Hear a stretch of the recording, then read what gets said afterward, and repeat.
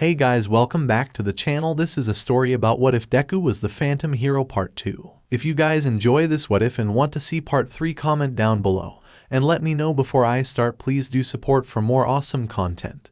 And leave a like and don't forget to subscribe to my channel and also share this video with your friends and check out the description in my playlist. The author of the story 𝗧𝗵𝗲. So let's start the video. There are lots of things Spinner has regretted in his life. Chances not taken, grudges unfulfilled, choices that turned out wrong, like letting 𝗏𝗏 go after the League on his own for one stupid hero in training. The medic Jiren pulled out of his ass just left, but Spinner hasn't let himself do more than glance through the doorway to make sure 𝗏𝗏's still breathing on the camp bed in the office. He'll sleep off the anesthetic by morning, but things had been touch and go for a while. The medic was only barely more useful than a quirkless doctor, but 𝗏𝗏 would live. Terribly scarred and with a long recovery, but alive. When Spinner thinks about the chunk of him Shigaraki disintegrated. Their group isn't close enough for him to consider them friends, but Spinner still vows to take a similar chunk out of Shigaraki the next time they see him. These are his people and he doesn't do well with threats. Stop looking like a kicked puppy, 𝗬𝗲𝗍 mutters without looking away from the bulletin board.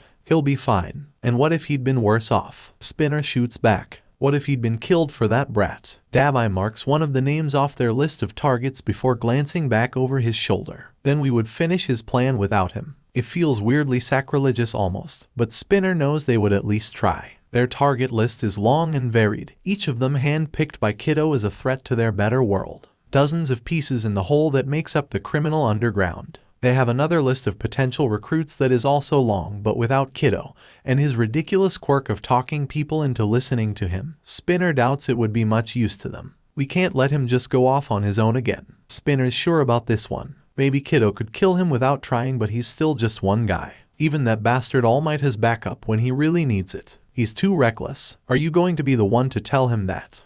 Spinner looks back towards the office again. Well, shit. Chuckling low and quiet, 𝗬𝗲𝗍 turns away from the bulletin board. His hand lands heavily on Spinner's shoulder before he continues walking past him. Maybe I'll just follow him everywhere. Spinner decides sulkily, already knowing how much of an evil eye he'll get if 𝗏𝗏 figures out what he's doing. Hopefully, he decides to be amused by it. Yagi Toshinori gets angry at plenty of things, but spending his usable hours running after a phantom thief that got away in the end only to find out his delay caused them to be late to save his student, puts it at another level. That Bakugo was saved by the strange villain 𝗏𝗏 is little comfort. They still failed and it is still his fault. I think he planned this, Tsukachi says quietly as Toshinori sits in his office and stews. He keeps seeing Bakugo, roughed up with blood on his hands that wasn't his own because 𝗏𝗏 got himself injured in the rescue. 𝗏𝗏, a 16-year-old quirkless boy that has been leading them around by the nose for a year, who is lethal and apparently thinks he's doing it for the right reasons. Why do you say so? Toshinori asks because he needs to focus on the moment, not his growing guilt. That tip we got for the location of the League's hideout. I'm pretty sure it came from one of his followers. Makes sense. One more manipulation. Had 𝗏𝗏 been unsure he'd be successful and wanted a backup plan to get Bakugo to safety? Had he been aiming to embarrass them by getting it done before they could arrive? Toshinori hates that he doesn't know. Tsukachi flips through his growing case file on 𝗏𝗏. Bakugo was only able to confirm the historical information we had on Midoriya, nothing more recent. It sounds like as soon as he started acting as 𝗏𝗏, he cut ties with Bakugo. Except he hadn't, really. It had to be difficult to forget a friendship that old. Did he think young Bakugo would try to stop him? Toshinori wonders aloud, or was he trying to protect him? Their eyes meet. Toshinori's pretty sure it was a mix of the two. We're going to have to start taking 𝗏𝗏 more seriously, even if he is only targeting other villains, Tsukachi says. I've built a little bit of a rapport with him, so I'll see if I can deepen that connection, if only to figure out what he's planning to do next. Taking the file, Toshinori flips to the student ID photo from Midoriya's middle school. He'd been cheerful and full of light then, but between it and the high school ID photo, something drastic had changed. He still smiled, but there was nothing behind it. His green eyes held an emptiness that ached in Toshinori's chest. As far as Midoriya's mother knew, the only thing that happened was him giving up his dream of being a hero. Had that been enough? And nothing on the father? He asks, knowing Tsukachi was running that lead. Nothing new. There's been no sign of him for years. When I asked 𝐭𝐽 why he was still listed as missing instead of presumed dead, she said it would have required a funeral, and she hadn't wanted to take the hope that he might come back away from Izuku. Maybe Izuku figured it out anyway. Was that why he'd become 𝗏𝗏, a last straw to push him into action? Betrayal and disappointment could be powerful motivators. I've wondered, but that doesn't explain why he set his sights on tearing down the League of Villains, or why Tsukachi cuts himself off and turns his gaze down to the file in Toshinori's hands. Why he's so vicious about killing them rather than just turning them over to the police. Something about the way his friend says that trips in Toshinori's mind, but he's not quite up to figuring out why. Vigilantes come in two varieties, lethal and not. The non-lethal ones were usually benign enough to ignore and let the police handle. They tended to get arrested or adopted by heroes that helped them get their licenses, if they didn't get themselves killed first. Lethal vigilantes, on the other hand, almost always end up crossing the line into full villainy sooner or later. 𝗏𝗏 has 2 confirmed kills and 3 he's listed as an accomplice on, which is more than most. Certainly more than the average teenage vigilante. His road to villainy is clear and Toshinori hates that he can't figure out what set him on it in the first place. You said you'd put the mother into protective custody, he asks, grasping at straws. We're moving her to a safe house this afternoon. Tsukachi confirms. I have an officer staying with her until then. There's at least one personal hook that might help corral 𝗏𝗏 if they're able to use it. If 𝗏𝗏 doesn't go so far down the rabbit hole that he stops caring about her. How on earth did this bright young man get pushed so far so young? Toshinori can't stand the waste in his potential. A quirkless boy who managed the things 𝗏𝗏 has, and no one thought to funnel those strengths into something positive. When they meet, because he's sure it will happen, All Might is going to get to the bottom of this even if it kills him. Anyone else might get tired of sitting next to a sleeping person for hours on end. But Toga Himiko is as far from normal as 𝗬𝗲𝗊 has ever seen. He doesn't mind this. It keeps life interesting to be surrounded by interesting characters, and at least Toga is less aggravating than the weird fame thief and his follower. He isn't sure what 𝗏𝗏 wants with them, but he guesses he'll find out eventually. He doesn't mean to be, but 𝗬𝗲𝗊 is still hanging around when 𝗏𝗏 finally wakes up. He stays at the door, watches Toga fuss over him while 𝗏𝗏 blinks away sleep and the painkillers the medic had loaded him with. Where? Our new base. Jiren found it for us. It's not a bad place. A converted office building on the poor side with plenty of space to keep them from driving each other nuts with close quarters. Toga's already moved into one of the offices after nagging Spinner to help her drag a bed in. No doubt, Spinner will be doing the same by the end of the week. Remind me to thank him, 𝗏𝗏 says and tries to sit up, but pain immobilizes him faster than Toga can shove him back down. No, she scolds. You got torn into, you need to rest. I need to get that fucking crinkly bastard back for that shouty brat is fine. 𝗬𝗲𝗊 says as he crosses his arms and watches relief flicker over 𝗏𝗏's face. You've got time to keep your ass laid out since you thought it was such a great idea to go off against the league by yourself. 𝗏𝗏 doesn't look guilty about it, but Toga picks up that line as perfectly as 𝗬𝗏𝗊 thought she might. You can't do that again, she says, leaning right into 𝗏𝗏's bemused face. Don't get yourself murdered trying to do everything by yourself. We're officially besties. You wouldn't deprive me of my best friend, would you? And that hits harder than 𝗬𝗏𝗊 expected. He can tell by the way 𝗏𝗏 flinches and looks away from her. That's an interesting hint about 𝗏𝗏's personal life. Yeah, that was maybe a bad call, 𝗏𝗏 admits, sighing as he lets himself relax against the mattress. Okay, bad rest it is. Toga backs off to happily continue her vigil at his bedside. It's not like our group can grow without you talking people into working with you using that stupid quirk of yours. 𝗬𝗏𝗊 says to just twist the knife a little more because it's fun, and he doesn't get the opportunity to do it much with this guy. Except 𝗏𝗏 doesn't seem more bothered by that. Instead, he looks confused. Wait, you think I used a quirk to convince you to join me, didn't you? Spinner asks as he pokes his head around 𝗬𝗏𝗊, and 𝗬𝗏𝗊 carefully doesn't let himself jump after the asshole successfully snuck up on him. Anyway, 𝗬𝗏𝗊 certainly hadn't been a team player before 𝗏𝗏, even if he's still not much of one now. It's just that 𝗏𝗏 knows how to use someone like him well in ways that never seem to annoy him. Spinner and Toga are the same as far as he's been able to tell, even if Spinner's probably the best at it of them all. If it wasn't a quirk that made 𝗬𝗏𝗊 give him even a bit of a chance, then. 𝗏𝗏 laughs, only to groan and wince as it pulls the wound in his side. Fuck, that hurts? Jeez. No, man. I didn't use a quirk. I just talked to you. 𝗬𝗏𝗊 narrows his eyes, looking for any sign that 𝗏𝗏's lying, but not finding anything. I thought you all had figured it out by now, 𝗏𝗏 says as his lips twitch into a pained half-smile. I don't have a quirk. What? There's no way. Spinner screeches, shoving 𝗬𝗏𝗊 so he can get closer to the bed. You've got to have a quirk. Like super analysis or maybe just a reflex augment or no, 𝗏𝗏 says patiently. That's just observation, experience, and practice. And quirkless. How the hell? 𝗬𝗏𝗊 looks between Toga and Spinner, trying to gauge how much they're buying this because they've all seen 𝗏𝗏 fight. They've seen how quickly he can analyze quirks. The idea that Kiddo is powerless, except he isn't, is he. 𝗬𝗲𝗍 sees the others come to the same conclusion. Just because Kiddo doesn't have a quirk, it doesn't mean anything has really changed. You're crazier than I already thought, Spinner says in an odd tone, brushing one hand back over his hair. I've been accused of worse, and the idiot has the audacity to grin at them. I won't take offense if you decide to bail now. Toga moves so fast 𝗬𝗲𝗍 only notices after she's already thrown herself against Kiddo's chest, hugging him as tightly as she can and getting a pained protest for her trouble. Do you not understand what bestie means? She snarls at his chest, and despite how much it's got to hurt, Kiddo doesn't make any move to dislodge her. Actually, hell, he's getting teary-eyed. Seeing his boss cry is not something 𝗬𝗲𝗍 is ready for. I have targets to kill, he says, turning on his heel and marching to the bulletin board to find them. Bad enough he got captured in the first place, but 𝗧𝗵𝗲 puts his foot down on getting rescued by that shitty nerd. He's been in a mood since, snapping at anyone who comes too close or dares disturb him. For some reason, every single one of his classmates has texted him some variation of being happy he's alive and free.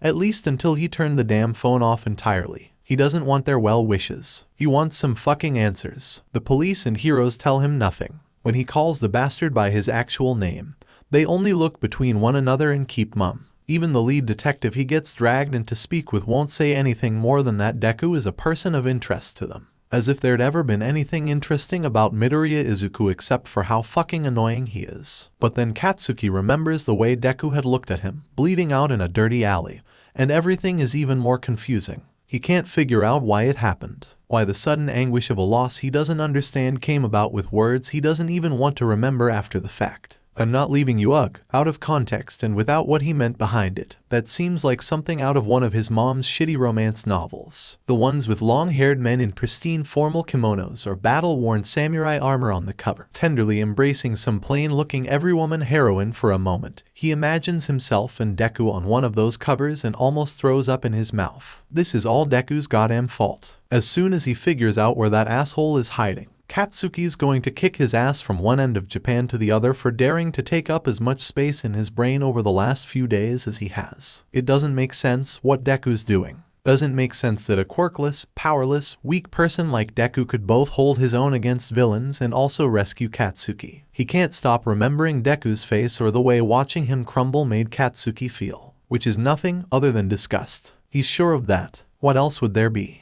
He needs to track down that useless moron and beat the truth out of his hide. Somehow, even after literal years, 𝗧𝗵𝗲 remembers how to get to Deku's apartment. The problem is that no one's home. He visits it a couple hours later and a couple hours after that, but no Deku, no Deku's mom. The place seems abandoned. When he stakes it out the next day, there's no difference. What is he even doing here? Deku shouldn't be someone 𝗧𝗵𝗲 thinks about. Just a pebble in the road, tossed out and forgotten. Not someone who looks at him like he's just come back from the dead. 𝗧𝗵𝗲 doesn't go back to the apartment. Whatever's going on, that place won't give him any answers to the burning questions buzzing around his mind rent-free like the shittiest of roommates. The problem is, he doesn't know where to check next. Deku's been absent from his life since starting at UA and had dropped off his radar for the last year of middle school even before that. Which means 𝗧𝗵𝗲 has no idea where to even begin looking for him. Plus, with the way some of the police were talking like Deku's some kind of villain, there's no way, but 𝗧𝗵𝗲 will figure this out. He just has to wait for that rotten nerd to crawl back to his side like he always does. You're certain? I did the bodies myself. Chisaki Kai's jaw clenches behind the mask. Just what he needs, more of his men picked off in broad daylight. It almost makes him wonder if those League of Villains idiots are behind it, trying to push him into a corner to accept their offer to meet up and possibly collaborate. But there's also that upstart he keeps hearing about. 𝗧𝗵𝗲 even used the brat's analyzes a few times because they were just that good, and it's stupid not to take advantage of information against their enemies. If Kiddo's behind the loss of Kai's men, he's not sure what he did to put a target on their organization. The League, though, they have a motive Kai can understand. Maybe if he were as aimless as them, he might try to chip away at a more skilled opponent like a coward as well. That's 5 down, he mutters to himself, considering what he has left to guard their compound and the profitable secret within it. Trafficking Trigger is bringing in money, sure, but they'll lose their supply lines quickly if they don't have the manpower to protect them, and that puts his research in jeopardy. They're so close to perfecting the 𝗧𝗃-destroying drug, to setting humanity back to before 𝗧𝗃s ruined things and the Yakuza was respected. Sir, it was only the weak that have fallen, Kuronohari says to bring Kai back out of his spiraling thoughts. The rest of us are ready to do anything to defend your intent. Find out who took them out. I want to handle this problem at the root, quickly. Far be it for Kai to allow their group to look weak when fear of the Yakuza is at an all-time low, but soon, he'll rebuild the world the way it should be. 𝗧𝗃less, frantic footsteps sound outside the door and Kai turns before it flies open, one of his newest recruits stumbling through. The kids escaped. Got him knit. Barry's getting more bold if she's already slipped her watch again. It's not a development Kai's at all happy about and it'll only get worse if his men don't stop dying. Useless, he mutters as he storms past to find the kid. Sometimes, it's just easier to handle the bullshit himself. Most days Toshinori appreciates not having his civilian form known to the public. This is no different. There's no way he'd be able to peacefully walk down a sidewalk in his heroic form without getting mobbed by an adoring public. He doesn't mind the attention, not after so many years, but sometimes it grates and then it's a relief to just be Yagi Toshinori again for a while. Sure, the circumstances leading up to his double life are terrible, but he can see the silver lining. Which is why he's utterly flabbergasted when Midoriya Izuku steps out of an alley right in front of him. He's dressed in jeans and an oversized hoodie patterned after the Silver Age All Might costume, complete with a hood that mimics his signature hair. It's such a shock that Toshinori freezes mid-step with utter confusion. Why on earth would someone like Kiddo wear his merch? The boy looks him in the face for a moment and then says, "You're late." "Excuse me," comes out of Toshinori's mouth before he can think of a proper response. There's people all over, he can't just change form without revealing himself. Doesn't matter. Look, can we talk? Wait, does Midoriya know about him? There's been so many things the villain Kiddo knew and warned about.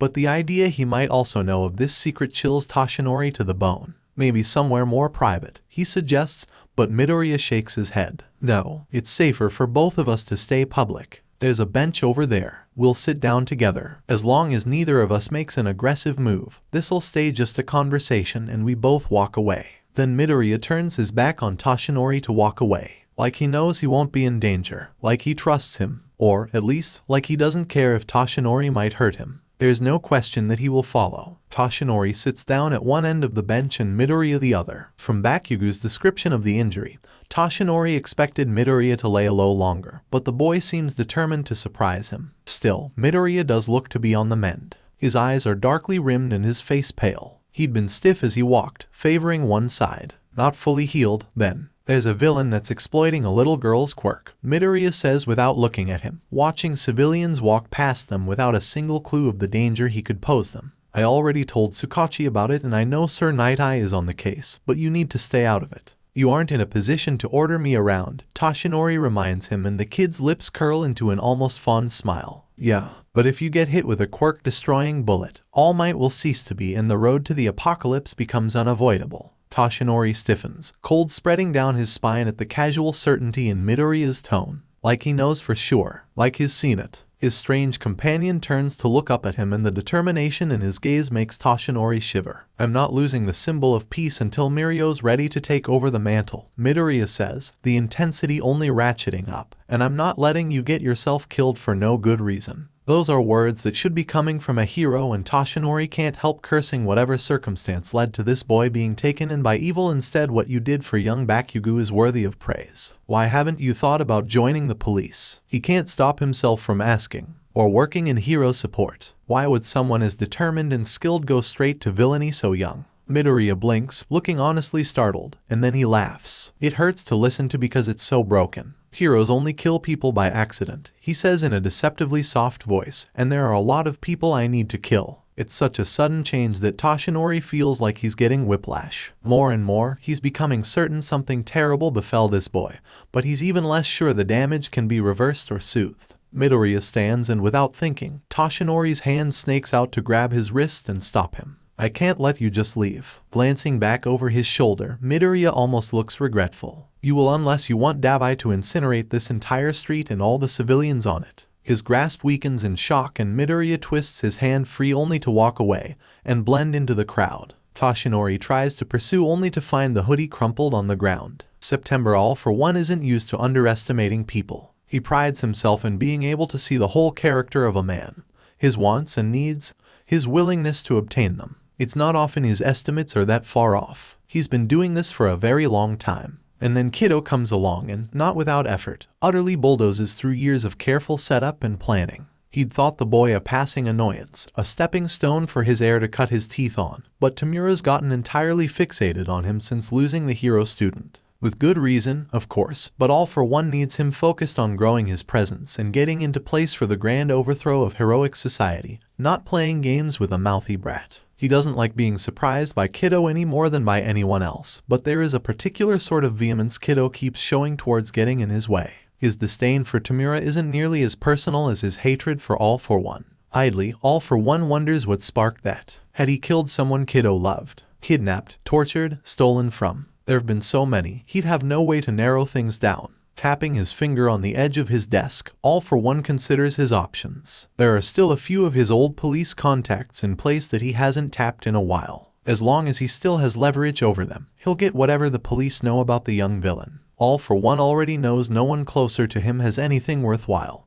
and half the information brokers he could tap have either disappeared or turned up dead. The other half seemed reluctant to meet any of his contacts, and All For One has a suspicion 𝗏𝗏 is the culprit. He's been gathering followers quietly, scalping talent before All For One can do the same. It's practically a declaration of war. His lips twist into a cruel smile. Well, if 𝗏𝗏 insists, what would you say if I told you I have a foolproof plan for taking down the 𝗧𝗵𝗲𝗂𝐁 group with few if any casualties on the hero's side? 𝗧𝗵𝗲 pulls the phone away and looks at it in silence for a few moments before setting it back to his ear again. I would call you a fool. I deserve that. The voice is familiar, but only because Detective 𝗧𝗵𝗲 had shared the recording from his call with 𝗏𝗏 regarding the 𝗧𝗵𝗲𝐁 that upped the priority on that case. Quirk suppressant drugs that permanently removed a quirk. No, there's no question that it has to be handled quickly. Seriously, though, I have information. I doubt it's worth my time. Do you want to die or not? Are you threatening me? 𝗏𝗏 huffs out an annoyed breath. So the 𝗧𝗵𝗂𝐁 forces. Despite his misgivings, 𝗵𝗲 takes careful notes on what 𝗏𝗏 says. He lists the known members of the gang with brief but well thought out quirk descriptions, defensive strategies, a few ideas on matchups between them, and heroes already confirmed to be part of the raid team.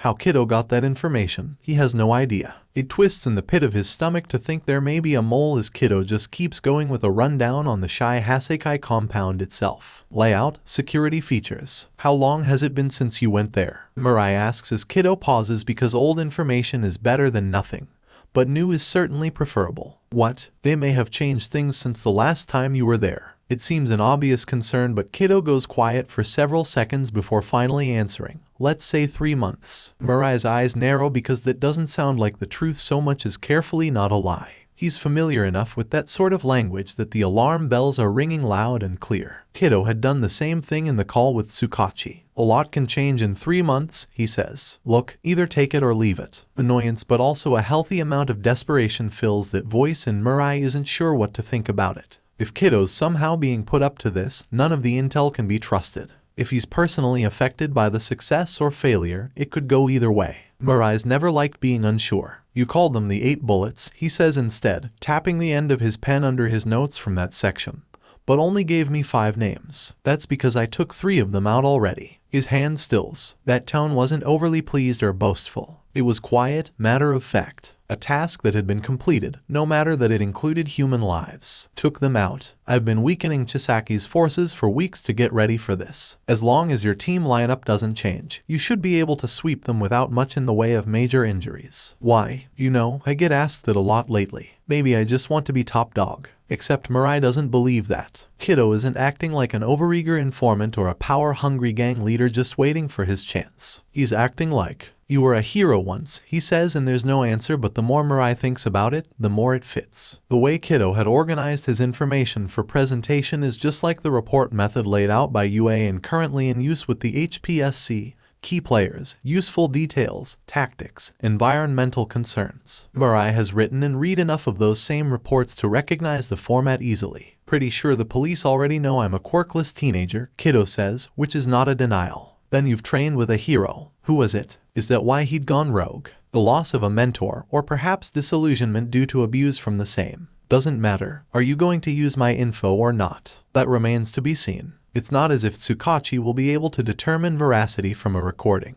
which means it will be up to the heroes to decide how comfortable any of them feel taking intel from a known criminal. I'll take it under advisement. Good, because I want something in return. Get Eraserhead to help me in a parallel side mission. What? Mirai glares at the phone like it just tried to bite him. Excuse me, I'm going to get Eri out of there while you guys handle the Yakuza. Eraser has the skill set to sneak in with me and the quirk to take hers out so she doesn't accidentally kill someone when she panics. Eri, the kid they're using to make the quirk destroying drugs. Her quirk rolls back things she touches when she's upset, and the crackdown is going to upset her. So I need Eraser on my side while I get her out of there. And after, Mirai asks, his jaw tight. After, you should keep her at UA with Eraser. He can keep a lid on her quirk until she learns to control it. A pause, then a quiet laugh that sounds incredibly, distressingly fond. Plus he'd just be a really good dad. Not even planning on trying to exploit her himself. Why risk so much? Intentionally putting himself in harm's way,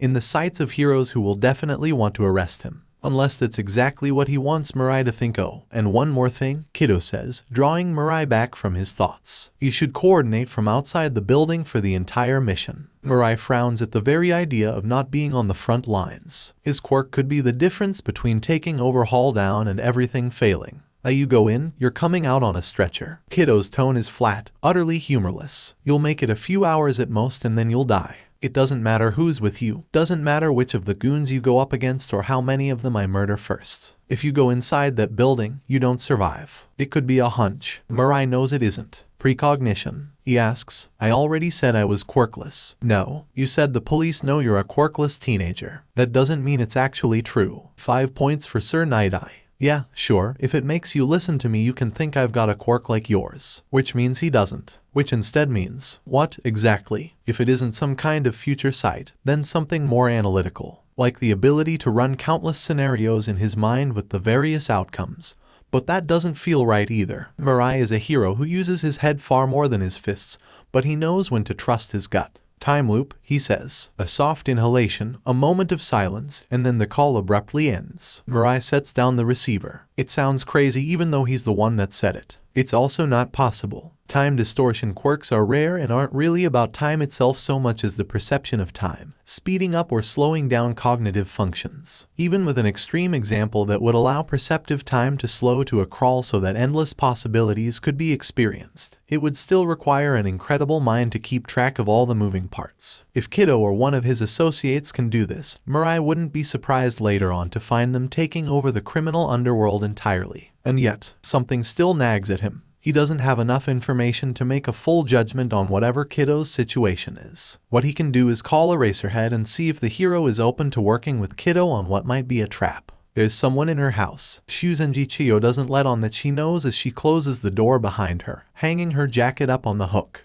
Maybe she's not on active duty anymore outside of the school, but she can at least take care of whoever has decided to make themselves a problem for her. Nothing looks disturbed or missing. Not a thief, then. She doesn't hear or sense any movement, so either he's got a stealth quirk or he's already where he means to be. She steps through her living room and there he is, just sitting at the kitchen table and watching her. Tired. Wayne, either a chronic illness or some kind of injury in recovery, she'd guess. There's only a few reasons why someone would seek her out. I need a favor, he says and then sets down an envelope that he slides across the table. Chiyo picks it up and checks the contents. Money isn't really a surprise, but she sets it back on the table and gives him a chiding look. Villain or vigilante? She asks, expecting him to lie. Does it matter? He says instead. It's illegal either way. It matters to me. He sighs. Probably a villain. I've got a body count and that number is just going to go up. Then you need to leave. The boy is young and old all at the same time. Looking at his gentle face is painful. She flashes back to all of her students, both the ones who disdain her help and those that love her for it. But when he looks her in the eye, she starts remembering the ones who have been lost. Please, he says. You can tell them I threatened you. I'm not afraid of any trouble to me if I heal you, young man, she says because he seems to have misunderstood the situation.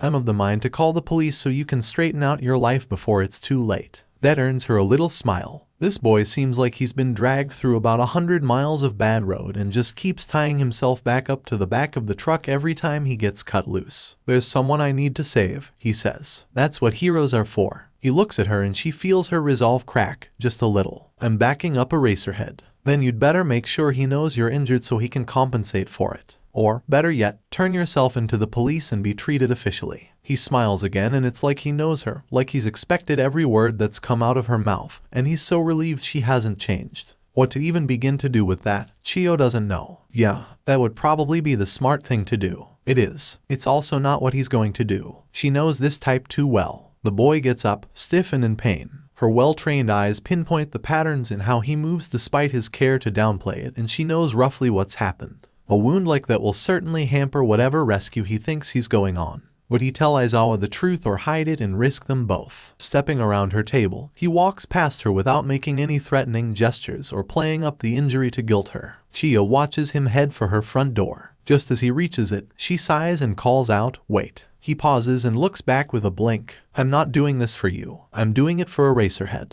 As she walks to him, he stays perfectly, animalistically still, not even a flinch when she takes his hand. "You don't have to do this," he says, and she scoffs. "As if this wasn't entirely your plan." There's no denial. She kisses the back of his hand and he shivers as her quirk activates, slumping back against her door when it saps his energy to work. "I'll keep him safe," he promises, and Ch1ō's stern gaze is apparently a lot less potent than it used to be because his smile returns, soft and sweet. The boy leaves. Ch1ō locks the door after him and decides she'll take the money he left over to the food bank in the morning for a donation. "You're doing it again." Ch1ō doesn't pause in doing the buckles along his new boots. They're sturdy and reinforced around the ankles, the leather soft enough for his more acrobatic moves while still giving support for hard falls. The black finish is perfectly matte, barely picking up light at all, but his laces are an electric green he favors. "I'm not going off on my own," he says. "You'll be there with me." Except 𝗵𝗃 won't be. She's going to be taking on the form of one of Overhaul's men that they captured half an hour ago,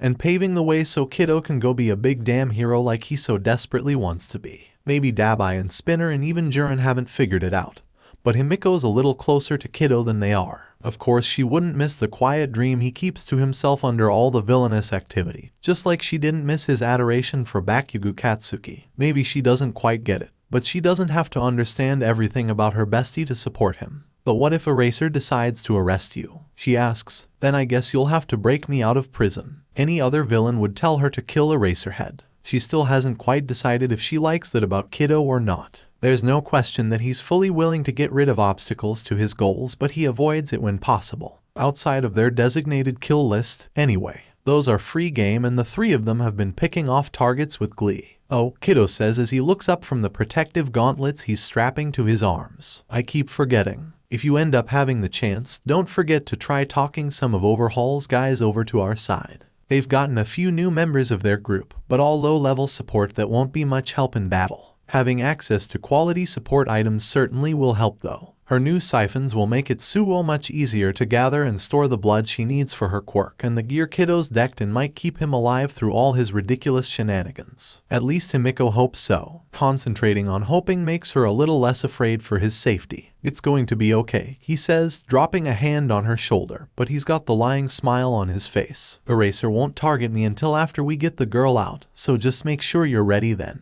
Ch1ō's risking everything they've worked for on a little girl he doesn't know, and 𝗵𝗃 can't even make herself hate him for it. It's probably a good thing he sent 𝗬𝗏 and Spinner off to handle other tasks, because neither of them would be as understanding as 𝗵𝗃. "If he hurts you, I'll break him," she vows, and Ch1ō snorts with another smile she's pretty sure is real this time. Just as long as he's still alive, she can live with that. Had anyone else asked him to do this, 𝗬𝗏 would have told them to go fuck themselves. But you don't say no to Sir Night-Eye, and you certainly don't doubt his intentions. Sir Night-Eye doesn't joke around with missions, and his schemes tend to be based more in the probable than the hopeful. So now 𝗬𝗏's waiting on a rooftop for a murderer. He's not sure what he did in his life to end up here. Thinking about Ch1ō puts a bad taste in his mouth. It's only been a few weeks since he watched the boy casually murder a villain in front of him. Somehow, it feels even worse to know Ch1ō's actual name now. From the information Detective 𝗬𝗏 and All Might shared with them, Ch1ō is a bright young man who looked at the world and not only chose violence but decided to make it everyone else's problem.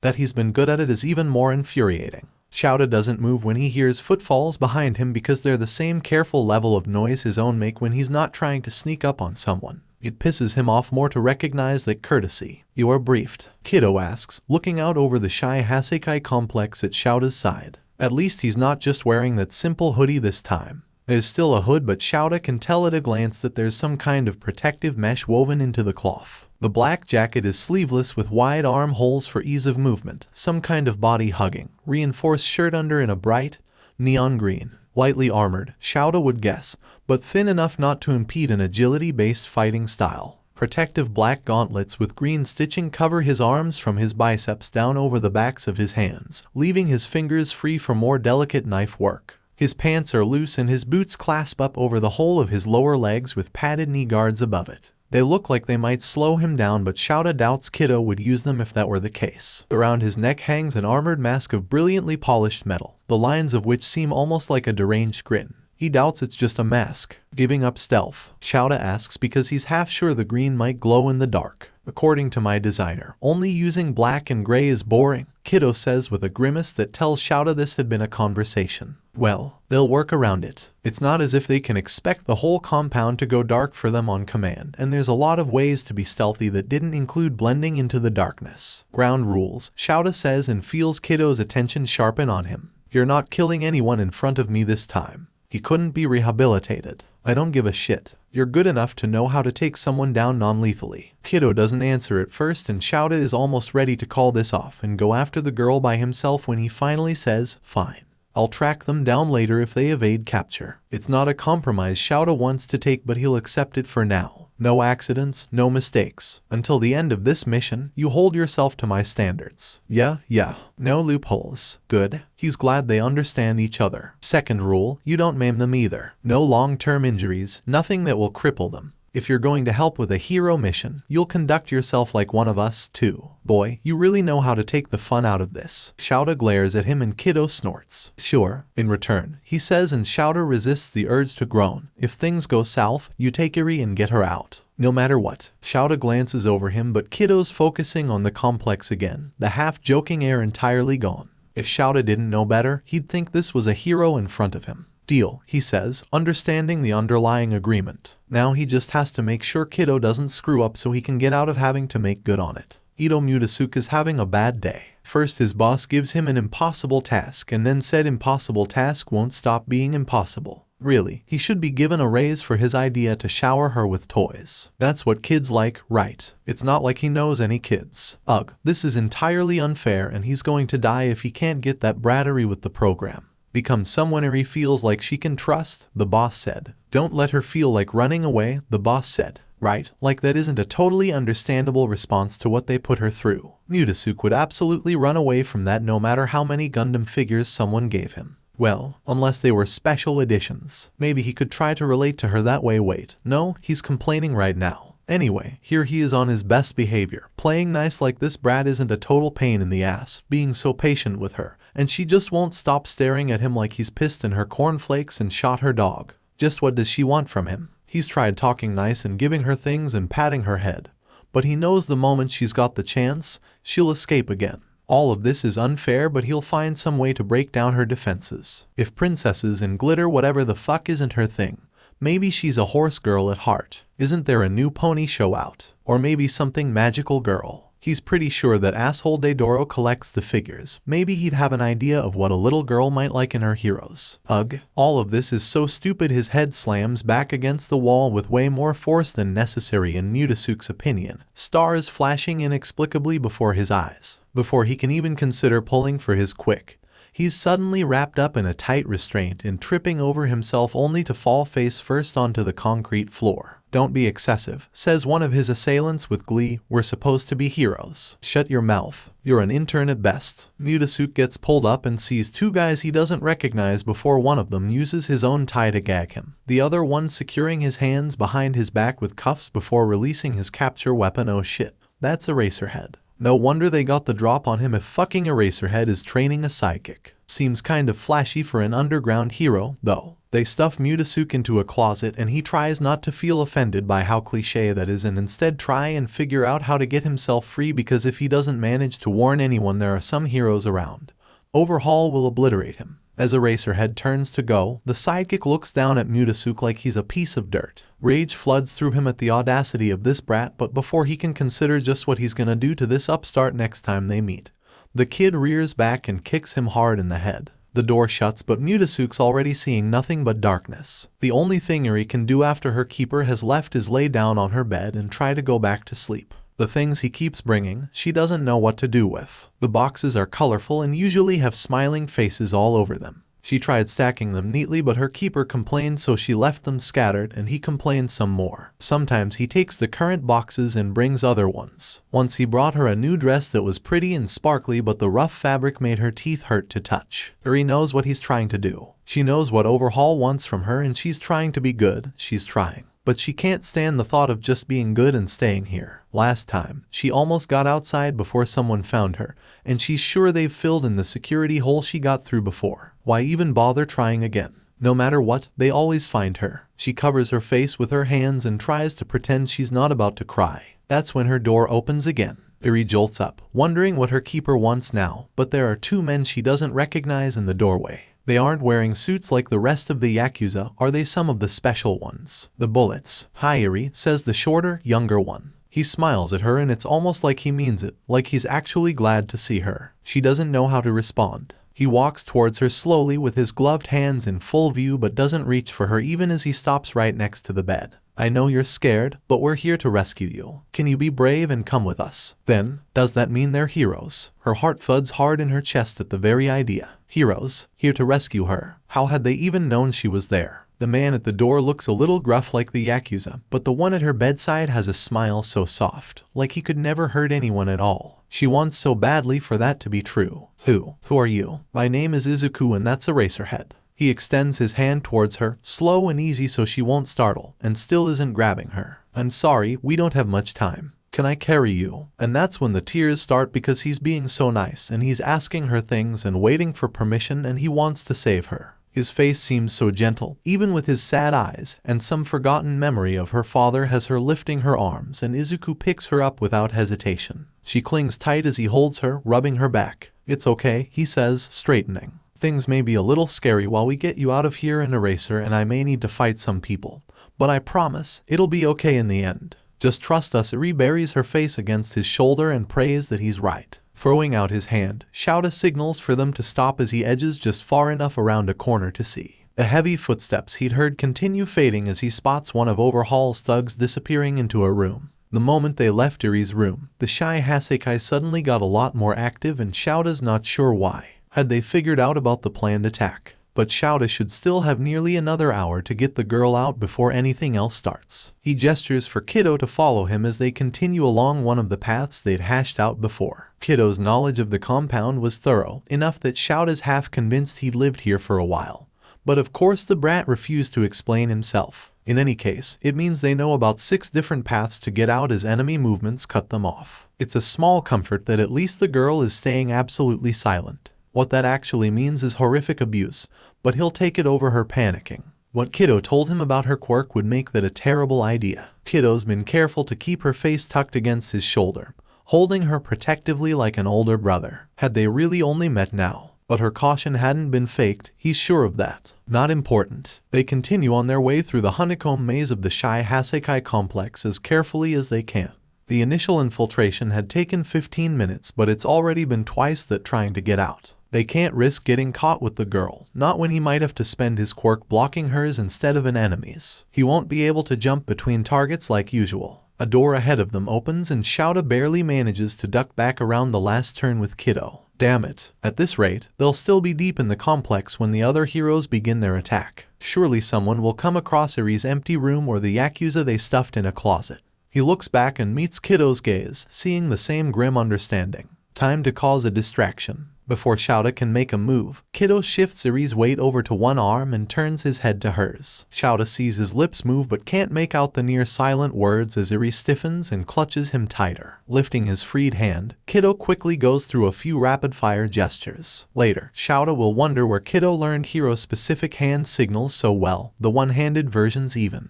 But fallen heroes existed. He had to have picked it up from one of them. Divided by take, escape. Fast divided by that fucking idiot. 𝗬𝗪 barely finishes recognizing the gestures before Eri's shoved into his arms and Kiddo rushes past, making the decision for them. 𝗬𝗪 sees the glint of his knives and then shudders as he feels Eri's quirk click on.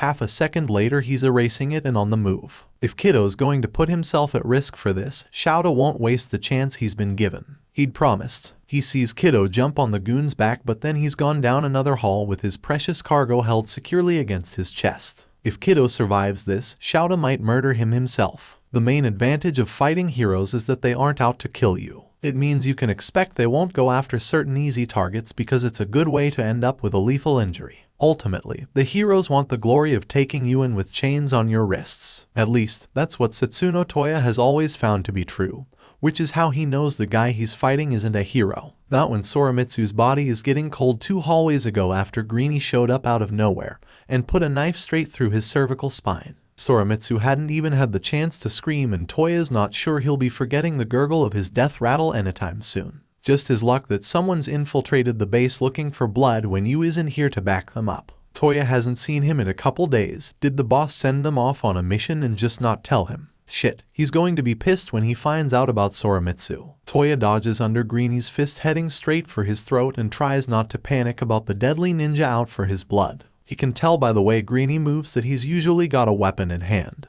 but he hasn't used any since killing 𝗬𝗪𝗔, because he already knows what Toya's quirk can do. Shit, he hates it when his opponent's prepared, especially when he doesn't have any backup. When he'd tried to larceny out the knife from 𝗬𝗪𝗔's neck, Greeny had just distracted him until he was out of sight. The asshole. So far, nothing Toya's been able to grab has made any kind of difference. What did we even do to you? Toya yelps because fuck being quiet. He needs everyone to know about this psycho. Doesn't matter, Greeny says, and sucker punches Toya so hard he's legitimately surprised his guts don't come spilling out along with the contents of his stomach. I figured out how to prevent it. He lets Toya drop to the ground, curling around himself pathetically. Squatting down next to him, Greeny grabs Toya's hair to drag his head back. He's been in the Yakuza for a while now and was a petty criminal before that for as long as he can remember. But the cold disdain he sees in Greeny's face still makes him shiver. Your cell have service down here in all this concrete? Greeny asks. No, Toya manages even if he's having trouble drawing in a full breath because like hell is he helping this asshole. What's around him? What can he use as a weapon? What's small enough to steal pity? Greeny straightens and shoves Toya onto his back, one boot stamping down hard into the middle of his chest with all of Greeny's weight. It knocks the rest of his breath out, and Toya's half sure a couple of his ribs break when Greeny stomps a few more times. A few dozen times. It's kind of hard to concentrate with how hard he's finding breathing it all right now. Don't move, Greeny says, like Toya might actually manage to. If you figure out how to scream for help, that'd work for me, so go ahead. What the fuck? Toya can't even flip him off as he turns and walks away. It burns deep in him to be seen as so weak, but the bastard isn't even wrong. Toya's not getting up without some serious help. Might not be getting up at all. Toya slumps back against the floor and then begins painstakingly easing his cell phone out of his pocket. Every shift of his arm sends surges of pain through his torso, but Toya hasn't lived this long by giving up when he's still got life in him. It takes a couple fumbles and then he hears the blessed sound of his boss's voice. What is it? Too bad all Toya can do is gurgle and whine. Overhaul listens for a handful of seconds as Toya painstakingly taps out sauce. Attack. Toya doesn't remember any more Morse code but tries his best to make an affirmative noise. They're earlier than I expected, Overhaul says. Stay where you are. I'll send someone. The call ends and Toya sends a brittle grin to the light in the ceiling. Fuck you, Greeny. Just wait till we get a hold of you. You're gonna regret killing my buddy and not making me immediately follow. She doesn't much like this body, but Himiko can't deny it's useful. How 𝗑𝗲𝗏 and Kiddo managed to nab him in the first place is a mystery. This mimic quirk is neat, but he's got enough pull in the Yakuza that no one questions her trip down into the lab. Anyway, the lab is right where Kiddo said it'd be. She can't help but grin to herself and is glad for this guy's mask to keep anyone from seeing it. She feels a bit like she's cosplaying some kind of European plague doctor. It's kind of fun. Oh man, maybe she can get a real outfit made up and get Kiddo in on it. He needs to have more fun in his life. She's possibly, kind of a little worried he doesn't remember how to do that. The two goons she finds in the lab don't feel like joining a better group, so she dispatches them quickly. Then kind of wishes she'd left one alive a little longer when she doesn't find what she's here for quickly. But oh well. Himiko searches the lab thoroughly, turning through every drawer and box. Not here, not bingo. The little red things look less like bullets than some kind of tranq dart, but Himiko swipes them all the same. There's 10 of them in all, and she's sure Kiddo knows exactly who to use them on. While the thought of losing her quirk is terrifying, She has no qualms about taking them from others if it means paving the way for her bestie's better world. Heck, when she was little, she'd have welcomed an end to her quirk back before she saw the true beauty of it. 𝗵𝗃 tucks the precious little box into her costume and heads off to make sure kiddo got out successfully. If that bastard Eraserhead turned on him, she'll show him absolutely no mercy. Things are going well, 𝗵𝗲 decides. The assault team has gotten in through the stream of low-level thugs to infiltrate the building. Those left outside are handling the giant. As soon as he gets confirmation that Eraserhead got out with the girl, he'll be able to relax a little. The amount of heroes he'd gathered is surely enough to handle the rest of the Yakuza, even if there are more than Kiddo told him about. He pretends not to notice that All Might isn't here yet. The man's never been punctual, too easily distracted by smaller crimes he comes across like there aren't several heroes working his usual turf. Or, maybe, he's late because he doesn't want to see 𝗵𝗲. A sigh rears up in his throat and 𝗵𝗲 doesn't let it free. He can understand why All Might's been avoiding him all this time. It doesn't mean he has to like it. His phone rings and 𝗵𝗲 brings it to his ear with a bi-rote mutter of, "Sir Night-Eye speaking. I'm out." Successful retrieval, Eraserhead says, and 𝗵𝗲 can pick up the sound of a child weeping close enough that Eraserhead must be holding her. Any sign of Kiddo? What? He's not with you. We had to split up to escape. He took it upon himself to create a distraction. 𝗵𝗲 quickly goes through his mental list of the assault team. They all know about Eraserhead's side mission, but how many of them would actually be able to recognize Kiddo on sight? And what if Kiddo used this opportunity to pull something over on them all? It seems suspicious that he just happened to find a reason to get separated from his chaperone once the mission objective had been completed. What is the girl's state? 𝗵𝗲 asks, trying not to feel incredibly foolish for having trusted the vigilante. Unharmed. She's panicked and has no control of her quirk, but I have it handled for right now. Sniffles and then Eraserhead sighs a little. We might want a sedative. I can't keep erasing it. We have medical staff a block away. There isn't much else to report. 𝗵𝗲 slips his phone back into his coat pocket and looks out at the complex just in time for a streak of red, white, and blue to plow into their problem giant. 𝗵𝗲 is not close enough to hear the declaration of arrival, but he thinks, maybe, that All Might wouldn't be able to say it so triumphantly if he were any closer. For such a ballsy pipsqueak, he certainly didn't put up much of a fight. Rappa Kendo tries not to be too disappointed. The kid is tiny and flew so well when Kendo knocked him into a side room after his failed assassination attempt. Is that really it? He asks. He barely got warmed up, but a little excitement returns to him when the kid starts pushing himself back up on his hands and knees. Just catching my breath, he says, and Kendo grins behind his mask. It's not that he expects an actual workout from the kid, but it's always great to see a nice fighting spirit in action. You should end this quickly, 𝗧𝗃𝗃 mutters from behind him, but Kendo's pretty good at ignoring him when he feels like it, and 𝗧𝗃𝗃 knows not to get in his way too much. You don't know what he can do, which is true, but Kendo can make an educated guess considering what the kid hasn't done since his sneaky knife attack didn't work. The nick in Kendo's shoulder would have been a lot more serious had he not noticed the movement and moved just in time. Sneaky quiet types don't tend to be good matchups for him after they've lost the element of surprise, no matter what 𝗧𝗃𝗃 says. Come on, give me a challenge, he calls out as the kid gets to his feet. Is he concussed already? The swaying is a bit much. Kendo hadn't thought he hit him that hard. Well, he hadn't exactly pulled the last couple punches, either. Pretty sure we both know I can't, the kid says, and that's fair. It's good to know your limits. But it's better that the kid isn't backing down anyway. The way he settles his body so that most of his weight is being held up by his bones rather than his muscles.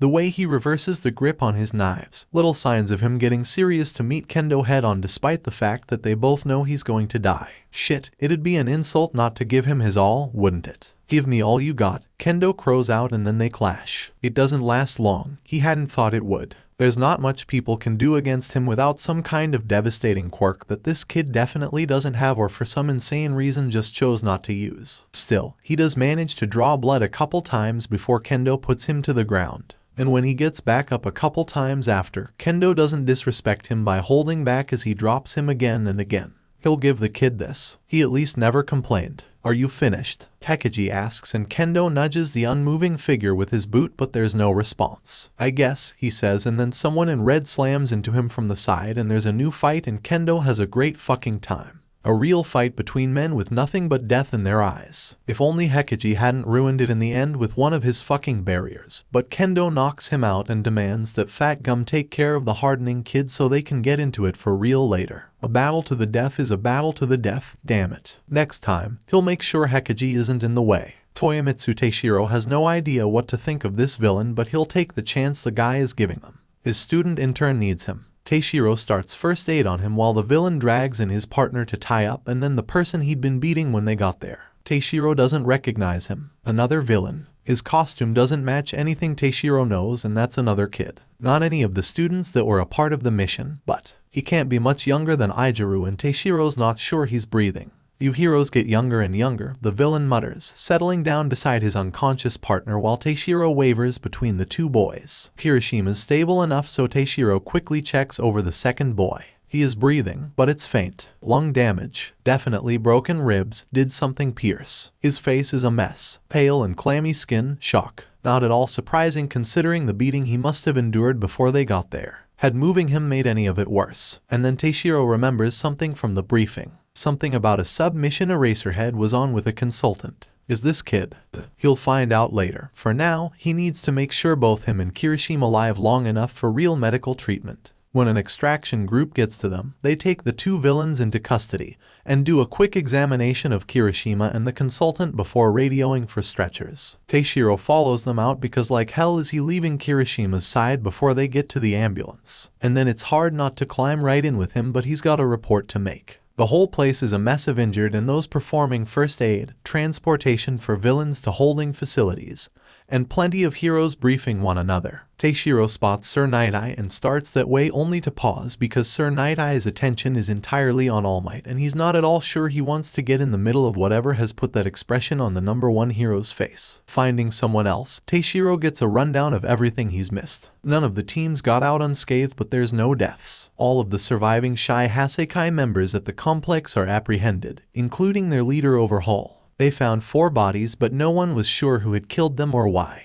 By the time he gets to the hospital, Kirishima's out of surgery and Taishiro makes sure to commend him for his great work. It sends them both into tears. Taishiro checks on 𝗵𝗃𝗵𝗄 and is just as full of praise for his awkward intern. Someday, 𝗵𝗃𝗵𝗄 will warm up to him, Taishiro's sure. He rants to anyone nearby how much of a badass his interns are while ducking well-meaning medical staff trying to get him on an IV, gaining back his fat can wait. Eventually, someone hooks him up with an IV stand so he can keep making his rounds to visit the other injured. It's easier, seeing that his coworkers and friends are really alright. Even the ones that will be in treatment for longer than a few hours, seeing their faces helps him keep his hope. And then he pauses as he notices a man holding a little girl, standing in front of an observation window. There's an armed guard at the door and Taishiro spots another just inside. When he walks his IV stand over, he's surprised to not see a criminal inside but the kid he'd saved. Eraser, he asks, and Eraserhead glances over the sleeping girl's head. You don't want to get involved. Trust me. Ominous. Taishiro looks inside at the injured boy and then decides to take Eraserhead's advice because it's hard enough looking after his interns, much less a kid he's not sure isn't a villain. For the last 2 days, either Toshinori or another hero have been overseeing Midoriya's chemically induced coma. With the amount of damage he'd endured, that seemed a kinder option while the doctors stabilized him. He'll live whole, and won't even have to deal with more than a month or so of recovery. Toshinori waits in his powered form as the doctor dials down the sedatives. There, it should be no more than 15 minutes, the doctor says before leaving Toshinori alone with the villain kiddo. He looks so unassuming like this, a young teenager with soft cheeks and freckles, not a highly calculating and cold villain with seeming aspirations on taking over the underground.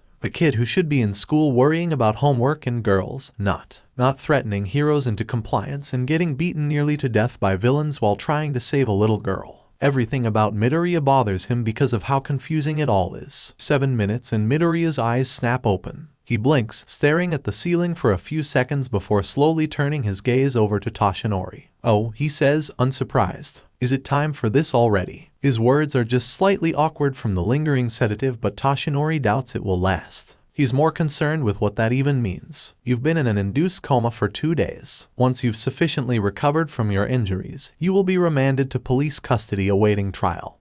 He explains and Midoriya just watches him. No surprise, no defeat, nothing. You are not eligible for bail. Sounds about right, Midoriya says, and all he sounds like is tired. Do you want the list of charges now or once the police arrive? No, it's fine. I know what they'll say. He's too calm about the whole thing. It's not the calm of someone who thinks they can pull something over on them or make an escape. It's the calm of someone who doesn't care. Why did you confront 𝗵𝗃𝗫 𝗫𝗫? Toshinori asks because it doesn't make sense after all the care Midoriya has taken before to keep his matches well suited to his own skills or somehow stack them in his favor. Were you unaware of his quirk? No, I knew. I warned Sir 𝗏𝗏𝗏 about it. Green eyes roll up to the ceiling and Midoriya stares at nothing for a while before muttering out, I thought I was fast enough. To what? Kill him? I don't like leaving future problems hanging around when I have the option to remove them early. His voice isn't cold, just quiet and tired. Toshinori remembers the smiling boy from the middle school ID photo, the boy with a bedroom full of hero merchandise who wanted nothing more than to be a hero himself,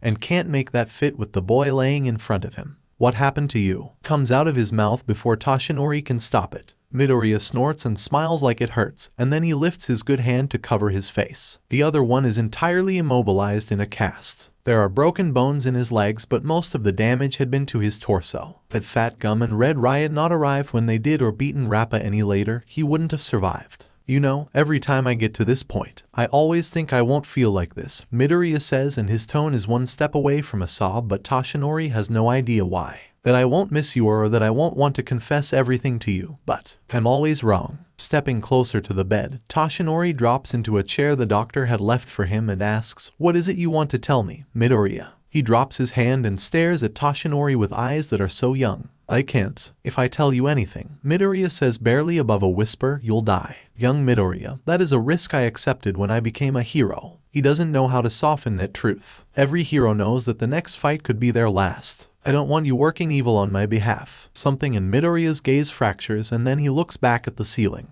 I know. Then why have you been doing it? Midoriya doesn't smile this time. He doesn't look at Toshinori either. Is someone forcing you? Midoriya closes his eyes. Is it your father? And that, finally, gets Midoriya to react. He laughs hard and sharp and then groans with pain, shivering against the sheets. As far as you're concerned, my father's been dead for 6 years, he says through gritted teeth. And even if he wasn't, he wouldn't recognize me now. That was a nerve Toshinori just hit, he's sure of it. It didn't sound protective of Midoriya Hisashi, more like contempt, anger at being left behind, maybe. So no, my father isn't putting me up to anything. I haven't seen him since I was 9 and certainly wouldn't listen to anything he has to say now. Midoriya says like the words are bullets aimed right for Toshinori's chest. The only one to blame for my actions is me. Many villains refuse to claim responsibility for their actions and will do anything to get out of it. Others enjoy the game of forcing others to prove everything. The rest are so proud of their accomplishments that they can't help but brag. Midoriya is doing none of that, just like he's refused to fit every other mold Toshinori is familiar with. Midoriya says nothing more before Toshinori has to trade off with the next hero, but he can't shake off the way Midoriya's words made him feel. He's no less confused by the boy than he was before. Usually when someone is this adamant to claim blame, they're protecting someone else, but Toshinori is sure Midoriya Hisashi isn't the one he's concerned about. He just doesn't know who else it might be. You're sure she will heal the damage? Spinner asks because no one else will, and he, for one, doesn't want to risk pulling Kiddo out of the hospital before they're sure it won't make things worse. From what Toga had reported, he'd had to have surgery. They'd been warned it was likely he'd be arrested.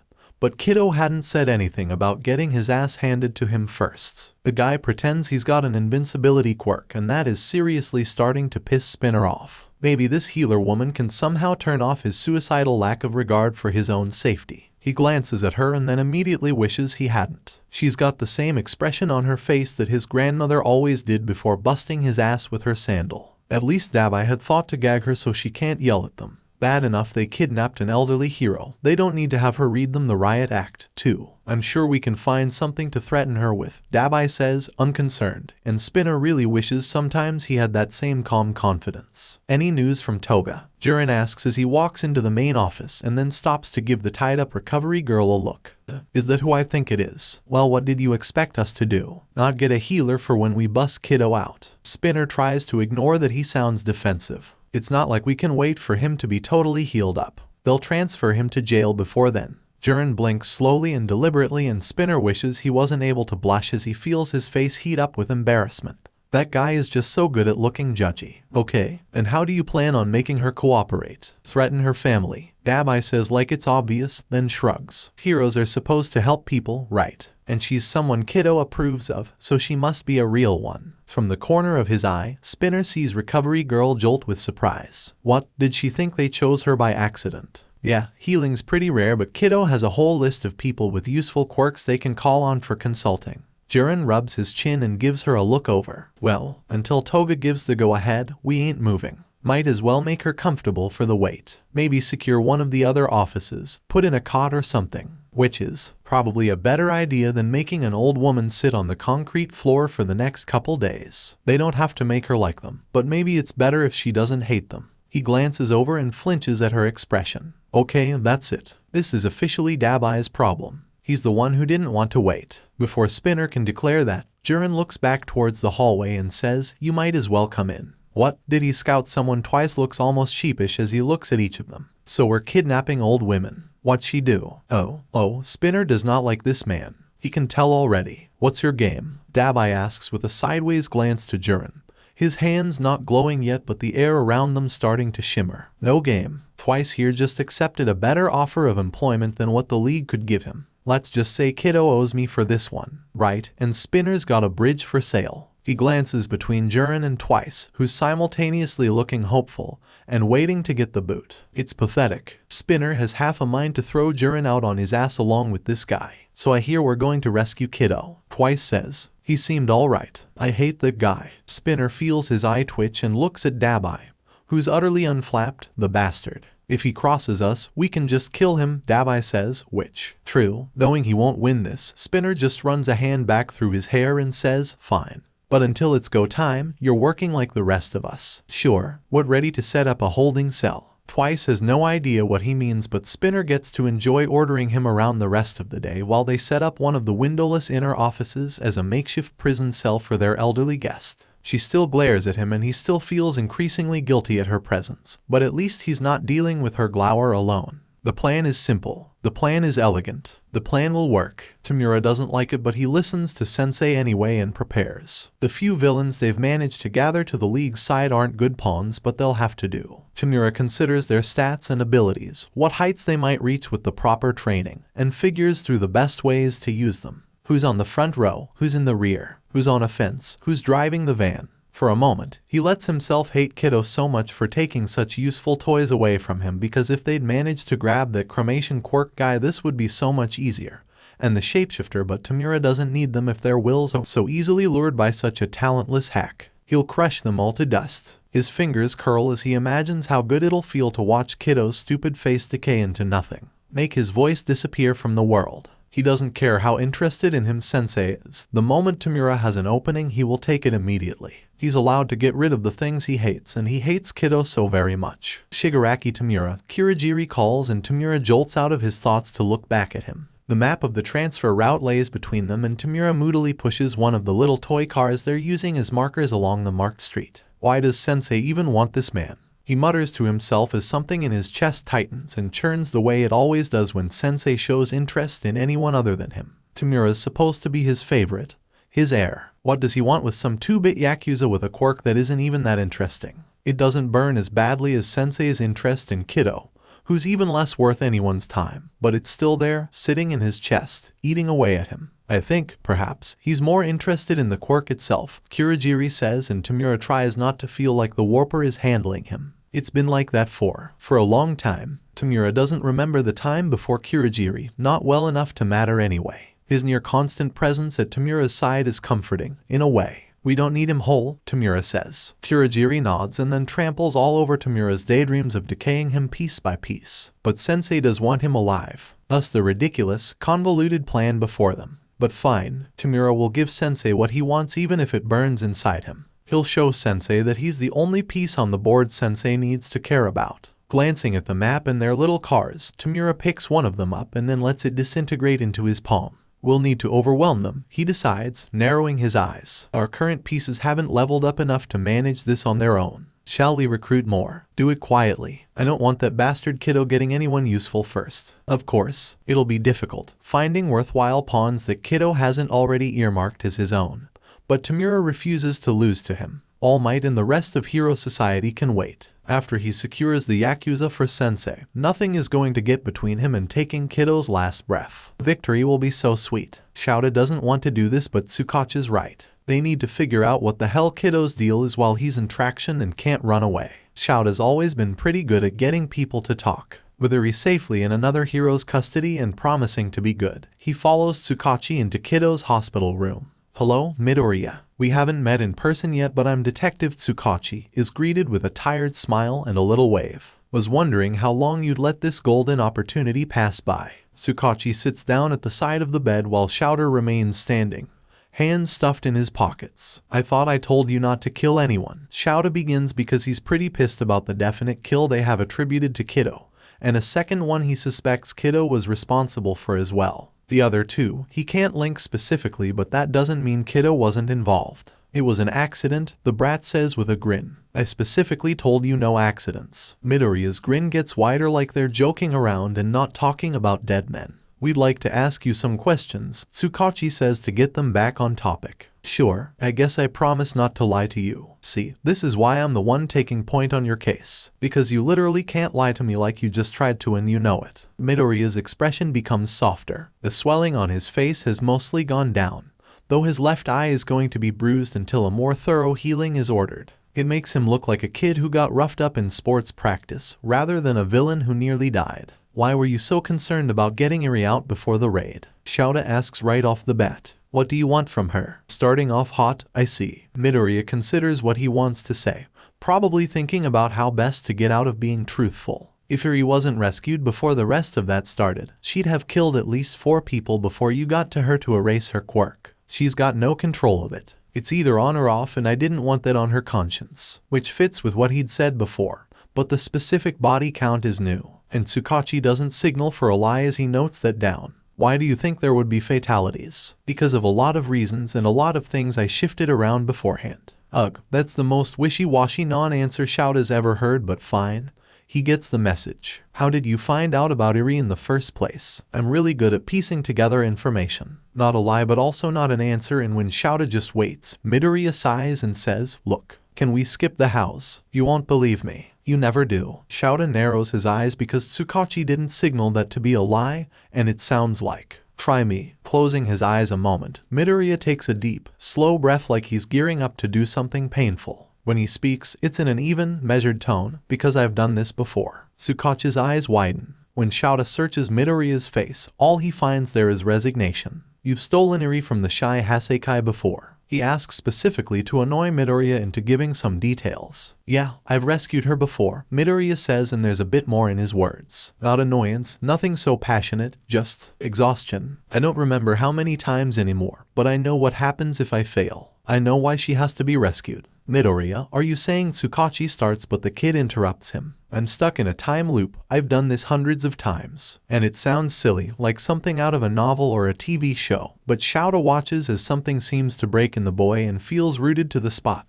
unable to help or even stop this. If we don't rescue her, then Overhaul mills her down to nothing for that fucking quirk-destroying drug of his, and he takes out the quirks of a dozen heroes until All For One gets tired of him wasting them and takes over the operation. And then fucking All For One has both Eri's and Overhaul's quirks, and there's no coming back from that. Those are always dead timelines, whether he gives either quirk to Tomura or not. And if we're late in rescuing her but still try, Eri panics and takes out half the heroes in the raid party, and there are always fatalities. Most of the time, her included. 𝗧𝗪 can barely breathe because none of this should be even close to credible, but he's having a hard time remembering that. All for one, just remembering that the king of the underworld who'd been missing for years now even existed sends cold down his spine. He's not dead. When did this start? 𝗬𝗏𝗁 asks, his gaze locked on Midoriya's strained face. The loop. How long is it? Long as it needs to be, Midoriya says as he slumps against the bed almost like he's been defeated. The longest I've made it is to my 64th birthday once. I usually don't go past 20. The loop resets every time I die.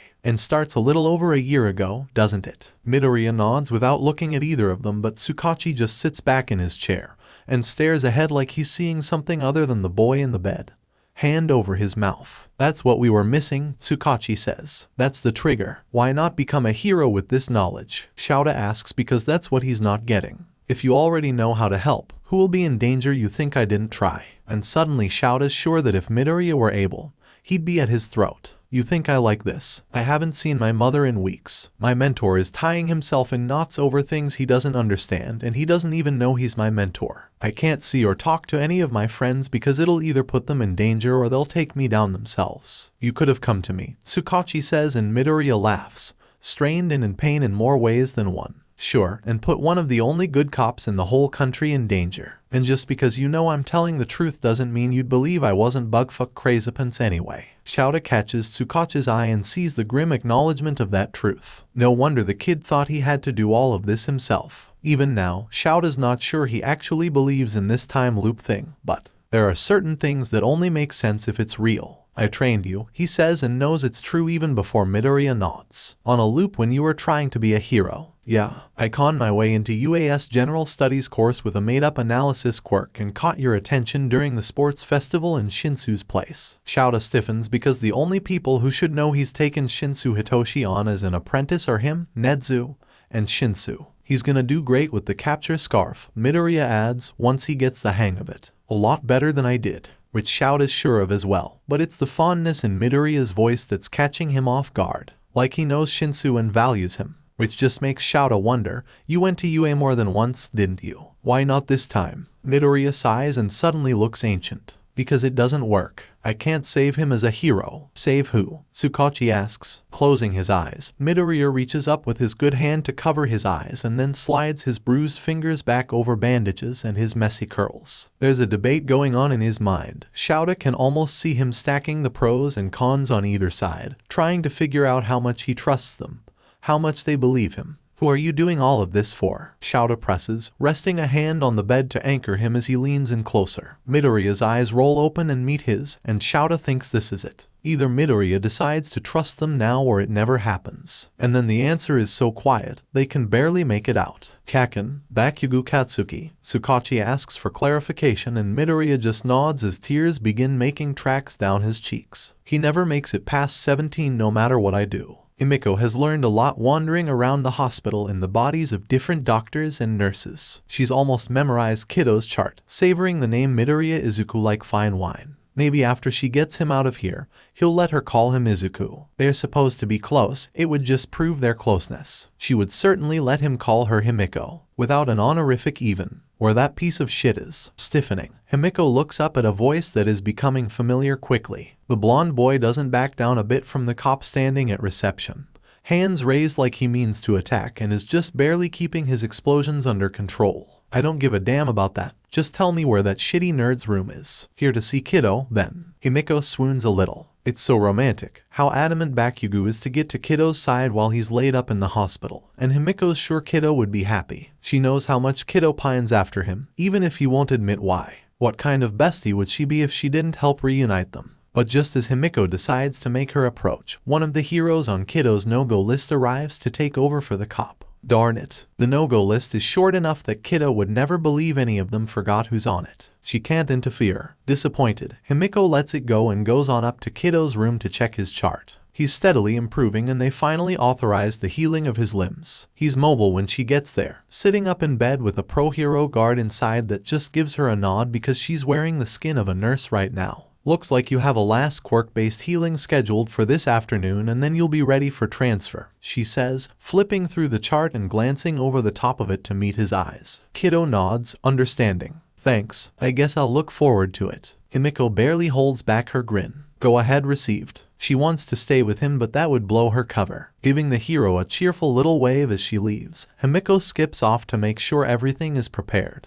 Down in the lobby, Bakugo's still arguing with Eraserhead and 𝗵𝗃𝗲 thinks, I'll kidnap you later so you can see each other. Surely Kido will heal faster with his beloved at his side. He's secured to the bed for his own safety and ours, Detective 𝗧𝗏𝗄𝗄 warns, and it breaks 𝗏𝗃𝗲's heart to hear but she doesn't fight it. She hasn't seen her child in weeks, just knowing he's alive and whole makes everything else possible to handle. I can't leave you alone with him but I won't interfere with what you talk about. Kind of him. Even if she knows anything Izuku says can be used against him when this goes to trial. What has he said so far without his parent or any legal representation to protect him? 𝗏𝗏𝗄𝗏 rubs at one of her eyes, already wet and ready to overflow. She's a lot like her parents that way. Just about any strong emotions bring on the waterworks. It's something Izuku gets from her. Izuku, her precious baby, her only son, an accused murderer. 𝐭𝐸 freezes at the door, her chest so tight she feels like she might die. Even more than the horror she'd felt when she read his notebook is a certainty that her child is drifting farther and farther away from her.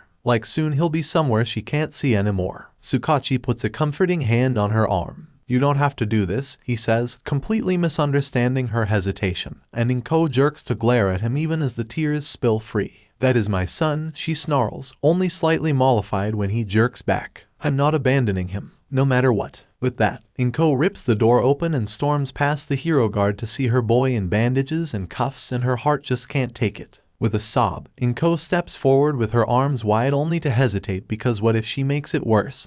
What if she hurts him? They haven't even let her talk to the doctor yet. She doesn't know what's happened to her child. Mom, Izuku whispers, lifting the hand knot in a sling up as far as the cuff allows, and 𝐭𝐸 jerks into action to enfold him in her arms. I'm here, sweetheart, she tells him as he starts to cry with her, clutching him as tight as she dares and petting his hair. I'm here, it's gonna be okay now. We'll figure this out. Are you okay? Her baby asks because of course he cares more about her than himself. Are they treating you well? Yes, of course they are, she says. They're being very kind to me, you don't have to worry. He relaxes in her arms and 𝐭𝐸 resists the urge to cry even more. She doesn't understand what's going on, what all her boy has gotten mixed up in.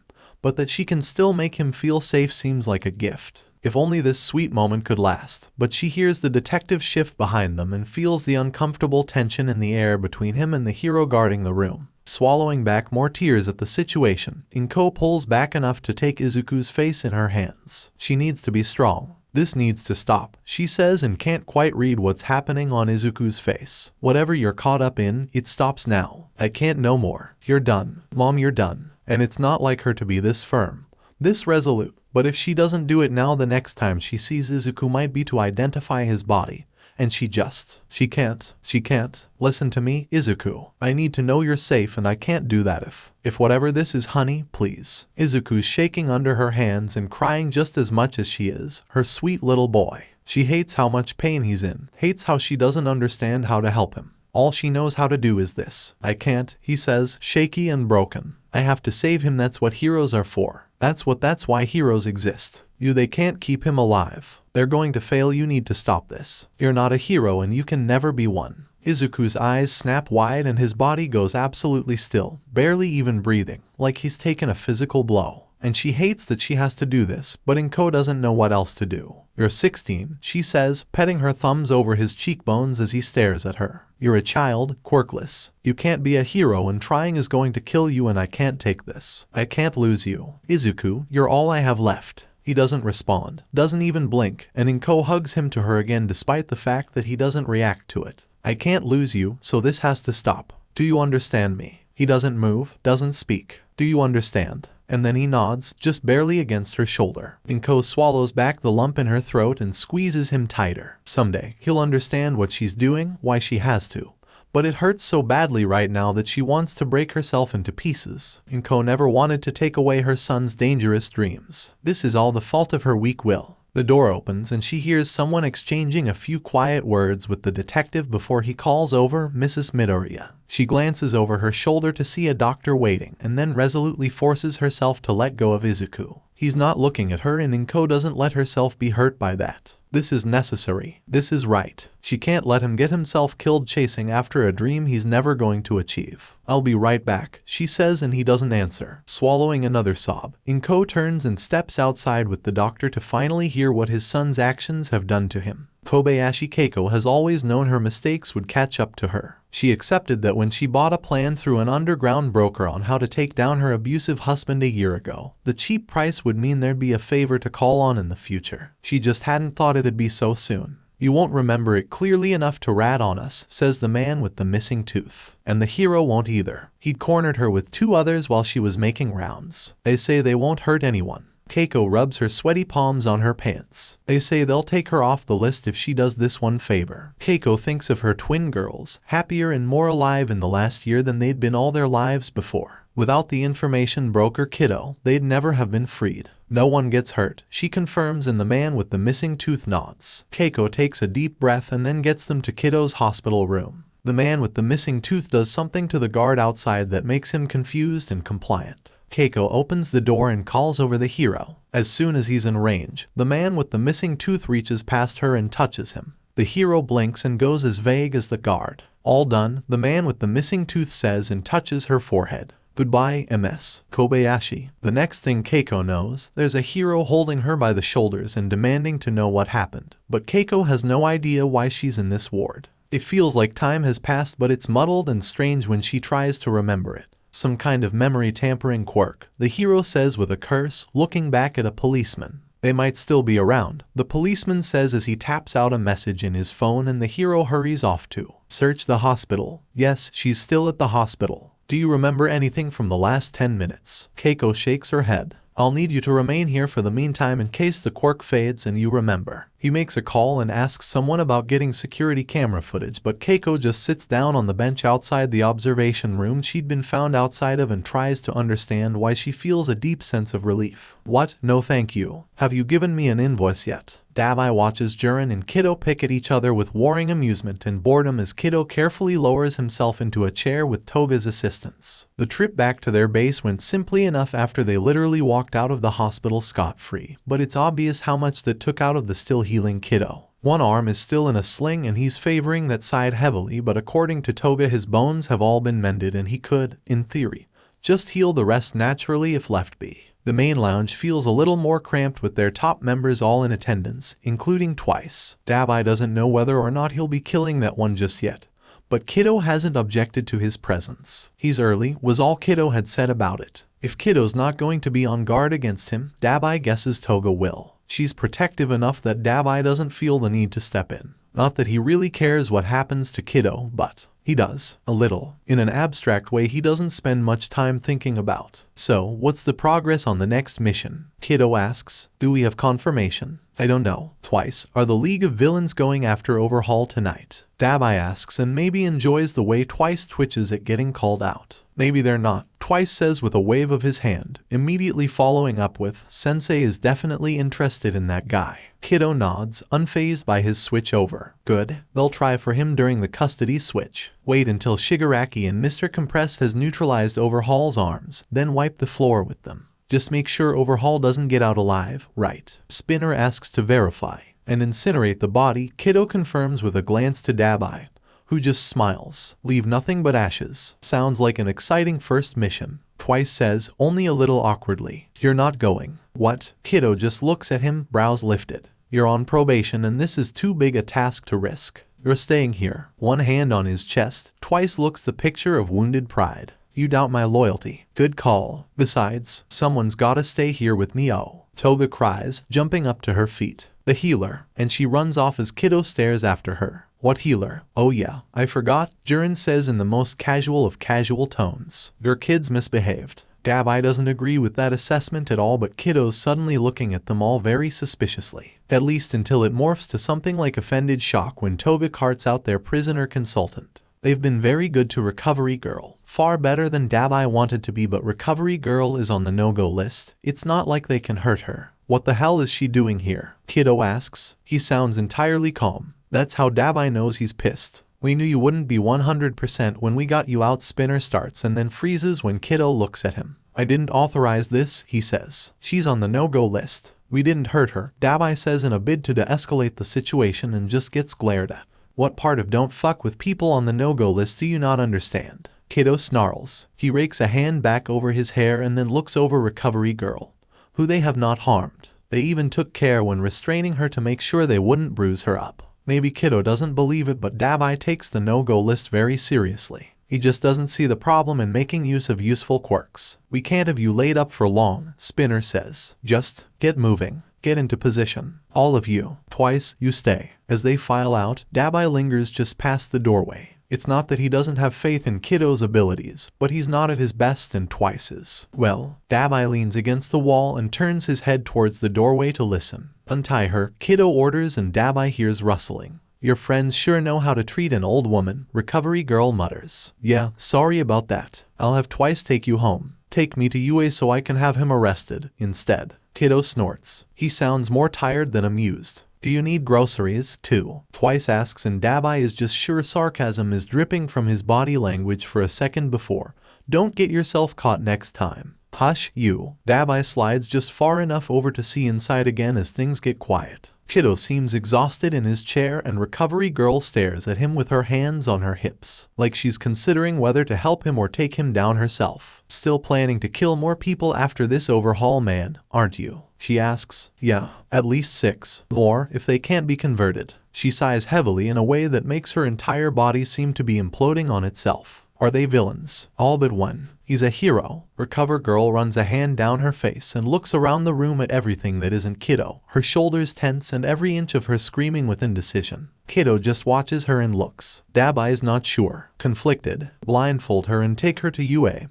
He says to Twice finally. Make sure she comes to no harm along the way. Twice salutes and then starts leading Recovery Girl out. 𝗬𝗲𝗍 moves out of the way and watches them go, Twice securing a makeshift blindfold made from a handkerchief over Recover Girl's eyes. Once they're out of sight, 𝗬𝗲𝗍 looks inside again and sees Kiddo staring right back at him. You didn't talk her into healing you, he says, honestly a little disappointed not to see the trick in action when it isn't being used against him, and Kiddo smiles a little. You guys kidnapped her. What kind of repayment would it have been to demand anything from her? I'm already going to have to figure out a way to make this up to her. Which makes sense, but only in the twisted way Kiddo's morals drive every action he makes rather than actual logic. Shaking his head, 𝗬𝗲𝗍 turns to go and meet the others. 𝗬𝗲𝗍, Kiddo calls and he pauses, glancing back over his shoulder. Capture Mr. 𝗵𝗲 alive, if you can. I've got a few things to discuss with him. The cold in Kiddo's eyes sends a shiver down 𝗬𝗲𝗍's spine that has him grinning. If you say so, boss. I don't understand why we're even entertaining this, Rocklock says, fingers threaded together where they lay on the table. Just because some kid thinks he's stuck in a time loop doesn't mean it's real. It could be some kind of mental illness, maybe a bleed over from an illusion quirk someone else set on him. His insight has been scarily accurate, All Might points out. To a degree I can't explain any other way. He started out as an information broker. That's what they do, Ruku says. If it was some kind of quirk that allowed him to mentally repeat situations to try different iterations of actions like Sir Night-Eye suggested, he's quirkless, Fat Gum reminds her. But someone else might have been able to put him in that state of mind. I've seen nightmare quirks that could do similar. They've been going around in circles for nearly a half hour at this point and aren't any closer to a decision on what to do about the villain Kiddo. 𝗬𝗲𝗍 knows he's in over his head on this one. Somehow, his feelings have been compromised, complicated by the two conflicting sides Kiddo keeps presenting. He's a ruthlessly efficient murderer. He's a traumatized and desperate teenage boy. Sir Night-Eye stands and switches the picture on display to show a series of mugshots. These are the 10 villains that died in last night's altercation between the League of Villains and Kiddo's team. As far as we know, they were all League of Villains members. 𝗬𝗲𝗍 recognizes them, of course, but his eyes linger on Chisaki Kai's face. By the time police got on site, the only reason they'd been able to identify him was the characteristic mask half melted in his charred remains. Whether Kiddo really is in a time loop or not doesn't matter, Sir Night-Eye says as he looks out over the rest of them. It appears that his team were completely knowledgeable about the League members' weaknesses and had ample strategies to accomplish victory. Given none of them have shown such organized, strategic-minded approaches before encountering him, we can assume those plans were conceived of by him. Kiddo is intelligent, resourceful, and dangerous. We can't take for granted that he'll be satisfied with just wiping out the League of Villains. The image changes to 2 high school class ID photos. One of Midoriya Izuku, his smile shallow and insincere, his eyes tired and dark-rimmed. The other, Kiddo has stated that his primary concern is keeping 𝗵𝗃𝗄𝗏 Katsuki alive. Sir Night-Eye continues with the same cool, intense stare over the gathered heroes, gesturing towards the blonde's photo. So far, the League has put him in direct danger 3 times and Kiddo has inserted himself into each situation. Either directly or not, we can likely expect him to do so again. 𝗵𝗃𝗄's photo disappears as a list of data about Kiddo replaces it. Trained by Eraserhead, Rocklock asks, turning an incredulous look to the man in question, who just glares back at him with his arms crossed over his chest. Apparently, Kiddo attended UA as a hero student in several of his loops. The underground hero replies like he's trying to pretend that doesn't bother him. I've fought with him. He's at least observed me closely enough that his style is mostly a match for my movements. If his story is bogus, it's a good enough choice for someone without a powerful offensive quirk to fall back on. Maybe we should feel lucky he didn't take to your capture weapon. Fat Gum says uneasily. The knives are bad enough, but that thing is ridiculously versatile. Which 𝗵𝗲𝗄 agrees with. It might have been worth it to keep him with a less outright deadly weapon set, though. What I'm more concerned about is how the criminal underground is shifting around him, 𝗵𝗲𝗄 says, and tries not to feel crushed under the weight of their stares. One would think you'd get used to it, but heroes are universally intense people. There's a schism forming between 𝗧𝐭𝐴 and the League of Villains, and 𝗧𝐭𝐴 is winning. His influence just keeps growing, and the loyalty he's inspiring is impressive. The bottom line is right now, we're playing catch up with him. All eyes grimly return to Sir Night-Eye as he rests his hands flat on the table, looking to each of them in turn. Be on guard. Report any related activity or changes in your support areas. They close on that somber news, and 𝗵𝗲𝗄 wishes he felt more secure in their chances of actually meeting the kid on level ground. Getting away from the others is harder than Jin expected. It's not that they're overly friendly, not with him at least, but he's on their radar all the time. One of the major players is at his side pretty much all the time. Watching him, talking to him, feeling him out. He gets why. It's super suspicious for him to switch his loyalties, but it means the only time he gets to himself is when he goes to take a piss. And it's not like they're wrong to worry. Jin winces a little and forces himself to focus on staring out the tiny bathroom window as he smokes, his mask stuck in his back pocket. 2 days isn't nearly enough time for him to forget his mission here. He's not that much of a soft touch, but there is a pretty big difference in the way Kiddo's crew treat one another and what happens in the league. His phone buzzes silently in his pocket and Jin hurries to get it out. Yeah,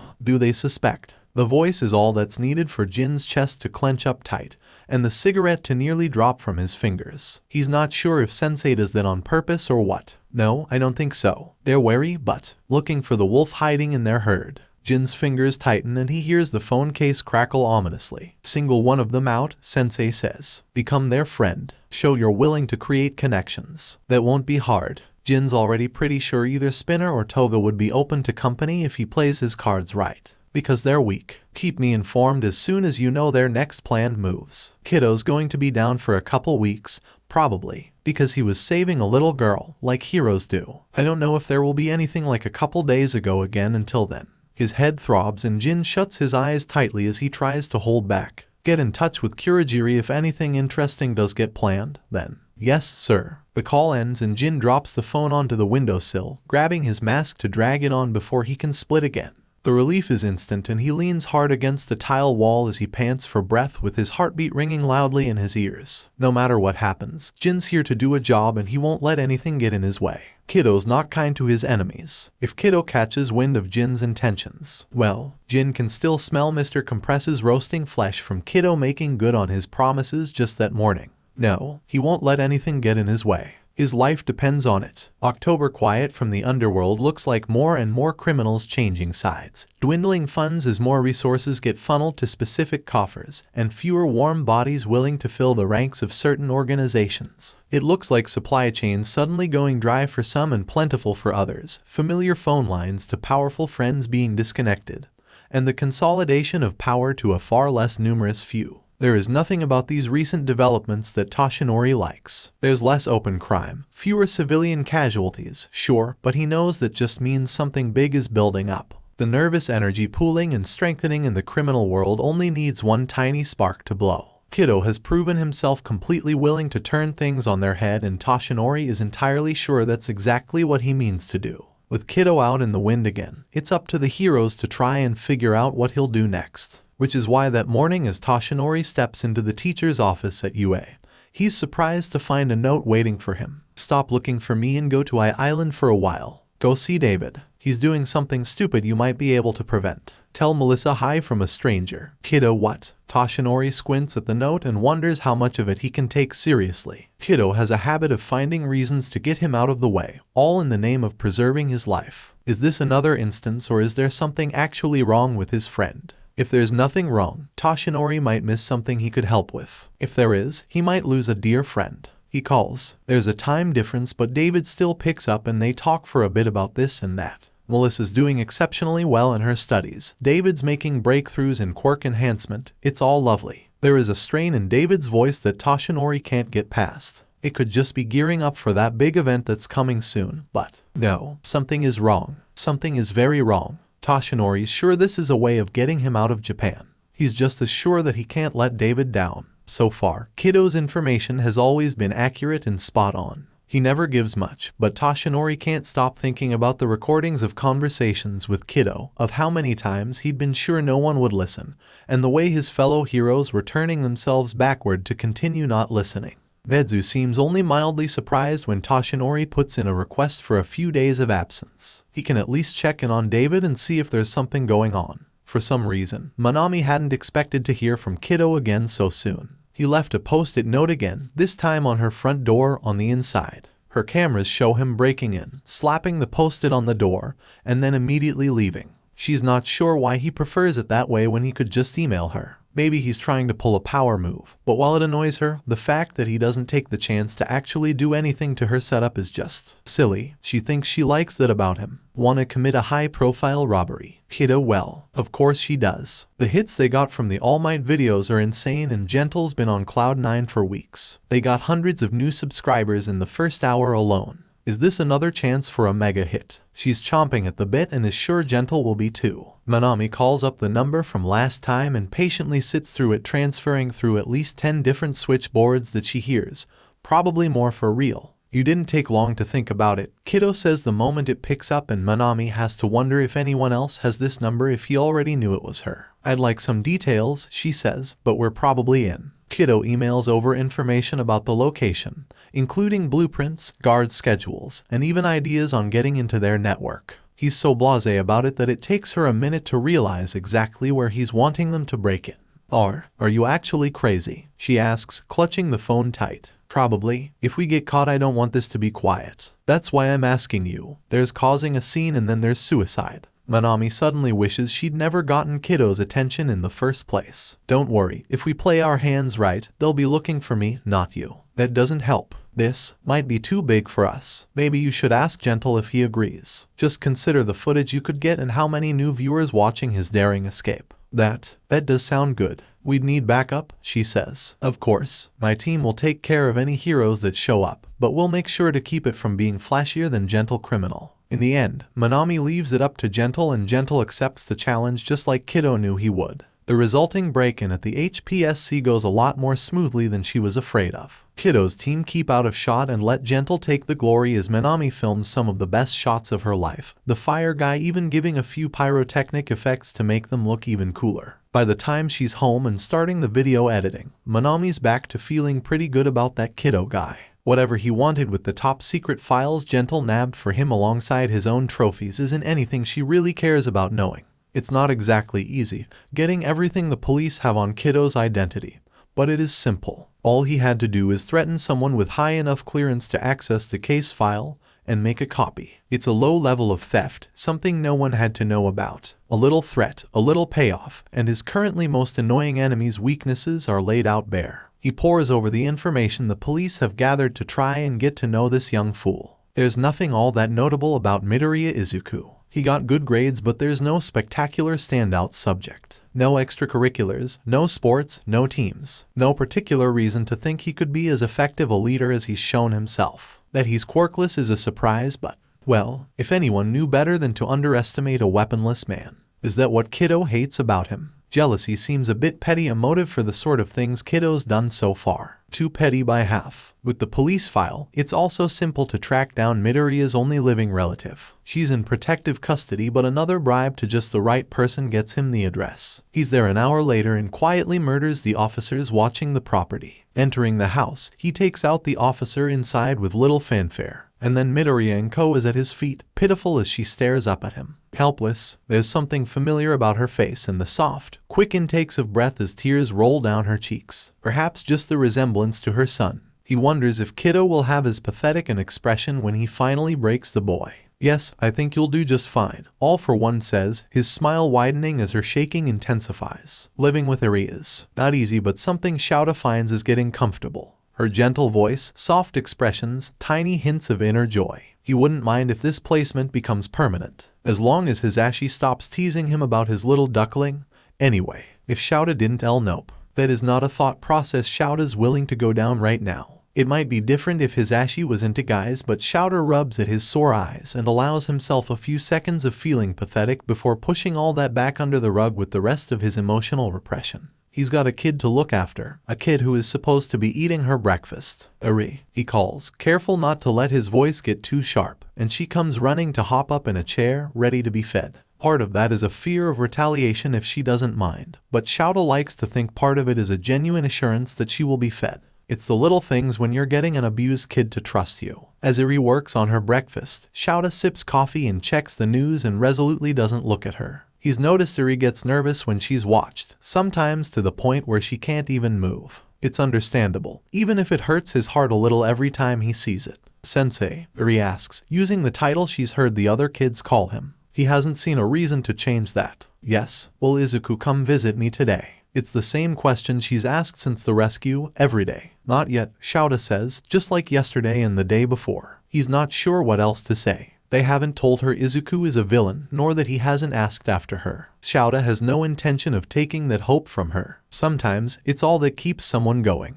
As always, Eri nods, looks down at her meal, and starts eating again. Just when 𝗧𝗪 thinks he might have a calm morning for once, his phone rings. "Aizawa, it's Tsukachi. We have a problem." 𝗧𝗪 doesn't let himself stiffen or show any outward signs of distress. Eri is scarily good at picking out changes in body language. "Another problem." And so soon after the HPSC was attacked, Midoriya Izuku was kidnapped last night, Tsukachi says, and 𝗧𝗪's blood runs cold. The officers guarding her were all murdered. The security cameras were compromised. There's no footage. We don't know who has her. And somehow, 𝗧𝗪 very much doubts Kiddo is behind this, considering he'd asked for her to go into protective custody in the first place. Does he know? Not sure. My guess is no, considering there haven't been any big upsets. Makes sense. 𝗧𝗪 grounds his thumb between his eyes to ward off the headache he knows is coming. Kiddo's chaotic enough on a normal day. If his mother's life is on the line, who knows what he'll do. If this is something by the league. Tsukachi sounds as grim as 𝗧𝗪 feels. "Do what you can and keep me informed. Look after yourself, Eraserhead."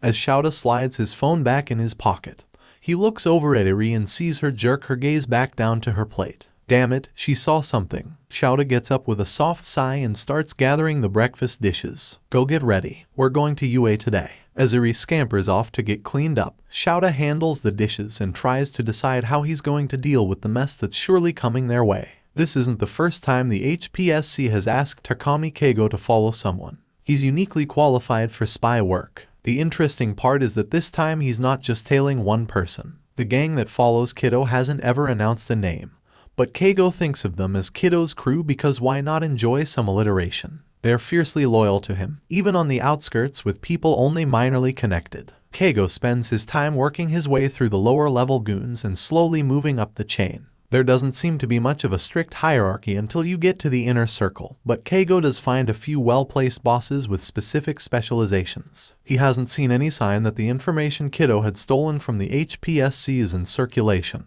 but Keigo keeps his eyes peeled anyway. Not that he actually knows what all was taken, but he's pretty sure there'd be some kind of shift in the criminal world if Kiddo was acting on it yet. With nothing there, he concentrates on his current mission. There's not much of a break until he comes across Spinner by accident. And then things change drastically. Keigo keeps back as he watches Spinner check with several smaller bosses, suppliers, and the like. He's got Kiddo's favor, so none of them dare give him any trouble. It's kind of funny how much control that 16-year-old kid has over this part of the underworld. Then again, Keigo had his own agency at 18, so who's he to talk? Of the known top names in Kiddo's organization, Spinner's supposed to be the most approachable. He's got the fewest murders to his name and seems less likely to maim out of hand, anyway. A relatively good head on his shoulders. Keigo follows him around for nearly 3 days and notices a pattern. Every time they get into a specific part of the city, suddenly Keigo has a rough time keeping his attention on Spinner. There's always something else intensely more interesting and more noteworthy. He starts thinking it's a quirk of some kind, something location-based to keep people from noticing things. Directed to everyone but the specific people allowed to notice, he guesses. It's an interesting trick. He's sure he's heard of similar quirks. Now that he knows the trick, though, he's able to notice when his attention wanders and refocus, which means he successfully figures out where Kiddo's home base is. If this were a normal mission, this would be the point when he radios in for backup and they take the place down. Rumor has it, Kiddo's got a core group of 5 and no one else would be present here. But this isn't a normal mission, so Keigo just settles in and waits. It takes 3 days before he finally sees Kiddo, and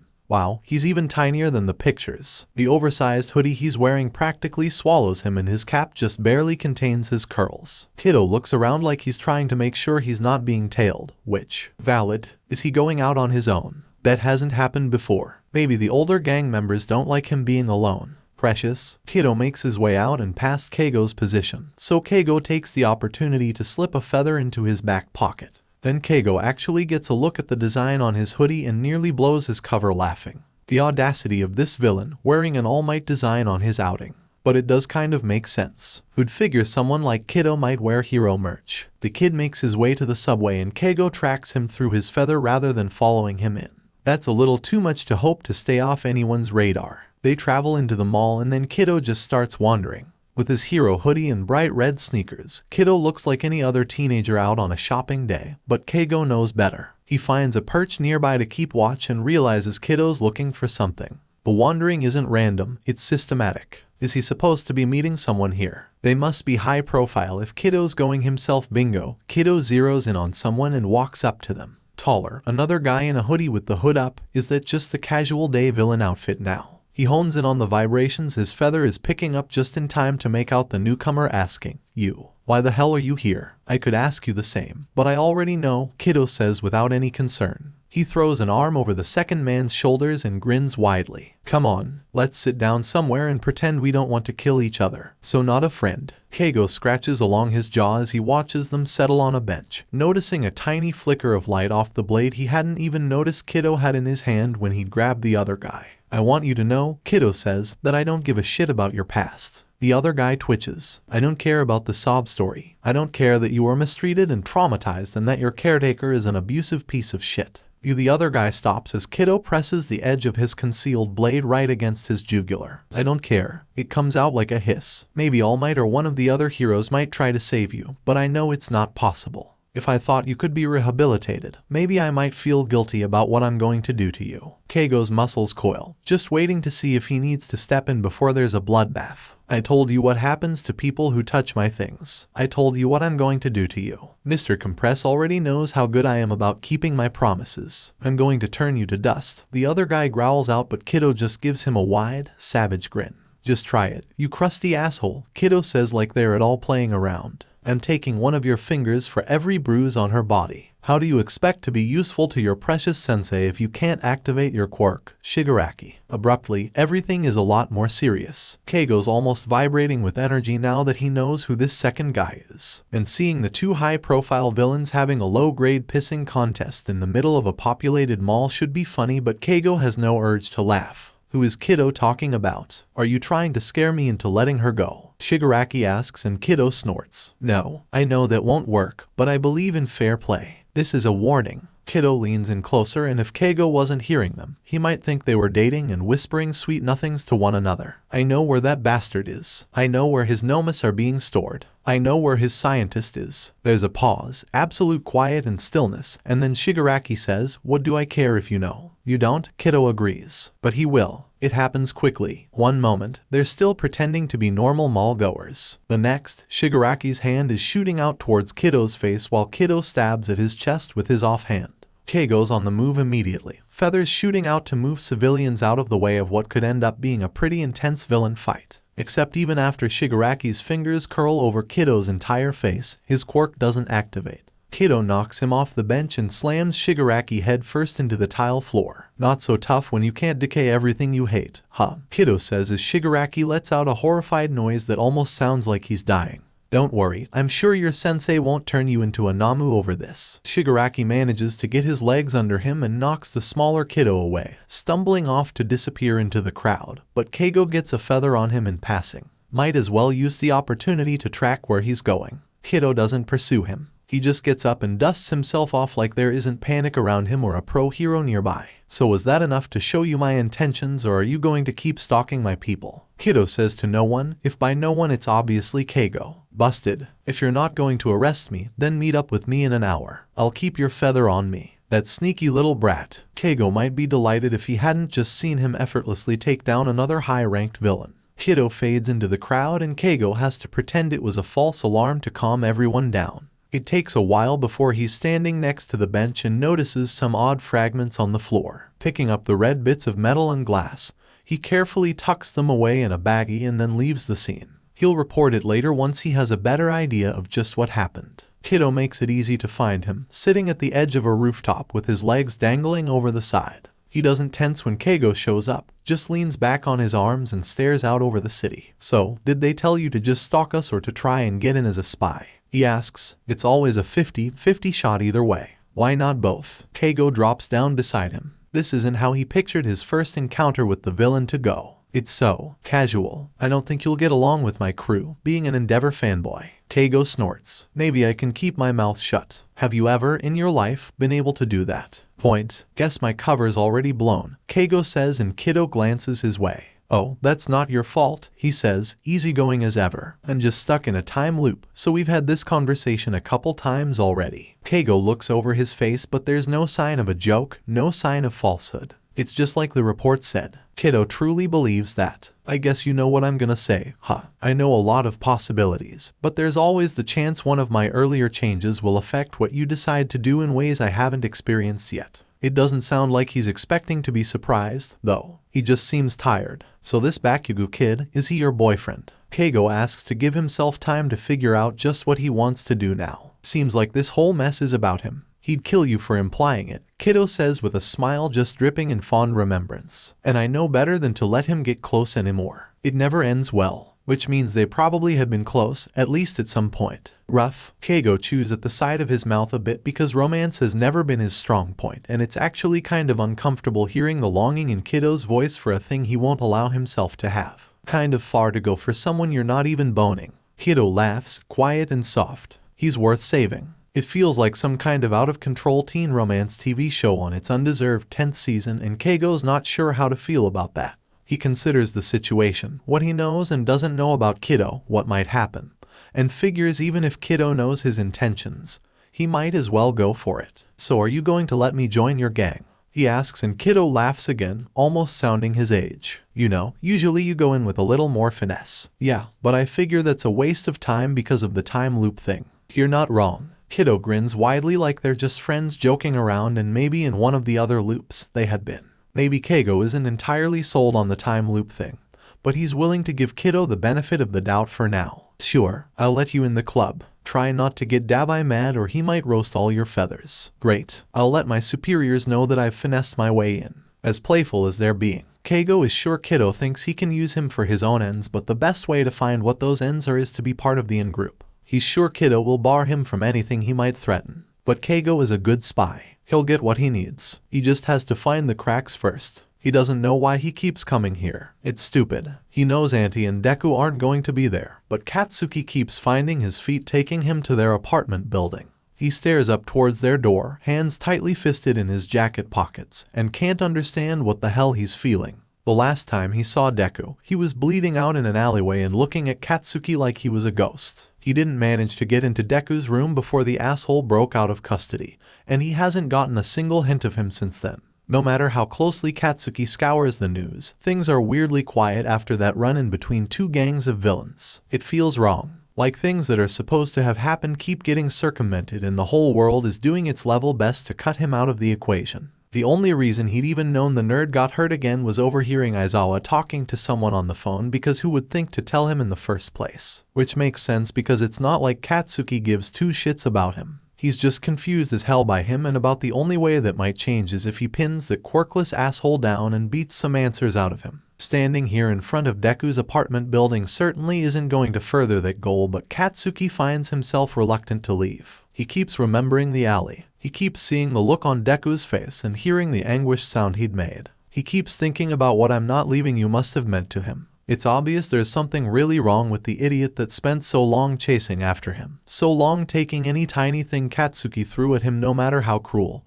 and Katsuki had taken for granted that it would continue forever. And then the last year of middle school, Deku one day just stopped following him, stopped reaching for every scrap of attention, stopped even looking at him. He faded so far into the background that Katsuki barely even realized they still went to the same school anymore. And then high school happened, and there hadn't been much reason to think about Deku anymore. Katsuki had his studies and training, new extras to whip into shape. He might be willing to call some of them friends, but Katsuki knows his definition of friendship is a lot different than theirs. His friendship is a constant struggle of pushing each other forward, of accepting nothing less than the best, of constantly challenging limits, and the closest he's gotten to that is Kirishima. But Kirishima is also just so. He doesn't push others. He doesn't let himself be pushed, not the way Katsuki needs to do. Kirishima pushes himself and accepts everyone else right where they are without demanding anything more, and it's so frustrating that he's fine if they're just half of what they could be. Katsuki has plenty of sycophants and it's fine. They're entertaining, but he doesn't. Deku could never fill that role, and yet Katsuki is so angry at him for not managing it anyway. His reverie is cut short when he hears someone shuffling around behind him, but Katsuki doesn't let on that he's noticed them at first. It might just be a neighbor, a passerby, or they could just make it easy on him and walk up to stand at his side. "You miss him," says the blonde freak from the training camp, her hands clasped behind her back as she sways in place like an over-caffeinated ferret. "The fuck are you on about?" Katsuki growls at her, but this is probably his best chance of figuring out where the hell Deku is. Why else would you come to his house so much? What, is she stalking him? I was just in the area. The freak grins so wide he's surprised her head doesn't split in two. Worse than zero. "You miss him," she repeats with obvious glee. "He misses you, too." The look on Deku's face, the sound, what's he even doing right now? Katsuki mutters, staring back up at the apartment. Playing the villain, getting himself hurt. Killing people, we're making a better world, the freak says, and her sing-song tone is grating on his nerves. "But I think, mostly, he wants to save you." Katsuki sees red and his palms explode as he snarls out, "I don't need saving by that weak, shitty nerd. Maybe you should tell him that so he stops taking so many risks." She half laughs, bouncing back out of range but not reaching for her own weapons. "Wanna go to our base? For the last time, I'm not joining a fucking villain organization." The freak laughs harder, bending in two with the force of it. Nearly a minute goes by before she can straighten and wipe tears from her eyes. "Oh wow, no. You're on the no-go list. I'm not trying to subvert you." "The fuck is the no-go list?" "I just don't want my bestie to be miserable all the time, so I figured maybe if you visited, he'd be happy." The tactical part of Katsuki's mind muses that this is a good opportunity to get some intel on what's going on, pass it on to pro heroes, get some points to counteract the stupid bullshit people keep thinking about him. But Katsuki's never been good at listening to that outside of battle. "Why would I trust your crazy ass?" he asks, giving her the he's sure she was looking for. "Because it's the only way you get to go see your boyfriend." "Is what?" Katsuki thought he'd been angry before. It's nothing in the face of the sudden whiplash of rage that rolls through his body at the very idea that he'd ever see Deku as that much of an equal. Dating that nerd. Is she insane? Clearly, if she believes that, you're fucking delusional. He snarls out as heat flashes bright in his hands, but she doesn't have the decency to do anything but giggle. "I don't know why I'm even bothering to talk to you." "Well, you could be talking to Izuku," she says, and he gets hit with more whiplash at the lack of honorific. "Why the hell is this crazy bitch calling Deku by his name? I can take you to him." Katsuki has half a mind to beat her bloody and broken, but this might be his only chance. Damn what she thinks, he's got a fucking nerd to drag home already. "If you try anything, I'll kill you," he says, and then just glares at the creepy grin that crosses her face. It takes a moment before he realizes that his kill and hers are entirely different, and his belly drops at the implication, but he doesn't let that show on his face. "Right this way." There is a hole inside 𝗵𝗲, carved out and left bleeding. It's been there for a long time, but now the edges are even more raw than normal and he can barely breathe as his body throbs and aches. He hasn't been able to call Decay since the mall. Since he got home and Kurogiri dug a needle out of his chest that Kiddo had pierced into him. Since Kiddo had ruined him. It doesn't matter how hard he holds on to things with all 5 fingers on both hands, it won't crumble under them. He screamed and raged and threw things, but the truth hasn't changed. His quirk is gone and it's all that fucking bastard's fault. "Is he finished?" Sensei asks, and 𝗵𝗲 can't quite hear Kurogiri's response before Sensei gives a loud sigh. "This does certainly put a wrench in my schedule." Hate and shame burn through 𝗵𝗲 like acid. He was useful to Sensei when he had power, but without it. His fingers dig in harder against his neck and he feels wetness under his nails. "I suppose I can give him something else," Sensei says with disappointment dripping from every word. "Maybe that woman's quirk, just to dig in the knife." That woman has only stopped crying when she's passed out from the pain, but 𝗵𝗲 hates everything about her. He hates her face, her voice, her sniveling. He wants to tear her apart and render her so much dust in the wind.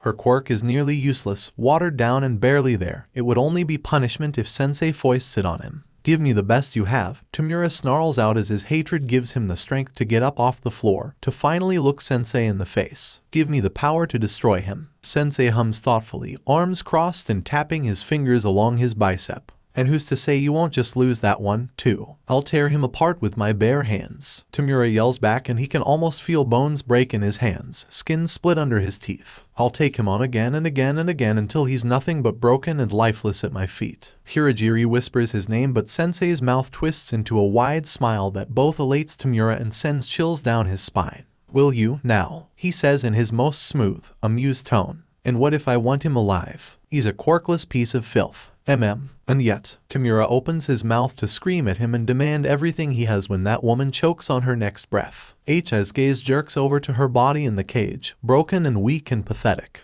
Izuku, she whispers, shaking and clinging to herself, but her eyes lift to his. She's terrified and yet she dares meet his gaze. Izuku will. My baby will. Beat you. And 𝗵𝗲 hates everything about her, but when he steps forward to tear out her huge, stupid eyes, Sensei grabs his hand. Now, 𝗵𝗲. Let her have her hope for now. It makes it so much sweeter when she loses it later. 𝗵𝗲 doesn't give a damn about later, but he's so angry he can't speak, his chest tight and spasming around his lungs like there's something alive trying to eat him from the inside. He hates so goddamn much and then he freezes as he feels something warm and slimy and wrong filter into him. Jerking his head up, 𝗵𝗲 stares at Sensei's mutilated face as the man just continues to grin at him. The best I have, Sensei says as the new quirk settles into 𝗵𝗲's blood, liquid mercury filtering into every cell of his body. Don't say I never gave you anything, my dear boy. What makes you think you're doing this alone? Because it's personal. Didn't we go over why that excuse won't work anymore? When you nearly died twice. That doesn't change the fact that I'm not putting anyone else in danger, for what's the point of being in a group if you're just going to? I'm not putting your lives on the line for me. Spinner resists the groan he feels welling up in his chest. Kido and 𝗬𝗲𝗊 have been going in circles for a while now, and while Spinner understands both sides of the conversation, he has to admit he's got one he's rooting for. That self-destructive tendency that seems baked into Kido really pisses him off. It's like Kido can't conceptualize the idea that he might be important enough to other people for them to not want him to die for them. As if dying for someone is the ultimate way to care for them. Ugh. If any of them are going to get it through Kido's thick skull, it's 𝗬𝗊, and even then Spinner doesn't really have that much hope. Just what are we supposed to do after you get yourself killed? Why do you assume I can't beat him because he's the king of the underworld? You demented little brain-dead chihuahua. Oh damn, 𝗬𝗊𝗊's actually pissed if he's pulling out the really stupid insults. As the two of them continue snarling at each other, Spinner thinks maybe his decision to hang back in the hall and listen might have been ill-advised. He's not going to learn anything new, after all. Kido's ridiculous plan to rescue his mother with that pro-hero he'd inexplicably gotten to join up is simple enough that there's no way Spinner could have forgotten it already. He scratches back through his hair, but it's not very soothing. Then he gets nearly scared out of his skin when Toga drops a hand on his shoulder out of nowhere and asks, "What are they fighting about?" "Shit, don't sneak up on me." Spinner turns to start in on her and then freezes. Oh no, why is he here? The spiky blonde student just glares at him from behind Toga. What stupid stunt is Deku trying to pull now? Spinner looks between him and Toga before dropping his face into his hands to let out the groan he'd been holding in. Gotten pretty good at killing villains, not this again. I don't care about how you defang Shigaraki, so if anyone is qualified to do it. Spinner peeks up between his fingers, but Toga is still there, and so is the top name on the no-go list. The one Kido had written boldly in red Sharpie and underlined 3 times. "He's going to murder you," Spinner says, and Toga just giggles, but Bakugo isn't paying attention to either of them anymore. His eyes are on the 2 arguing villains, narrow and calculating. "And what if he takes your quirk?" "What then?" "Then I learned to fight quirkless like you. What's the harm?" "The harm is he uses it on you after." "Did you forget where I got these scars?" Toga leans in and asks in a whisper that isn't actually all that quiet, "How long have they been at this?" "I don't know, maybe half an hour," Spinner says, feeling helplessly caught. Kido said he was going with Hawks later to save his mom and wait. Bakugo's attention snaps to him, and Spinner did not think anyone could be as overwhelmingly intense as Kido, but he was wrong. What happened to Auntie? Toga is absolutely no help when Spinner sends a panicked look at her because he's entirely sure that telling Bakugo anything will violate the no-go. But she's the idiot that brought him here in the first place. It's aw hell, just how is he supposed to navigate this? Turns out he doesn't have to, because right after, in the calmest, coldest tone he's ever heard, Kido asks, "What the hell is he doing here?" Spinner slowly turns his head, eyes wide, and oh, Oh shit, Kiddo isn't just pissed, he's utterly enraged. What do I have to do to make you all understand no go? It means don't fuck with the people on the list. It's not my fault this time, 𝗬𝗲𝗍 says from behind him, entirely unhelpful and also unconcerned. I respect the list. Take him home. 𝗬𝗲𝗍 shoves past Spinner and walks right up to Kiddo like it's his universe-given right, only to grab Kiddo by the front of his shirt and jerk him in close. What happened to Auntie? Kiddo glares at him but doesn't try to shake himself loose. None of your business. Like hell it's not my business, shit nerd. Spinner spares a glance at Toga to see if she's regretting this decision, but instead she's starry-eyed as if she's watching some kind of romantic confession. You're not getting involved, Kiddo says, stubborn as ever, but while the rest of them tend to cave to him pretty quickly, 𝗬𝗲𝗍 just bares his teeth at him like an animal. You don't get to tell me what I can and can't do. I do when it'll get you killed. If it would kill me, then it'll get you obliterated off the face of the planet. It feels like a fight between an old married couple and Spinner hates himself for even thinking that. Maybe it's a good thing that Hawks and Twice are off doing recon so that as few people as possible witness this ridiculousness. You're a hero student, Kiddo says, his hands lifting to wrap around 𝗬𝗍𝗍's wrists. If you get caught doing vigilante work, you could be barred from getting your license. What do you care about my license, you shit nerd? Aren't you a villain? I'll make my way exactly as I want to and there's nothing that will hold me back. Which is why you're going straight home right now. The hell I am. What's going on with Auntie? Kiddo finally shifts his hold on 𝗬𝗍𝗍's hands, twists abruptly in some way that apparently hurts a lot from the cussing, and breaks out of 𝗬𝗍𝗍's grip. Get him restrained and then take him home. Kiddo snarls as he finally looks away from 𝗬𝗍𝗍 to glare at his three teammates. If anyone spots you, make it look like a kidnapping gone wrong and then bail. The fuck? Kiddo rounds on 𝗬𝗍𝗍 so fast, Spinner could swear he had a speed quirk. And you, stop associating with villains. The offended look on 𝗬𝗍𝗍's face should be funny, but the entire situation is so surreal Spinner can't do anything but hop to his marching orders and go find something to tie the blonde up with. Is that what you are? 𝗬𝗍𝗍 asks, and the soft tone stops Spinner in his tracks. It's only soft in volume. Underneath it is a fury that feels like a physical weight crushing down on the entire room. The only one of them that doesn't seem to feel it is Kiddo, staring back at 𝗬𝗍𝗍. Well, I murder people, so what do you think? He asks, and it should be flippant, it should be entirely without merit. But Spinner has heard Kiddo be that way, and this isn't it. This is. He doesn't know what this is, but it feels like there's an entirely different conversation going on under the one he's hearing. 𝗬𝗍𝗍 seems as unsure of how to respond as the rest of them. After a few moments, Kiddo sighs and rakes a hand back through his head, turning his back on them to go look at their planning wall that's strewn with maps, pinned up reports, and handwritten notes. Get him out of here, and if any of you ever bring him back, I will kill you personally. Deku. Spinner hears the thunk before registering Kiddo whipping around and letting a knife fly. It sunk over an inch into the wall, and when Spinner's gaze slides back to 𝗬𝗍𝗍, he sees blood dripping down from a clean cut in the kid's cheek. You're not authorized to use your quirk right now, Kiddo says with a deadly sort of calm. This is probably the only time in our lives that the two of us have ever been even close to being on a level playing ground. For once, 𝗬𝗍𝗍 doesn't respond. He just stares poleaxe towards Kiddo. So let me tell you how this is going to play out. Kiddo starts walking towards him, almost predatory in his movements. You're going to turn around and walk your ass out of my base. You're going to let Spinner escort you back home. And after that, you're not coming after me again. Like you get to tell me? 𝗬𝗍𝗍 cuts off as Kiddo lets out an actual, honest-to-God snarl that makes even Spinner go still and on guard with every survival instinct inside him screaming. Don't fucking test me right now, Kaken, or so help me. Kiddo hisses through his teeth and then forces his anger back like it's a physical thing he's restraining. Just go. Spinner's not sure if it's the tone or the way Kiddo stalks back to the planning wall, but 𝗬𝗍𝗍 finally stops fighting back. He stares at Kiddo hard for several seconds before turning to go back out the way he'd been led in.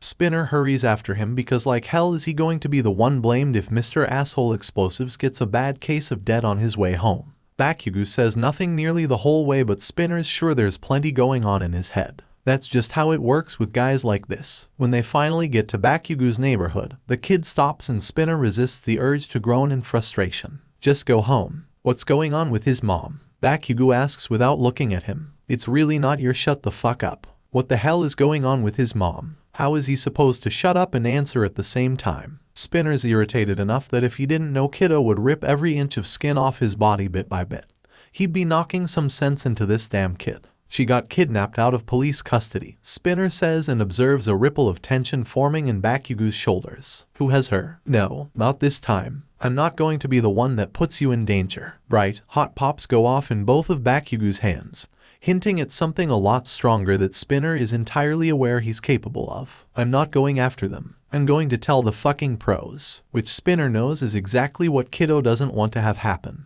If he wanted pro heroes in on this gig, he'd have contacted them himself or had Hawks do it. Go home, Spinner says and jerks back at the rage-filled glare that gets turned on him after, but he's resolute. No-go means not giving information away to a volatile teenager that will definitely use it to justify really stupid ideas. Spinner leaves Bakugo in his neighborhood and goes back to see if Kiddo's calmed down. When he gets there, only 𝗬𝗲𝗍 is waiting for him. He's with Toga is the only explanation Spinner gets, but it's all he needs. If any of them will be able to calm Kiddo down, it'll be her. Too bad she can't stem that self-sacrificial streak that annoys Spinner so much. Anything from Hawks, and it is never going to stop being weird that they've got a pro hero in the top 10 on their roster. Yeah, he's verified the location is in use. He and Kiddo will be hitting it tonight. Great. Well, hopefully that little impromptu visit won't have rattled Kiddo enough to risk living through his stupid stunt. You think they're exes? He asks and 𝗬𝗲𝗍 snorts. This is probably the most insane thing Kamihara Shinya has been dragged into, and of course, it's because of Hawks. There's no way anyone else could bring about something so chaotic. Are you sure he won't double-cross us? Shinya asks. What? No, not really, but we're useful to him right now. Hawks replies without sounding at all worried. This is his mom we're helping to rescue, after all. Point. As long as Kiddo hasn't been lying to Hawks anyway. Shinya still doesn't like this. Like most pros, Shinya has informants that aren't exactly on the straight and narrow, but Kiddo is a straight-up villain with a body count filled by impressive names. It's not exactly on the same level. Whatever game Hawks thinks he's playing, Shinya's not sure he's actually winning. And the other team? He asks only for Hawks to shrug. There's 30 over there with their sidekicks, why are you worried? 30-ish heroes and several dozen sidekicks against who knew how many of those Namu monsters that gave even All Might trouble. It's almost like Shinya has some survival instincts that Hawks entirely lacks. Then again, Hawks did have a keen enough insight to realize Shinya would be a good partner for this job. He's just not sure they'll all regret it or not after. Shinya hears footsteps before seeing Kiddo arrive. The virulent green interspersed within the black of his costume should seem a lot more out of place than it does. His mask rests against his collar, showing his youthful face, but there's nothing young about the look in his eyes. Shinya won't let himself underestimate him. Thank you for coming, 𝗧𝗏, Kiddo says with politeness Shinya hadn't expected. If you arrest me later, I won't hold it against you. I would be arresting you now if Hawks hadn't spoken for you. See, Kiddo, friends in high places. Kiddo nods, but doesn't seem amused. He launches immediately into the plan, and it's risky. It's a lot riskier than Shinya likes. There's so much that hinges on only hunches and Kiddo's assurances that of course things will go this way. They did last time. It makes Shinya remember about the kid thinking he's in a time loop, and suddenly he's even less sure about this entire thing. They're trusting the intel of someone who may be psychologically impaired, and Hawks doesn't seem to have any issue with that. And if you're wrong, he asks, because Hawks isn't. Then we all die and I wake up again on what used to be the best day of my life, which is not a reassuring thing to hear. If Kiddo doesn't care about dying due to his delusion about the time loop, he's liable to take far greater risks than someone who has any respect for death, if not fear of it. Every second, Shinya's regretting agreeing to this a little more. Oh, and I forgot, but I'm definitely killing Shigaraki Tamura tonight, Kiddo says, looking at Shinya head on as if he's expecting pushback. As if he knows Hawks won't object and he's testing Shinya. You must know I cannot allow that to happen, Shinya says, and the villain smiles at him. Not even in a mean or cruel way, just fond, like they're friends, and he said something Kiddo would entirely expect from him. That's why you need to concentrate on taking down Kurogiri quickly. Remember, only what the collar covers is his real body. You need to disrupt his brain long enough to knock him out, and you'll only have 1 or 2 shots at the most before he bails. Skimming right over Shinya's objection, seamlessly sliding into his plan of action. He's almost impressed by how smooth it is. Hey, if you get him on the first try, then you'll have more time to curb his murder goblin tendencies, Hawks points out in a cheerful tone that has Shinya's teeth on edge. Kiddo isn't even offended by the moniker. I mean, you can try if you want, but I'm definitely killing him. I was kind of surprised you didn't in the mall. Letting him live after taking his quirk works out better and getting everything into position for this attack. Shinya stills. After you what? Oh, yeah, I forgot to tell you, Hawks, the bastard, says in the most casual of casual tones. Remember that overhaul case. Turns out Kiddo swiped some of the product, which of course sends Shinya's belly 10 miles into the ground because no matter how casual Hawks is being and how amiable Kiddo is, this boy has the ability to utterly destroy heroes with a single move. Don't worry, Kiddo says, and Shinya can only stare at him. There are only 2 people I plan on using the rest on and you're not one of them. That isn't nearly as comforting as Kiddo seems to think it is. Still, they have a mission to complete and Hawks has already gotten all the permissions through the HPSC to move, so there's not much Shinya can do to protest. His jaw tightens as they get into position to start their covert assault on the villain hideout. 𝐒𝐭𝐲 hasn't been sure what to expect from Kiddo. The young villain keeps his thoughts to himself for the most part, voicing them when it's necessary, but otherwise turning his attention to observing the rest of the world around him. He's no different now, leading 2 pro heroes into enemy territory like he's done it 100 times. It's one of those things that makes 𝐒𝐭𝐲 almost believe the time loop thing. Kiddo acts like a seasoned pro that's 2 days from retirement. It makes it easy for 𝐒𝐭𝐲 to follow him. The lab is distressing to go through, far too large and dark with chemical smells that only barely cover up old blood. 𝐒𝐭𝐲 tries not to think about what's gone on here. Reminds him too much of things he really doesn't need to be remembering now or ever if he had his way. Of the locations Kiddo revealed, this isn't the one he'd expect a hostage to be kept at, but Kiddo had been adamant when he was going over the plan with 𝐒𝐭𝐲. His mother will be here, as should Kurogiri and Shigaraki. The main unknown is whether or not Shigaraki will actually be a threat. It's 1 in 3, which quirk he'll have, Kiddo had said. Unless one of my changes makes all for one change his mind. Why not all 3? Hawks had asked, since if the guy can give 1 quirk, why not more? Because that would either kill Shigaraki or break his brain. Humans aren't meant to carry more than 1. Which makes 𝐒𝐭𝐲 wonder if he's seen that in action by anyone other than All for One, who's supposed to have dozens of them. The idea makes him shiver, feathers shifting into a tighter formation. Focus. 𝐒𝐭𝐲's job is the rescue. While Deadshot takes Kurogiri and Kiddo takes Shigaraki, he's the best option for finding Midoriya Izuku quickly and getting her out unharmed. It seems simple, but 𝐒𝐭𝐲 knows that the more confident they go into this, the more likely shit is going to hit the fan. And it does. Quickly, 1 minute, they're making their way around floor to ceiling shelves offset to force people to walk the full length of each one. The next, 𝐒𝐭𝐲's feathers pick up foreign air movement half a second before he knocks Kiddo down to the floor to avoid getting skewered by a set of shiny red spikes that embed in the wall where his head had been. Deadshot is gone, likely compacted and using the distraction to head off and find his own target while 𝐒𝐭𝐲 lets free a dozen feathers to seek out the air disturbance. He recognizes mercury blood from Kiddo's offhand description and remembers it to be the quirk Kiddo had hoped wasn't their 1 in 3. Just their luck. Go, Kiddo orders, getting up to dodge another spike and then racing forward. 𝐒𝐭𝐲 almost goes after him, but he's still got a civilian to rescue and her life is definitely a higher priority than a villain's. He hears more than sees spikes crash after Kiddo,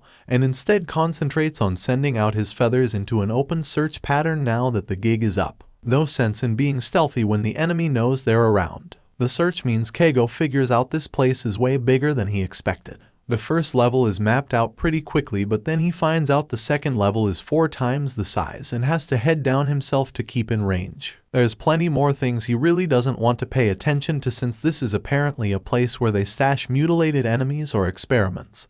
He's not sure which. Whatever they are, 𝐒𝐭𝐲 really hopes they aren't actually human. The twisted bodies are grotesque and had to have been in ridiculous levels of pain before they died. Kiddo had said this place doubled as some kind of lab but hadn't said much about the League's doctor. From the look in his eyes when he talked about him, 𝐒𝐭𝐲's pretty sure he doesn't want to know more either. Prisoner cages, he expects. Bodies, he expects. The smell, he expects. It's the fact that Midoriya Izuku is entirely whole that he doesn't. She's sitting in the back of her cage with her knees hugged to her chest, rocking with a faraway look on her face that 𝐒𝐭𝐲 recognizes. She's filthy with blood and grime, but when he does a quick examination, he finds no wounds. No wounds at all. As if they'd restored her after what had to be some intense torture over the last few days considering the look on her face. Healing quirks are rare, but that doesn't mean a villain can't get their hands on one. Can you walk? He asks even though she hadn't responded to him introducing himself, and he isn't surprised when her only answer is more tears. 𝐒𝐭𝐲 gets up, using more feathers than he has to lift and cradle her in the air. She lets herself hang in them like a worn-out child.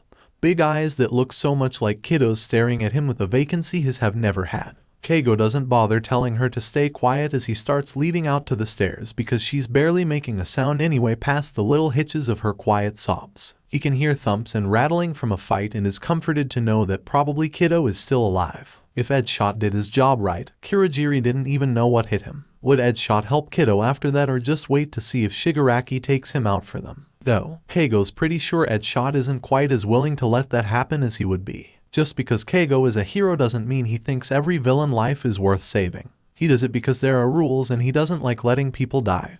But there's a reason he's a good spy, that the HPSC trusts him to do what's necessary. He knows how to deal with the darker parts of the job. 𝗧𝗏𝗧𝗏 is a highly intelligent villain with dangerous levels of personal knowledge of current heroes and villains and a willingness to do anything to accomplish his goals. Traits like that 𝗧𝗏𝗧𝗏 can respect. But if the HPSC decides he needs to be put down for the greater good, 𝗧𝗏𝗧𝗏 will do what he has to. He probably won't sleep for months after, but he'll still do it. The sounds of battle are farther off as 𝗧𝗏𝗧𝗏 works through the lab with Midoriya Izuku in tow, and he's honestly surprised not to find 𝗧𝗏𝗧𝗏 waiting for him once he gets outside the building. Instead, it's one of 𝗧𝗏𝗧𝗏's crew. The loud one, Twice. Oh, so she's still alive, Twice says cheerfully before immediately turning it around with, time to finish the job. Here, 𝗧𝗏𝗧𝗏 says, shoving the woman towards Twice who barely manages to catch her in an awkward hold. Get her back to 𝗧𝗏𝗧𝗏's base. I don't have to tell you what he'd do to you if his mom doesn't get there safely. Twice gives the half-comatose woman an odd look. Should we go kidnap Recovery Girl again? You know, maybe just ask her nicely and kidnap her if she says no. 𝗧𝗏𝗧𝗏 replies, mostly because he's hoping it'll give Recovery Girl the chance to kick Twice's ass first. What? No, that's a great idea. Rescue locked in, 𝗧𝗏𝗧𝗏 makes a quick call to the police and then turns back to the lab.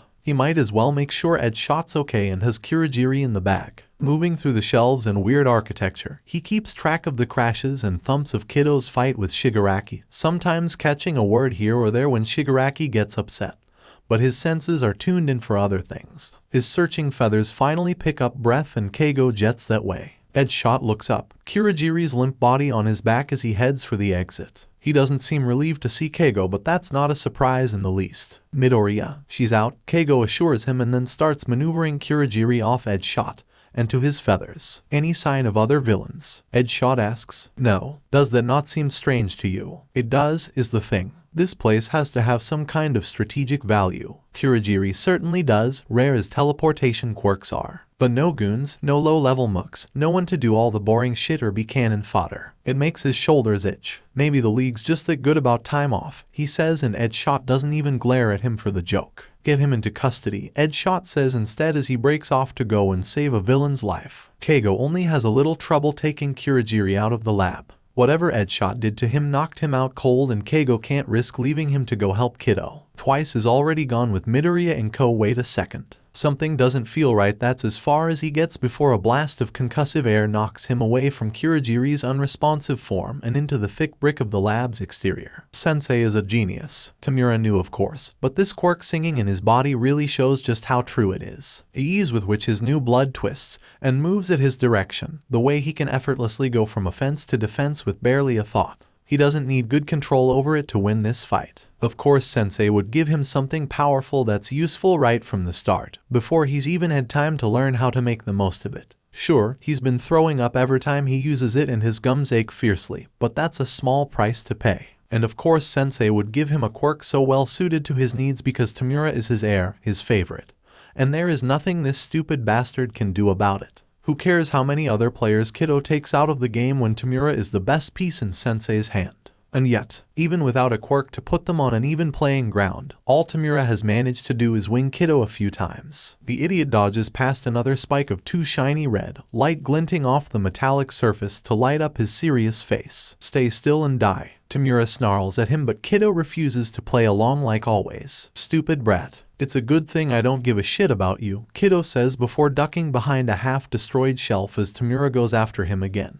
Because you'll be dead in the next 10 minutes without my help at this rate. Shut up, shut up, shut up. How could anything get to him now? Tamura's body is alive with this power, burning up with it like a fire lit in his belly. It doesn't matter if it hurts, he's never felt better than this. All he has to do is catch this bastard and his day will be complete. 𝗧𝗏𝗧𝗏 comes over a pile of debris with his knife but has to dodge around another bloody spike. 𝗵𝗲 only realizes he'd thrown another knife on his escape when it thuds into his shoulder, and he snarls as he tears it free. "You son of a bitch." He hates 𝐒𝐻𝐽 so much. His new blood is spattered all over the place and 𝗵𝗲 calls it all back at once at high speed. From somewhere, he hears 𝐒𝐻𝐽 grunt and grins because that means he probably got him, doesn't it? Sensei said eventually he'll be able to sense things using the droplets, but right now, sending them out like bullets seems to work well enough. They can't go through everything but bodies. Bodies seem to hurt well enough. 𝗵𝗲 almost misses 𝗒𝐻𝐽 coming at him from behind, but with a wide sweep of his arm he sends metallic red in a deadly arch that 𝗒𝐻𝐽 only half dodges. The brat goes flying back into more shelving and 𝗵𝗲 pursues. He doesn't have the control to capture 𝗒𝐻𝐽 with his new quirk, but why use his quirk when his own hands are still functional?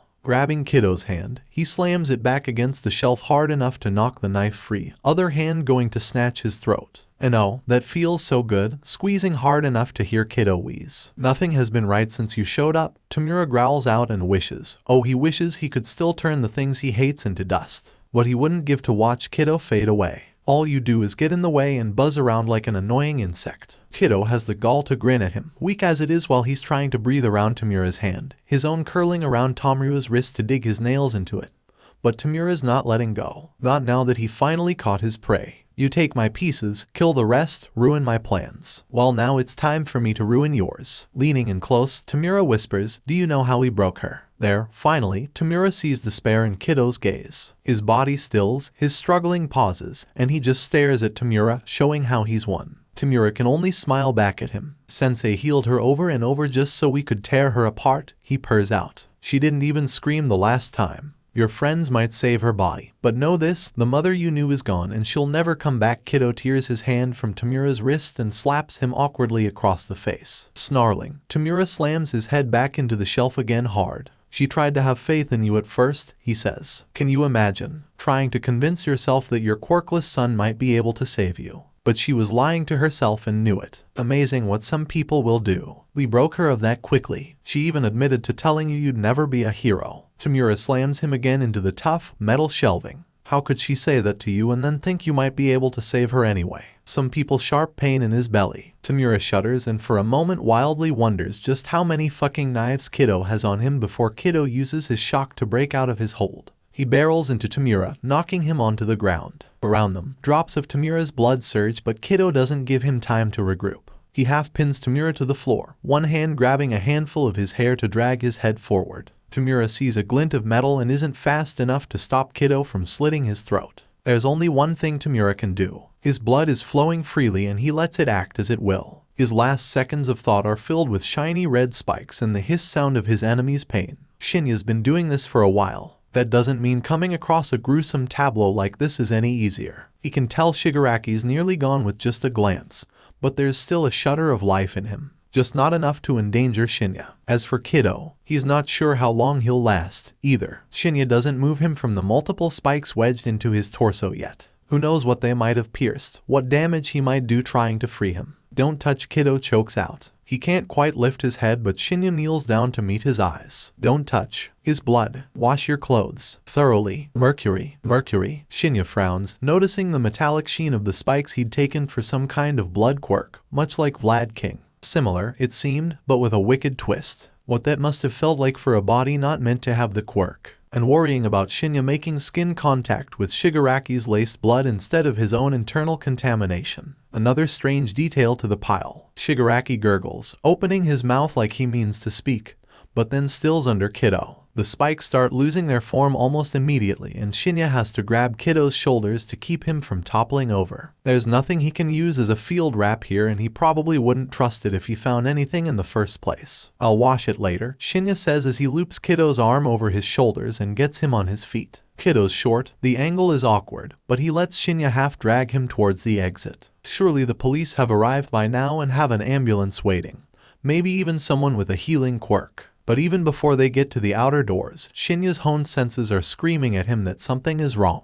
It's too quiet. Or are the sounds of officers waiting outside? He sets 𝗒𝐻𝐽 down against the wall just to the side of the door, or at least he tries to. "No," 𝗒𝐻𝐽 says, his eyes glassy and not quite tracking right. Take me with you. I need to verify that it's safe." "It's not. He's here." 𝗒𝐻𝐽 refuses to let go, and even though his grip is weakening from blood loss and exhaustion and poisoning, He's resolute. You need to take me with you. And then the boy has the audacity to smile at Qinya like there's anything about this situation to smile about. I want you to live, so you need me there. To distract him. The very idea burns hot and terrible in Shinya's chest. I'm not using you as bait. He doesn't care about you. He wants me. All the more reason for him not to get you. Kiddo laughs, wet and congested, and Shinya doesn't want to know how messed up his insides must be right now. If he doesn't get this kid to the hospital quickly, chances are he won't make it. Are you dumb? This is what I've been working toward, Kiddo says and tightens his grip when Shinya moves to try and leave him against the wall again,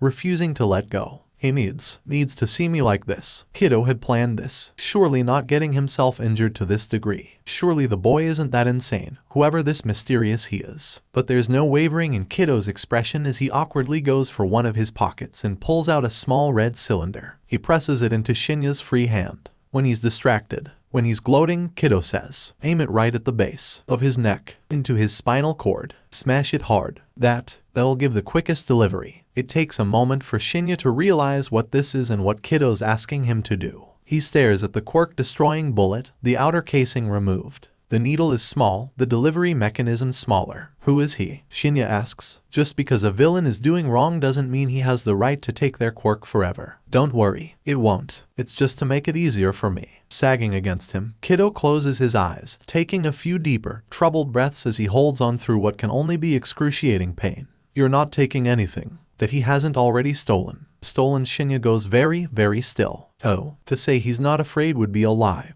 but at the same time, if the enemy outside the lab is who Kiddo thinks it is, this might be a chance to rid the world of the king of the underground for good. How much safer would everyone be after? But using a critically injured, quirkless 16-year-old boy as bait. Not even a hero student or intern but a civilian. Shinya knows his morals can't take that. No, he says. I won't do it. Come on, hero, Kiddo says with another smile. I'm a villain. I've killed so many more people than you can imagine. I'm going to keep killing people. I'm even planning on killing one of the top 10 heroes later. And not someone you need to be protecting. The fact is, none of that matters nearly as much as it should in this moment. When Shinya was young, one of his teachers said that heroism is in the small moments where it would be so much easier to back down. This feels like one of those, and he's not even sure it's his moment. I can threaten your family, if that's easier, Kiddo says, and no. It doesn't make it easier at all because Shinya is suddenly entirely sure that Kiddo never would. You don't get to decide who I choose to protect. And the boy stares at him, not quite surprised so much as just moved. His eyes go wet and his smile wavers. See, this is why you're a hero and I'm not. Using the wall as leverage, Kiddo shoves Shinya back from him and then half slumps against it as he pants for breath. He lifts his head and starts resolutely moving towards the door. You'll do anything to save anyone, Kiddo says, and I'll do anything to save one. He'd probably have to knock Kiddo unconscious to keep him there, and while Shinya considers it, knows he could make it quick and not leave lasting damage. He doesn't. The resolute determination filling Kiddo's entire body stays his hand. When Kiddo reaches the doorway, he forces himself to stand as steady as he can and looks out without fear. Oh, says a deep voice from outside. There you are. Kiddo glares out and drops one hand down, tilted to let his thigh shield it from view as he runs through a few quick hero hand signs. Shinya gets the message immediately and silently moves into a better position. He will find his opening. I think there's enough left of 𝗵𝗲 to make a 𝗵𝗲 out of, Kiddo says without moving from the doorway. His shaking grip on the doorframe is the only reason he's standing. If you give a shit about that. Higher up in the building, Shinya gets a good vantage point to see the scene beyond. No sign of Midoriya Izuku, but he sees Hawks in a crumpled pile against one of the other buildings, unmoving with feathers scattered around him. Shinya can't get a good enough look to tell if he's alive. Kurogiri is still unconscious near the entrance to the lab, and several paces out from it is a man in a suit and helmet. Even having not seen him in years, there's no mistaking All For One from his sheer aura. I hope you've had fun meddling in my affairs, All For One says with a bit of a smile, because I think I'm finished with you. Yeah, kind of hard to get the squishy emotional sort of revenge on All Might when you can't use 𝗵𝗲 Nana's grandson against him. Huh, Kiddo says. Shinya recognizes 𝗵𝗲 Nana's name vaguely, but he'll have to look into it later, when he's not watching a villain standoff. I mean, that's the kind of poetic justice any writer would cream over. All For One starts walking towards the building and Kiddo stands as firm as he can. Shinya grips the bullet in his hand and waits. Usually, it's quite gratifying to see his enemies pathetic and brought low before him. Izuku's body trembles with the effort to stay standing, running on fumes and sheer willpower. His breathing is harsh and loud, hitching as blood chokes his airway in turns. While it's a pity to lose such a useful piece as 𝗵𝗲, at least he did a good amount of damage on the way down. Looking at Izuku's face like this brings out every little familiar thing All For One would expect to find there. The coloring, the wide eyes, the curve of his jaw, 𝐒𝐭 written in nearly every inch of him. What a shame Izuku didn't inherit her restraint and pliability. Did you really think I wouldn't recognize you? All For One asks as he continues to approach the boy. No, I knew you wouldn't. Cheeky brat, you recognized my mom. After a while, I admit, it took me a little longer than prudent to put the pieces together, he says in an absent tone. To think one of my cast-offs would come back to cause this much trouble. Izuku's lips twist into a grimace that almost manages to be a smile, despite how tight he's gritting his jaw. His hands are white-knuckled on the door frame, face so pale and his freckles standing out in stark relief. In this moment, he looks so much like Yoichi that All For One almost wants to spare him. It has been a futile experiment, family. All For One has tried it several times, charming some woman long enough to beget a child only for the inevitable disappointment when that child turns out to be useless to him. He's tried giving a few of them quirks, but they never amount to anything interesting. There were dozens of attempts. All For One thinks Izuku is his only living child currently. He might have missed others, forgotten once they lost his interest.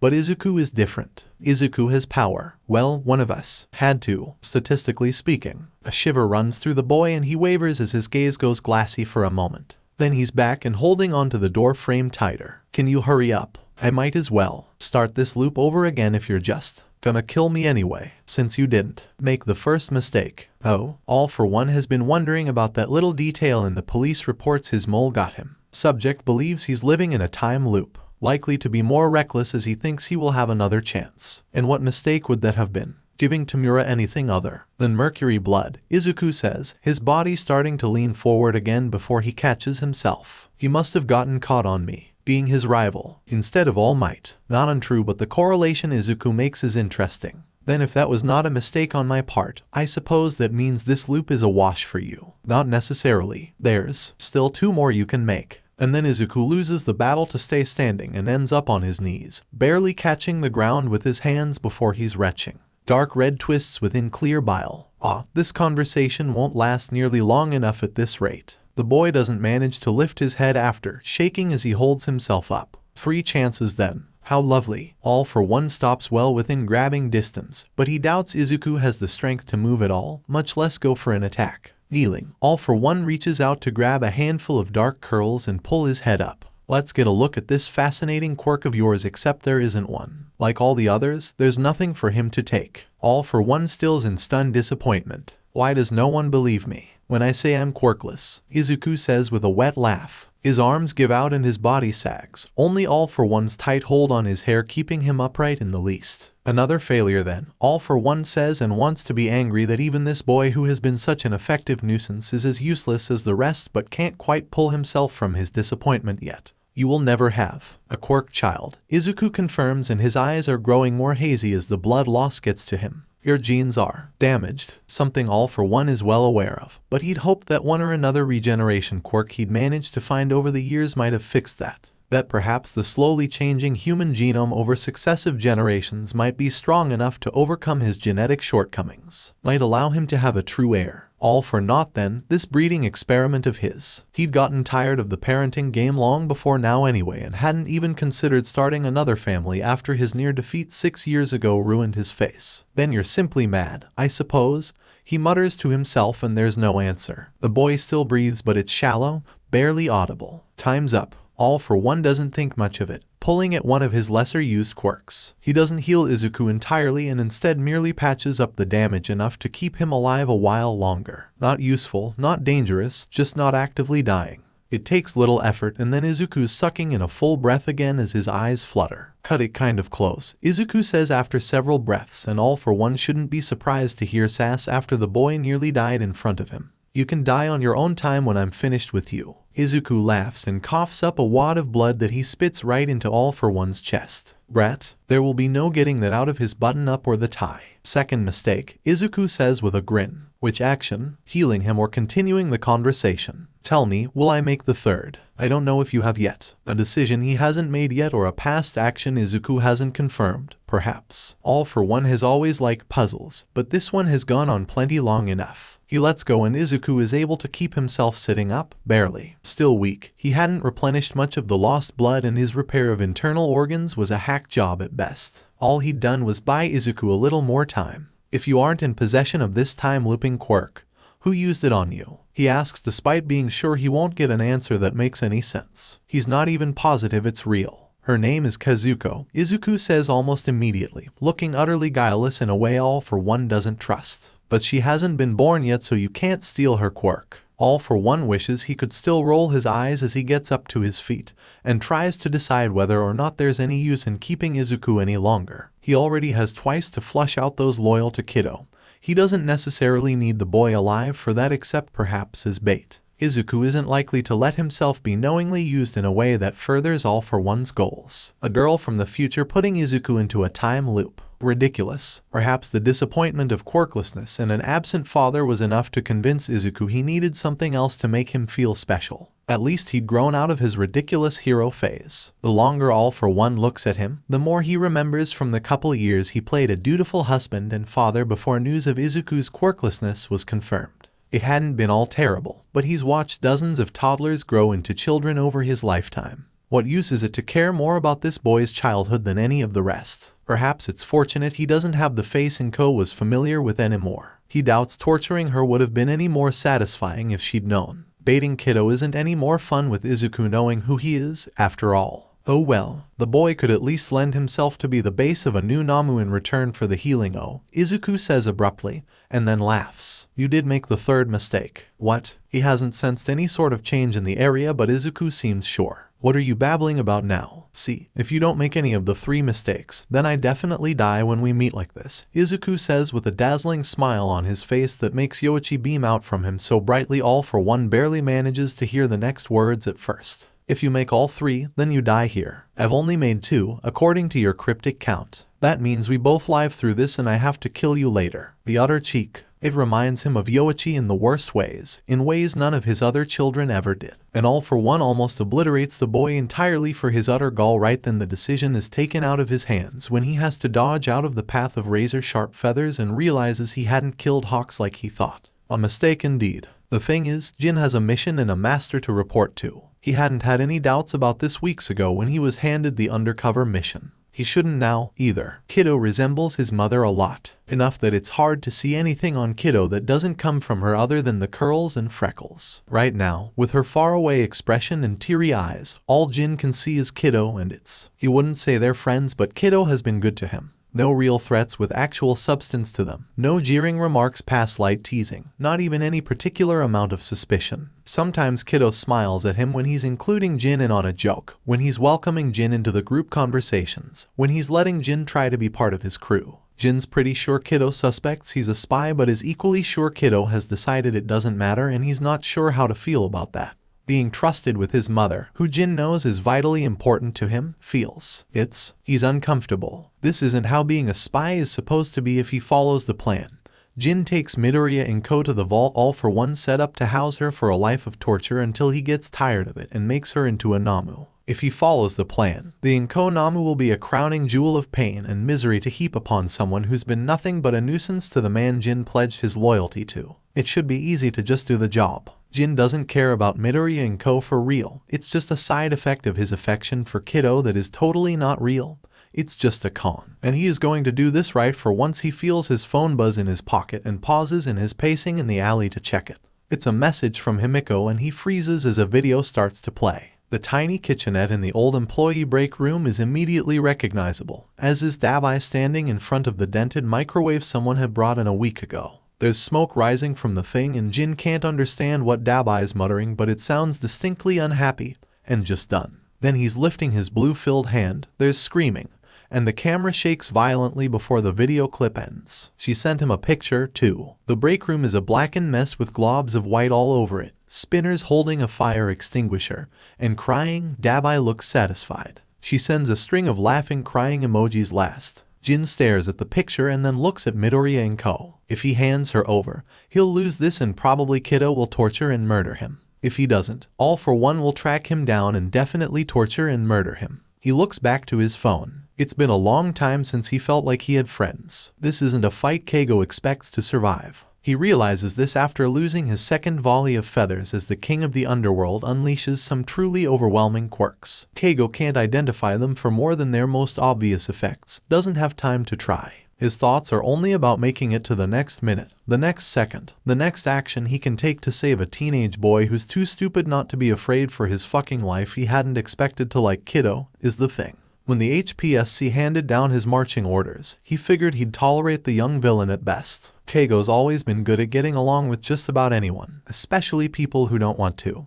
But 𝗏𝗏 made it easy. 𝗏𝗏 treated him well, didn't have a problem accepting some levity into his life, and smiled like a war veteran trying his best not to bring anyone else down. He makes it easy to be loyal to him, which brings 𝐒𝐭𝐲 to his current situation. There's no predicting what 𝗓𝗏 will pull out of his ass with so many quirks on offer, so 𝐒𝐭𝐲 can't make any solid plans past trying to lead him away from the lab and holding his attention until the backup surely 𝐒𝐻𝗏 had sent for arrives. With the joint operation on the 𝗵𝗲 storage facility also underway, he doesn't know how long it'll take. Not trying to defeat him frees 𝐒𝐭𝐲 up to just work on staying alive as he annoys arguably the most dangerous man on the planet. He can't make too many big moves, can't waste too many feathers, and he can tell 𝗓𝗏 is getting tired of the interruption of his reunion with his son. Yeah, that's one 𝐒𝐭𝐲's gonna have to think about later. You know, if he survives this. 𝐒𝐭𝐲 barely manages to dodge past a blast of superheated water, and hisses as he feels the singed edges of several feathers. He's losing maneuverability as he loses feathers, but doesn't have time to think about it as a nearby building suddenly crumbles in a fast-moving radial pattern where 𝗓𝗏 touches, the top half of it starting to fall towards 𝐒𝐭𝐲. Dodge, duck through a window, out another, send another few precise shots that miss or are deflected. Dodge, he'd forgotten 𝗧𝗏 entirely until something long and thin slams into the back of 𝗓𝗏's neck at speed, right under the lip of his mask.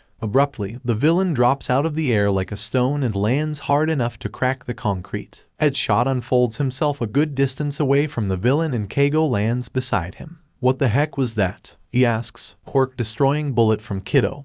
𝗧𝗏 replies without taking his eyes off the still figure in the impact crater. Had the drop killed him after 𝗧𝗏 destroyed his quirk? That seems too easy. Think it actually worked. 𝗏𝗏 didn't think it would put him down for good, just that it would make it easier for him. Easier to what, is the question. Capture? Not likely. Kill? Definitely more 𝗏𝗏's mo. But the kid isn't in any condition to wage war against a foe like 𝗓𝗏. Or, frankly, anyone else. 𝐒𝐭𝐲 spots him struggling to catch up with them, stumbling along with what looks like a rod of rebar he'd fished out of some rubble from the fight so far. He'll give the kid this. 𝗏𝗏 doesn't seem to know what the word quit means. Just what does it take to put that kid down? 𝐒𝐭𝐲 mutters to himself, but 𝗧𝗏 moves from his side to get a closer look at the downed villain. His body is intact and 𝐒𝐭𝐲 doesn't see anything in the way of blood spatter, which is honestly kind of creepy. That had to have been a 3- or 4-story fall.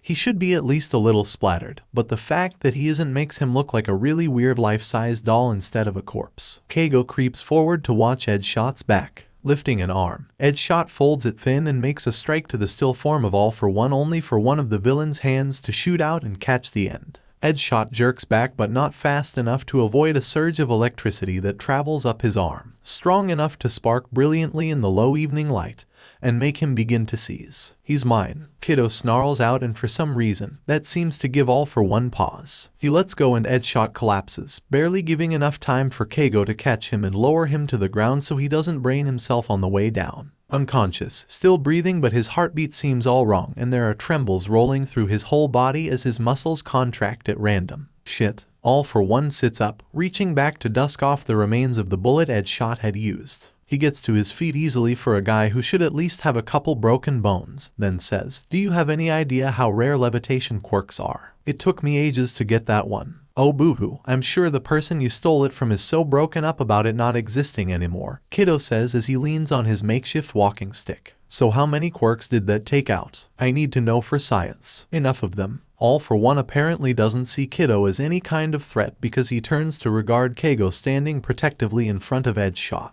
just waiting to see what might happen next. He's tired, unsure how long he'll last in an all-out fight, but it sounds like at least the bastard would be grounded this time. "He's mine, too," 𝗏𝗏 says, "which? Huh? Why do I care who you've decided to get possessive about? That just makes them a better target to take out before you can regroup and bother me more." 𝗏𝗏 snorts and looks past the other villain. "Hawks, back up on the way." Yep, 𝐒𝐭𝐲 says even though he doesn't actually know. See, so how about you just scram and I'll come kill you later. All for One pauses as if thinking it over a moment. Or, I could kill the three of you now and then leave. You can try. And 𝐒𝐭𝐲 doesn't like the challenging undertone in Kiddo's voice, nor the glimmer of actual heat in his gaze. He suddenly has no doubt Kiddo would try to make a last charge, no matter what state his body is in.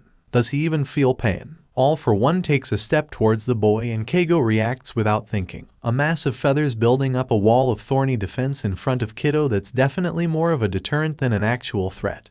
But it still makes the villain stop. Even Kiddo seems surprised by it, blinking wide eyes before shooting 𝐒𝐭𝐲 a look he can't quite read. What the hell are you doing? Kiddo asks. I'm a villain, you don't have to protect me. That. 𝐒𝐭𝐲 doesn't drop his guard and instead readies himself to fight for this brat. Maybe I'm just trying to earn points with the villain organization I successfully infiltrated. Now that is a useful quirk, All for One says, and 𝐒𝐭𝐲's entire body tightens as Kiddo leans more heavily on his 𝗵𝗃. Touch him and I'll tear your fucking hands off. Kiddo resolutely starts forward, pushing aside a few of 𝐒𝐭𝐲's feathers on his way. You want a toy? I'm right here, old man. You've got nothing useful, I've got a quirkless body you can stuff whatever fucking quirks you want into. I know it's easier making a powerful Namu when the canvas is blank. Hearing the kid offer himself up like some kind of sacrifice just doesn't sit well with 𝐒𝐭𝐲 because he knows Kiddo would go through with it. That same self-sacrificial streak he's heard the crew complain about. 𝐒𝐭𝐲's not sure if Kiddo thinks he's got nothing else to offer or he just wants to die that much. I know it's easier when the body's willing, too, Kiddo adds, and that gets All for One's attention. If this is a ruse to distract me, what? No, never. You're much too clever to fall for that. All for One snorts with amusement, but the tension in the air isn't going down at all. It's like standing at the edge of a drop-off, just waiting to be pushed. 1 second, everything is still. The next, All for One's got a hand tightly gripping Kiddo's shoulder as a mucky substance spreads out from it, and the boy screams. Fire erupts hot and sudden between them, and it's just enough of a distraction that All for One lets go, and 𝐒𝐭𝐲's able to use the few feathers that survive the attack to wrench Kiddo back to safety. Or relative safety, that is. Dragging 𝐒𝐻𝗏 into his arms, 𝐒𝐭𝐲 books it out of the immediate radius as 𝗵𝗏𝗏 swoops in to engage All for One. There are 3 other heroes, but 𝐒𝐭𝐲 doesn't bother checking who. He touches down at Kiddo's side and drops 𝗬𝗏𝗏 beside him as he takes in the damage. Whatever that quirk was, the ooze has already eaten through Kiddo's clothes and a good amount of skin and muscle to leave his shoulder a truly gruesome sight. How much of it might get healed later, 𝐒𝐭𝐲 has no idea. He might lose the arm. He might lose a lung at the rate that shit is spreading down his chest. 𝐒𝐭𝐲 drags off his jacket and sacrifices it to try and get some of the muck off the kid before it dissolves more of him. Kiddo screams and shudders under the onslaught until he finally passes out from the shock. Oh, or maybe he's just stopped breathing entirely. The sounds of battle behind him are far away and negligible as 𝐒𝐽𝐻 feels for a heartbeat and can't find it. Training kicks in and 𝐒𝐽𝐻 straightens Kiddo out on his back. No obstructions to the airways that he can find, so he starts CPR, feels Kiddo's ribcage give under every push of his hands. The already weakened body refuses to respond, but 𝐒𝐽𝐻 won't stop. He's not losing Kiddo, not here. Not after watching him time and time again put himself in harm's way to keep a supervillain's attention off others, determined enough to protect that he'd kill for it. Someone calls his name, but 𝐒𝐽𝐻 doesn't let them disrupt his rhythm. 28, 29, 30. Rescue breaths, back to compressions. He goes through another rotation before someone grabs him by the shoulders and jolts him partially out of focus. Medics, 𝐒𝐽𝐻 says, somehow knowing that 𝐒𝐽𝐻 won't leave the kid for less. He lets himself be pulled aside as the medical team descends. They'd already packed 𝐻𝗏𝗏 up on a stretcher, and 𝐒𝐽𝐻 watches them wheel him away a moment before looking back to the group around Kiddo. He sees the shine of someone's quirk in use but can't see around the paramedics well enough to know if anything's helping.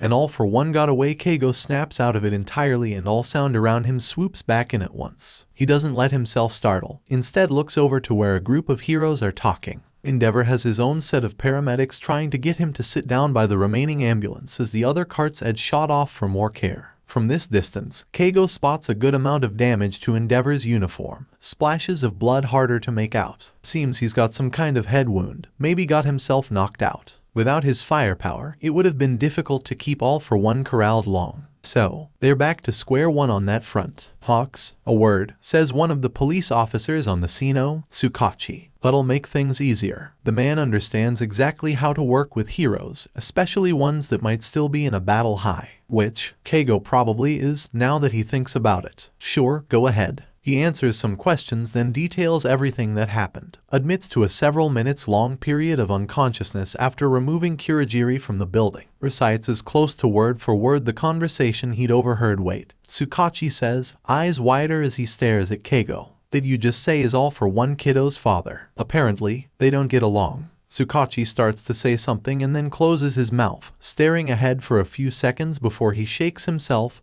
and mutters, later. Keigo gives the rest of his statement and someone runs up to Tsukachi to report on Shigaraki Tamura's positively ID body within the lab. Then the cops are distracted with other things and Keigo looks back to the clump of paramedics around Kiddo. They've gotten him on a stretcher and are getting ready to move him. Something in Keigo unclenches as he recognizes from the paramedics' focused body language that the kid has to still be alive. They're not gearing up to transport a body. While there's his single win for this disaster of a day. This is the last time Toshinori leaves Japan until All for One is captured or dead. No more getting led around by the nose, no more prioritizing other things, no more letting his feelings get in the way of what he knows he needs to do. He swears that on the unconscious boy they have locked in an isolation suite right in the heart of UA because they can't trust he'd be secure anywhere else except Tartarus, and most of them don't want him there. It's been 2 days since the encounter with All for One that Toshinori should have been here for. Toshinori got back to UA late last night. Will he wake? Toshinori asks when the door opens, not looking away from the small window into the suite. I'm hopeful, Chiyo says as she closes the door behind her. His brain activity has steadily risen over the last 24 hours and his body's responding well to treatment. Once he's strong enough for me to use my quirk, things will progress very quickly. Maybe Toshinori should feel better that they'd already taken Midoriya off the ventilator by the time he got there. He still has a cannula in place for additional oxygen, but he's breathing on his own. Now, they just have to wait to see if there's any brain damage. His mother, she's been settled into a short-term care facility for observation. From what he'd been told, Midoriya Izuku was found sitting in front of UA a few hours after the lab raid. She'd been conscious but hadn't responded to any questions. They aren't sure if it's trauma or some kind of quirk effect. Something sends an alert on the tablet Chiyo's holding and she looks over it quickly before some of the tension in her shoulders bleeds out. Good news. It looks like he's slipped into actual sleep. I'm getting REM levels of activity. Dreaming, that is encouraging, but it does little to help with the guilt that feels like it's going to overwhelm Toshinori. He should have known Midoriya was trying to get him out of the way for something big. He should have known it was something that demanded All Might's power. Instead, several heroes had been injured and Midoriya himself had nearly died. Whatever good the boy thinks he's doing, All Might is finished letting himself be led so easily. David's problem was legitimate. It doesn't let Toshinori off the hook. It's nearly lunch before he can drag himself away from the window and go to the teacher's office. There's plenty of work that's built up in his absence. Toshinori spends the rest of the day on it. He won't be teaching any classes until Monday, so he has time to go over reports from his substitute, get the right permissions for his planned lessons, ponder the repeated comments on the problem of just how little Todoroki Shoto and Bakugo Katsuki in class 1 seem willing to bury the hatchet. And of course, seeing Bakugo's name just makes him think about Midoriya again. Toshinori sighs and rubs at his tired eyes. He hasn't slept and it's weighing heavily on him along with everything else. All he can do is get through this day, crash for a few hours, and then get back into his routine. When the end of the day comes and the students are off to their dorms or homes, Toshinori finds his feet taking him right back to the medical wing instead of his own home. He'd sigh at his own ridiculousness, but that'd take too much effort. Chiyo meets him at the door. He's awake and aware. Aizawa just went in to talk with him. Grateful for the warning, Toshinori psyches himself up for the worst and goes in. Aizawa glances up as he enters but turns his attention quickly back to the boy on the bed. Midoriya is pale but his eyes are bright and he recognizes them. All good signs against brain damage from his near-death experience. A display screen on the wall shows his heart rate, blood oxygen levels, and other things, all stable. His body is definitely strained in the healing process, but overall he seems to be doing well for the circumstances. Lucky me, Midoriya says in a tired tone that does little to soothe Toshinori's guilt. Interrogated by two pros. I must be important. Is Hawks coming next? I need him to pass a message to my crew. How about you slow the hell down and just let yourself heal before you start into your next scheme? Aizawa grumbles back at him, hands stuffed in his pockets as he glares at the kid who has the gall to grin at him. I know our first priority should be getting some answers, but we must get one thing straight. Toshinori says to redirect the snark off that's sure to start if he doesn't head it off now. You must stop trying to protect me, young Midoriya. Something about that hits a lot deeper than he meant. Toshinori can see it in the tightening muscle of Midoriya's jaw. I can't just. You can and you will. On this, Toshinori isn't willing to budge. I won't let you distract me from my duty any longer, even if you think it's for my own good.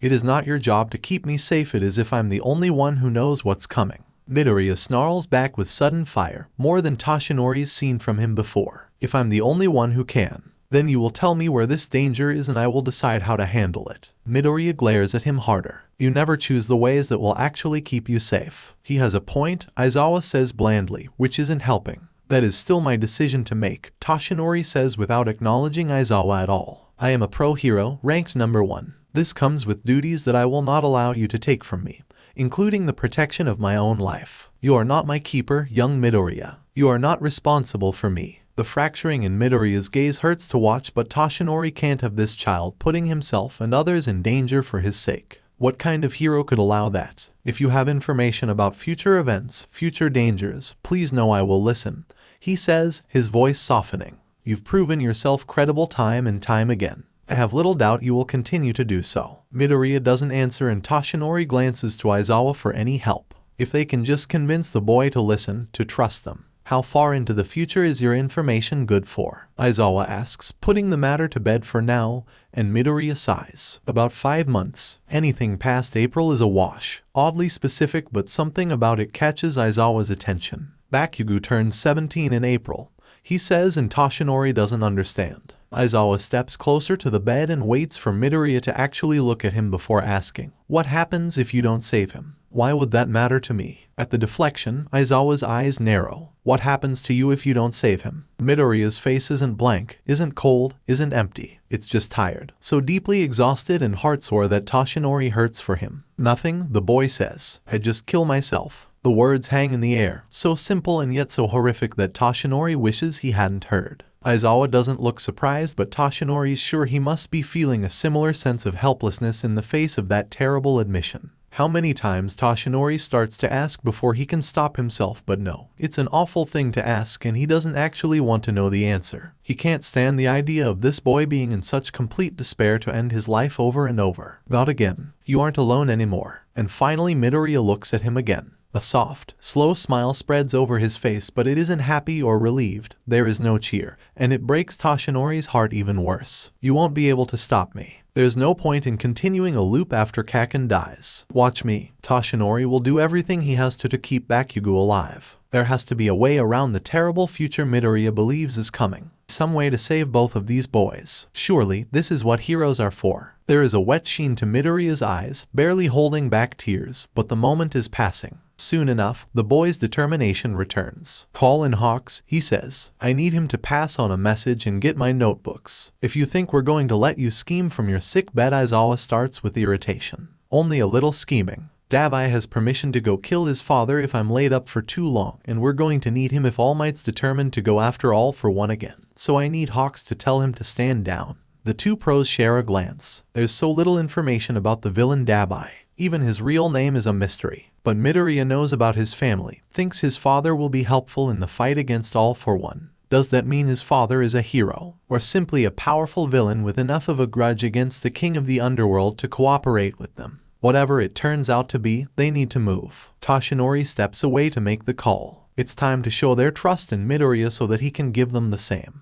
The moment All Might is out of sight, Midoriya stops trying to hide how much pain he's in. He sinks back into the bed, closing his eyes a moment to just breathe through his clenched teeth. Some might think it's kind, hiding that from All Might, but 𝗬𝗏 just rolls his eyes. Stop it, he says. You're not supposed to protect him from his own guilt, either. Reflex. Midoriya replies quietly, none of the bratty undertone he'd had before. Amazing the difference it makes when he isn't putting on a strong front. How long has it been since you bothered living past Bakugo's death? 𝗬𝗏 asks because he sees no point in sugarcoating or hesitating. Not right now with so much on the line. He needs to know exactly how hard it'll be to curb the kid's actively suicidal tendencies. Midoriya already has a distressing enough lack of concern about his own welfare without adding that on top. If this last stunt is anything to go by, I don't know. I'd only do it when I have something to learn before starting the next loop.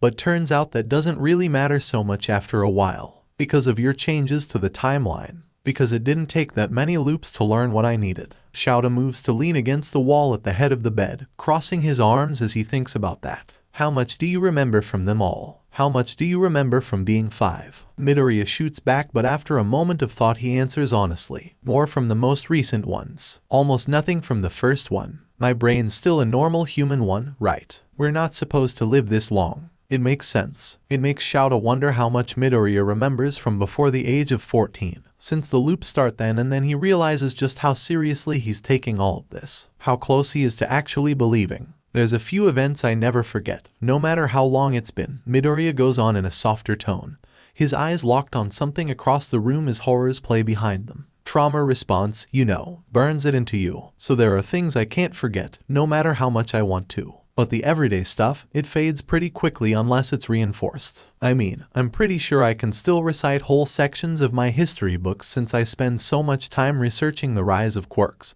But I can't tell you all the forms of the verb to eat in English. It makes sense, more than having a perfect recall of all of them would. How do you keep track of what you need to change, then? My notebooks. I always wake up in the middle of the night and I write down everything I can remember from the last loop. Closing his eyes, Midoriya sighs a little. Then it's just a matter of going over my mistakes and doing better, building from what worked. 𝗧𝗵𝗲 frowns, taking it all in. The thing is, he's fairly sure there's more to that day than Midoriya is saying. More to what Midoriya experiences and feels. I don't have to remember every action I've ever taken, Midoriya continues, waving a hand idly. I just have to build from the events I've found workable solutions for and go to the next. Work it until I know how to beat it and then the next. Why keep memories of timelines or events Midoriya gets in the habit of preventing? 𝗧𝗵𝗲 knows plenty of things he wishes he could have done differently, plenty of regrets he might have liked to prevent. But the sheer monotony Midoriya must experience, forcing himself to go through the motions on each event.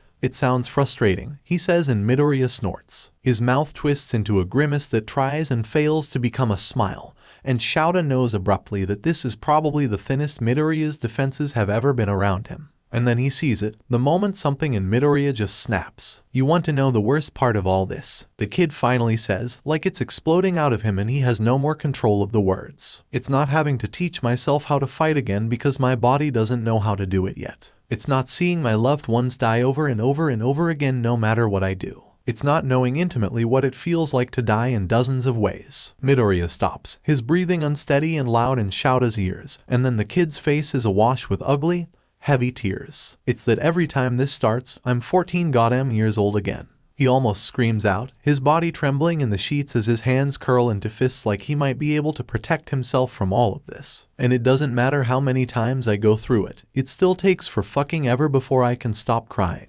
𝗧𝗵𝗲 is not the type to fall for emotional displays like this, especially not from a known manipulator, a villain who's managed to talk his way into the hearts of some of the most dangerous people alive, and will continue to. But even so, because my mind, right, Midoriya is still saying, too worked up to cut himself off. My mind is supposed to be hundreds of years old by now, and yet, every time I wake up, it doesn't matter what I remember. It doesn't matter how many times this has happened. I'm still back in a body with raging hormones and poor emotional regulation and unrestrained impulsivity, and all I want to do is curl up in a ball and cry until my mother comes home to hold me. Suddenly, it doesn't matter if this is a delusion. It doesn't matter if it's real to 𝗧𝗵𝗲 because it's definitely real to Midoriya. I believe you, he says, and Midoriya lets out a wounded noise that thuds right into 𝗧𝗵𝗲's chest like a knife. Turning his head away from 𝗧𝗵𝗲, he covers his face and starts to sob. All 𝗧𝗵𝗲 can do is stand and bear witness to the breakdown. He won't disrespect Midoriya's pain by leaving, but his eyes flicker to the doorway. Blessedly, the door remains shut even though he's sure it's been plenty long enough for All Might to have finished his phone call. 𝗧𝗵𝗲 will take the break for once. It takes a while before the gut-wrenching sobs slow and quiet down. As Midoriya calms, 𝗧𝗵𝗲 tries to decide where to go from here. They can't let Midoriya go once he's healed. He's still a murderer, still responsible for a serious amount of crime and mayhem that he undertook entirely of his own volition. Left to his own devices, he'll continue acting completely outside acceptable bounds in the name of his sacred goal. And that makes 𝗧𝗵𝗲 wonder something. Why are you trying so hard to protect All Might? Of anyone, he's in the best position to protect himself. There's no movement from the bed beside him, nor any answer, but 𝗧𝗵𝗲 knows Midoriya is still awake. He waits and eventually is rewarded. He was the first person to ever believe in me, Midoriya says softly. He said I could be a hero. I can't. Even though I don't let it happen anymore, I won't forget that. What it felt like. 𝗧𝗪𝗧 can't tell if that's a good thing or not by his tone, but he hopes it's something that has helped support Midoriya rather than tearing into him like most of his more solid memories no doubt do. Because he knows Midoriya is right, trauma etches deeper into memory than just about anything else. He's your mentor, isn't he? 𝗧𝗪𝗧 asks before he can stop himself as another piece slips into place. Not anymore. Bullshit. 𝗧𝗪𝗧 doesn't call him on it, though. Whatever Midoriya thinks, 𝗧𝗪𝗧 knows for sure he still sees All Might that way just as much as when it was actually true. All he has to do is notice the way Midoriya throws himself at problems without regard to his own safety to see the hallmarks of All Might's own attitude laid bare. That idiot was right about one thing, 𝗧𝗪𝗧 says as he glances at the boy from the corner of his eye.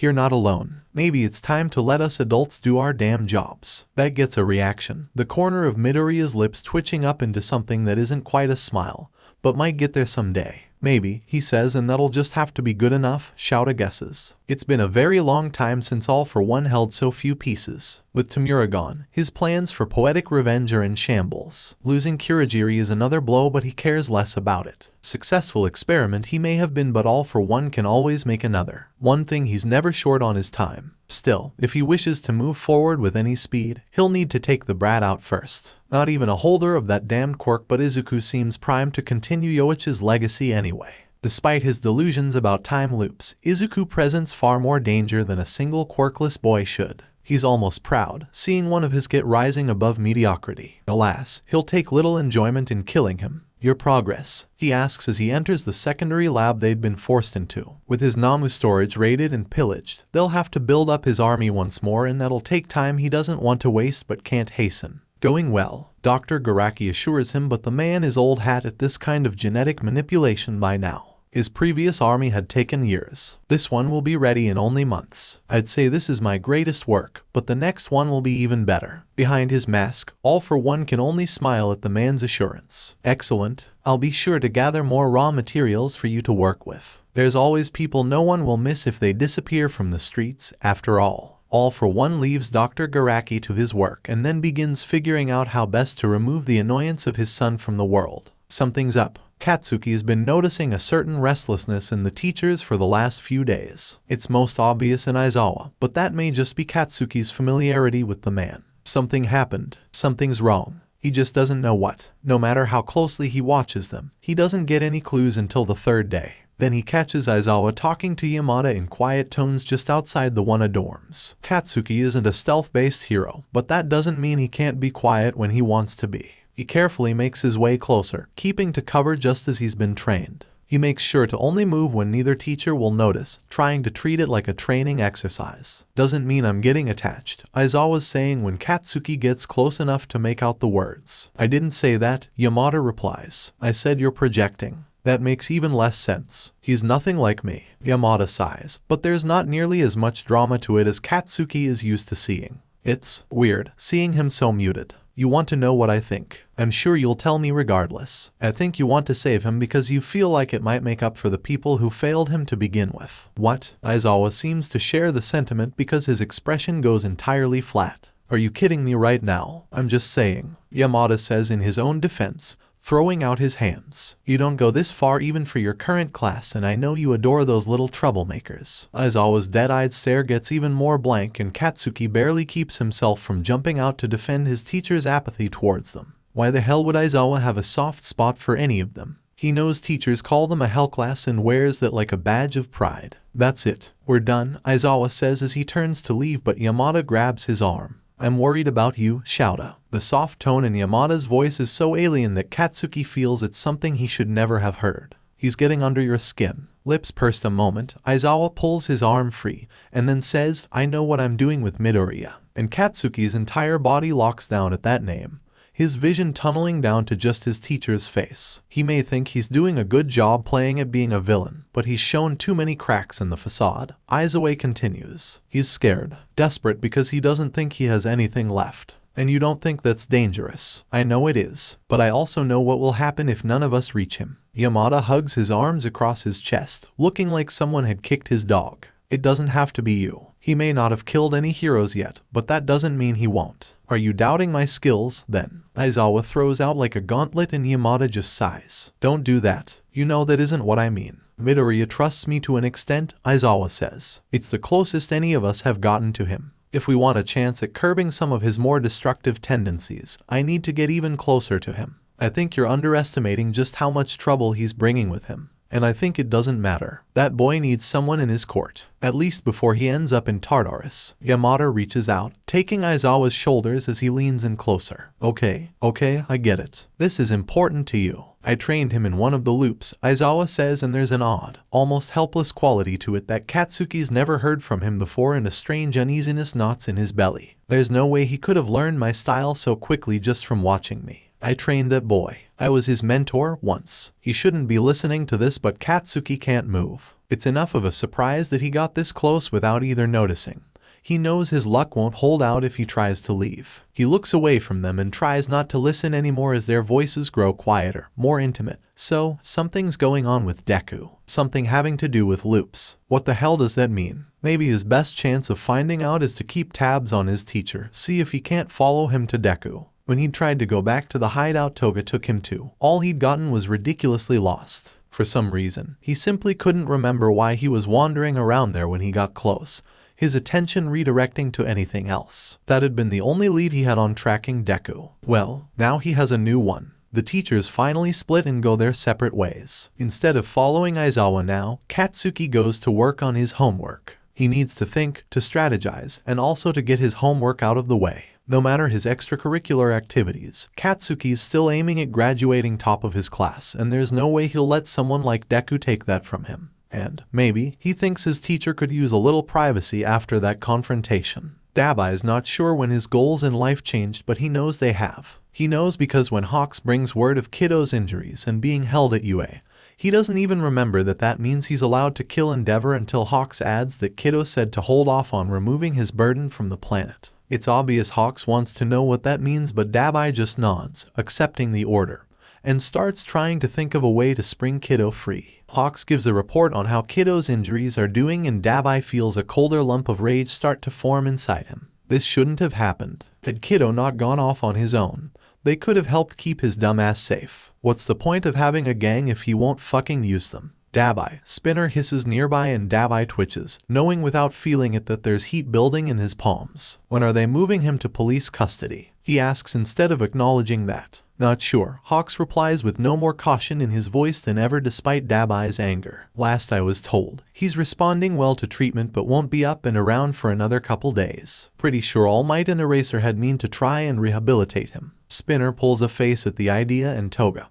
who's been pretty quiet since Kiddo left on his stupid suicide mission with only a corrupt hero and a fake one to watch his back, suddenly asks, "Do you think he'll turn on us?" Looking at her face in surprise, 𝗬𝗲𝗊 scowls harder because of all of them. She's been the most relentless in her loyalty. Don't be stupid. And not. She looks at her feet hanging over the filing cabinet she'd parked herself on and kicks them absently. You know how he feels about certain heroes. She's not wrong. No matter how ruthless and deadly Kiddo could be, there are certain people he's almost insanely protective of, to the point that 𝗬𝗊𝗊 is absolutely sure he'd throw away his own life for them without thinking. Both All Might and Eraserhead are on the no-go list, so if even one of those two had taken an interest in Kiddo, he's not turning on us, Spinner says decisively, folding his arms across his chest as he stands taller to glare at all of them. Just because Kiddo acknowledged certain heroes as being worthy of the title doesn't mean he's giving up the fight for a better future. Why are you so quick to doubt him just because someone like All Might acknowledges him right back? If they're trying to rehabilitate him, it means they see his worth and power just like he sees theirs. It makes sense in the twisted sort of logic he's come to expect from Kiddo. 𝗬𝗊𝗊 feels his shoulders relax a little because Spinner's right. Kiddo won't just try to abandon them. They've come too far. They're still useful to him. Then maybe we need to clear the path for him while he's recovering. The voice is quiet, hesitant, and 𝗬𝗊𝗊 glances towards Twice lingering in the doorway like he hadn't shown his loyalty to Kiddo already when he turned his mother over to the heroes for safekeeping instead of taking her right back to All for One. When he'd confessed to all of them about being a spy for the king of the underworld, fully expecting them to kill him. It's weird seeing him without his mask, but he'd made the point that he knew all of their faces, they might as well know his. And he's way less bombastic without it. Twice is stiff and awkward with all their attention on him, but he just takes a drag from his cigarette and looks away. We've got the list, he reminds them. If we divide it up between us, we can probably take out most of them by the time we can safely spring him, Spinner says, considering it. 𝗵𝗃 looks straight at Hawks, sizing him up. You're too flashy and we need the other heroes to keep thinking we don't know you're a spy. Hawks snorts. Pretty sure I'm technically a double agent at this point. Doesn't matter. You don't get to know who's on which targets. Go and only come back if something changes with Kiddo. Without Kiddo around, 𝗵𝗃's free to make the decisions and none of the others counter him. For a few seconds, it looks like Hawks might try, but then he just nods and leaves. No doubt, he thinks he'll get the info later somehow. He's been weirdly resourceful like that. 𝗵𝗃 steps up to the kill list posted on the wall. Scanning the various names, he picks out half a dozen for each of them without expecting they'll actually completely wipe out their targets. Anyone they can take out now will make later actions easier, so even managing half would still be useful. He eyes one that has the group mission mark next to it but decides to trust Kiddo's insistence that they can't take 𝗬𝗪 alone.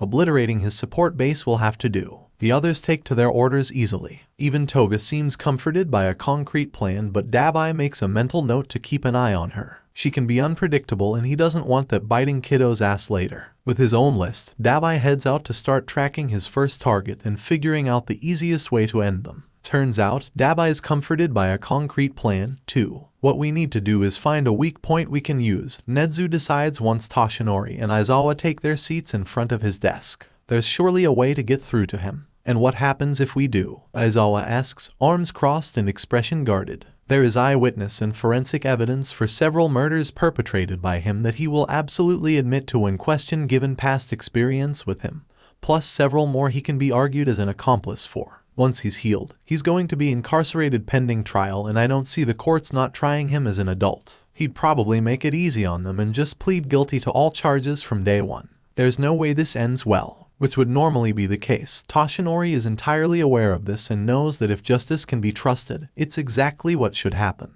But he also can't stop remembering the dead-eyed look on Midoriya's face when he admitted to repeatedly killing himself, nor the distress he'd overheard as the boy finally opened up to Aizawa while he was out of the room. He keeps remembering how Midoriya takes ownership of his every act, refusing to defend himself or share blame with any other, refusing to lie about it. Yes, that does complicate matters, but Nezu doesn't look worried in the least. It will be very difficult for us to gain primary custody of Midoriya, but not impossible. What? Toshinori doesn't realize he said it aloud until the principal gives him a satisfied grin and says he is a minor, after all. His remaining legal guardian can't care for him currently, and a juvenile detention center would be ill-equipped to handle him, especially given his homicidal tendencies. He's quirkless, not harmless. Having UA take him in until trial might be the only viable option. If they don't just throw him into an adult prison, you mean, Aizawa says, and Toshinori knows Midoriya is more than capable of protecting himself from most threats.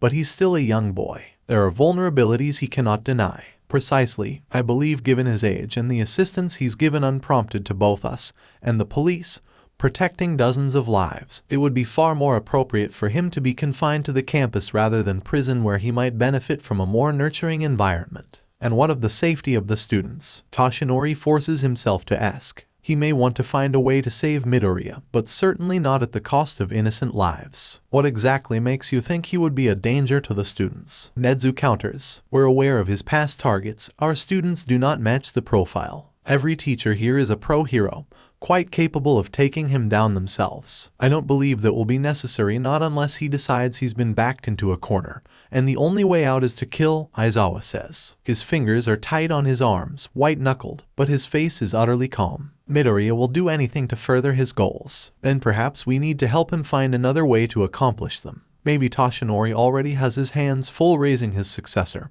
but he can't stand the idea of failing to save Midoriya. His struggles and determination, something about them speaks to parts of Toshinori he's ignored for years. Had he only met the boy earlier, perhaps he might have even chosen him over to 𝗏𝗏. The satisfaction on Nezu's face makes it clear that that's exactly what he'd hoped one of them would say. Midoriya's primary concern is the safety of Bakugo Katsuki.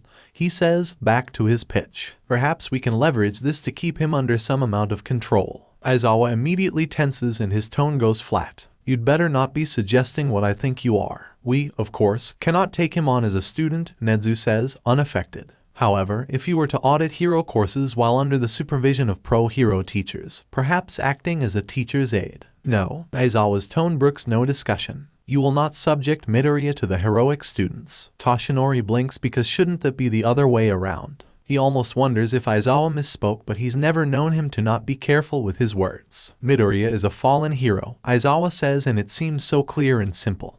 But Toshinori knows that few would hold the same belief in the boy. Subjecting him to the heroic students would only ground into him what he has lost in his trial to save Bakugo. He's unstable enough as it is, and there's truly nothing that might be gained in reminding him that the path of a hero is an option. The way 𝗫𝗠 says that, it seems so easy, like they simply need to teach Midoriya to trust again. Toshinori wants to believe there's a way to redeem him. I doubt he'd believe that. He's convinced that a hero can't save Bakugo. Just what all had the boy seen that made him lose faith in heroes? Toshinori aches for him. Then maybe we can prove him wrong, he says, and Aizawa glares at him. Part of a hero's job is to inspire hope, and I know few who need hope more than Midoriya. This may cause him to spiral if we're ham-fisted about it, Aizawa counters with venom in his voice. Then we'll have to do this delicately, 𝗫𝗠 says, clapping his paws together. Please consider which teachers would be most suitable to observe Midoriya. Toshinori starts but is cut off immediately. He'll be under my supervision. Aizawa doesn't even look at Toshinori, gaze locked with 𝗫𝗠. If you're adamant about doing this, then during school hours he'll accompany me. I will arrange for the watch schedule after that. Fatherhood has made you demanding. But 𝗫𝗠 doesn't sound displeased in the least. I'm not Iri's father and I won't be Midoriya's either. The principal laughs, waving it off. Yes, go on then. Give me a copy of the evening watch schedule once you've finalized it. I will let you know when I've secured custody of Midoriya. Aizawa rises from his chair and leaves without a goodbye. It leaves Toshinori to scramble in his own farewell to hurry after him. Don't, Aizawa says before he can even open his mouth. Are you certain I said don't? Aizawa stops dead and whips around to face him with rage in his eyes. Do you think I'm unqualified to supervise Midoriya? What? No? Then what could you possibly have to say to me now? He's so angry he might as well be spitting the words, and Toshinori doesn't understand why. I'll consider you for the evening watch schedule. You'll have your time to inspire him. That's not why I have already been manipulated by 𝗫𝗠 today, Aizawa growls out. Even without his quirk active, Toshinori nearly steps back from him on sheer instinct. I don't need you fumbling at it, too, especially since you barely even realize you're doing it in the first place. Toshinori stiffens. What Midoriya isn't a project. He isn't a cause for you to champion. What he needs more than anything is stability, and barring that, he needs someone to trust. Someone to actually look after his interests. 𝗫𝗠 isn't doing this to protect him. He's doing it because he's bored and Midoriya is a puzzle, and he said all the right things to get you to agree with him. Maybe Toshinori hasn't been in close contact with the principal for nearly as long as Aizawa, but he'd like to think Aizawa is misreading things in his normal, overly pessimistic way. It may not be that simple, he tries, despite how much colder Aizawa's expression gets. He's likely taking many factors into account. Aizawa snorts and then turns his back on Toshinori. I'll let you know when your turn comes up in the rotation for evenings. This time, Toshinori doesn't pursue him when he leaves. There's more than one way for him to help Midoriya. He'll just have to wait for his opportunity. What a mess, 𝗫𝗠 mutters to himself, looking over his scattered notes from the laboratory event as he waits outside UAS infirmary for them to let him see Midoriya. The file in his desk is brimming with witness statements, photographs, damage reports, coroner's report, hospital admissions. The whole operation can only be called a success because 2 high-ranked villains were successfully captured. But Shigaraki's death, and all for one subsequent escape, overshadow anything good that might have come from it. Hirajiri probably won't talk. The Tartarus staff will try anyway. Detective. 𝗫𝗠 startles out of his thoughts at Recovery Girl's voice but settles quickly. He's ready. Yes, follow me. The infirmary is quiet enough as 𝗫𝗠 follows her through to the isolation rooms. He nods to the pro-hero standing guard outside of Midoriya's room. When he goes in, the second one inside steps out to give them privacy. Midoriya's room has only a single window, small and several inches thick, facing into the isolation ward's hallway. The light above is too bright, washes out what little color there is on Midoriya's face. The only things inside are the bed, a small cart near the door, and the pole for his IV lines. Who knows what Midoriya might use to escape otherwise. He looks better than he did 3 days ago, but 𝗫𝗠 knows he'll need a while to heal up entirely. It doesn't look like he's going to take that rest time lightly, considering the notebooks piled up at his side.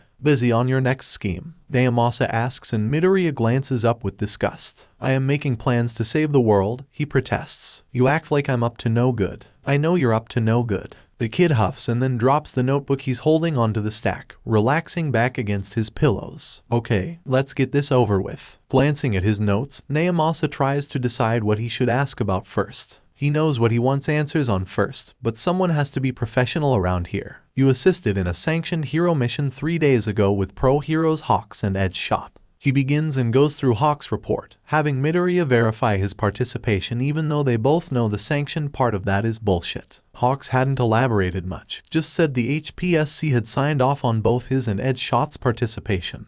But getting answers out of them is a bureaucratic nightmare 𝗵𝗄𝐴 isn't quite ready to undertake. Midoriya corroborates the reports given by both the heroes and gives his statement for what happened when they were separated. There's not even a flicker of unease in describing his kill, no regret or even satisfaction. 𝗵𝗄𝐴 isn't sure how to feel about that. Were you given clearance to make the kill? 𝗵𝗄𝐴 asks because he has to, even though he knows the answer. Of course not. Heroes only kill by accident, Midoriya says without looking away from his eyes. Without trying at all to exonerate himself or downplay his culpability. 𝐒𝐻𝗑 was hoping to stop me after I told him I'd do it. Why warn him? It seemed polite to give him the heads up and it's not like he could have actually made a difference in the outcome. The way that rings true in his quirk just makes 𝗵𝗄𝐴 sigh. Hopefully, 𝐒𝐻𝗑 isn't taking that failure too hard. That whole mission is the type that can linger in the what-ifs of someone's mind for a while. Shaking his head, he goes on to his next bit of questioning. Regarding something 𝐻𝗂𝐴's heard in your conversation with 𝗓𝗏 outside the lab, 𝗵𝗄𝐴 says, not allowing himself to get bogged down with his continual lack of understanding about this boy. Can you confirm that 𝗓𝗏 is your father? Unfortunately, the disgust is clear in Midoriya's face. Don't worry, I'd want him dead regardless, but maybe I want him extra dead for that one.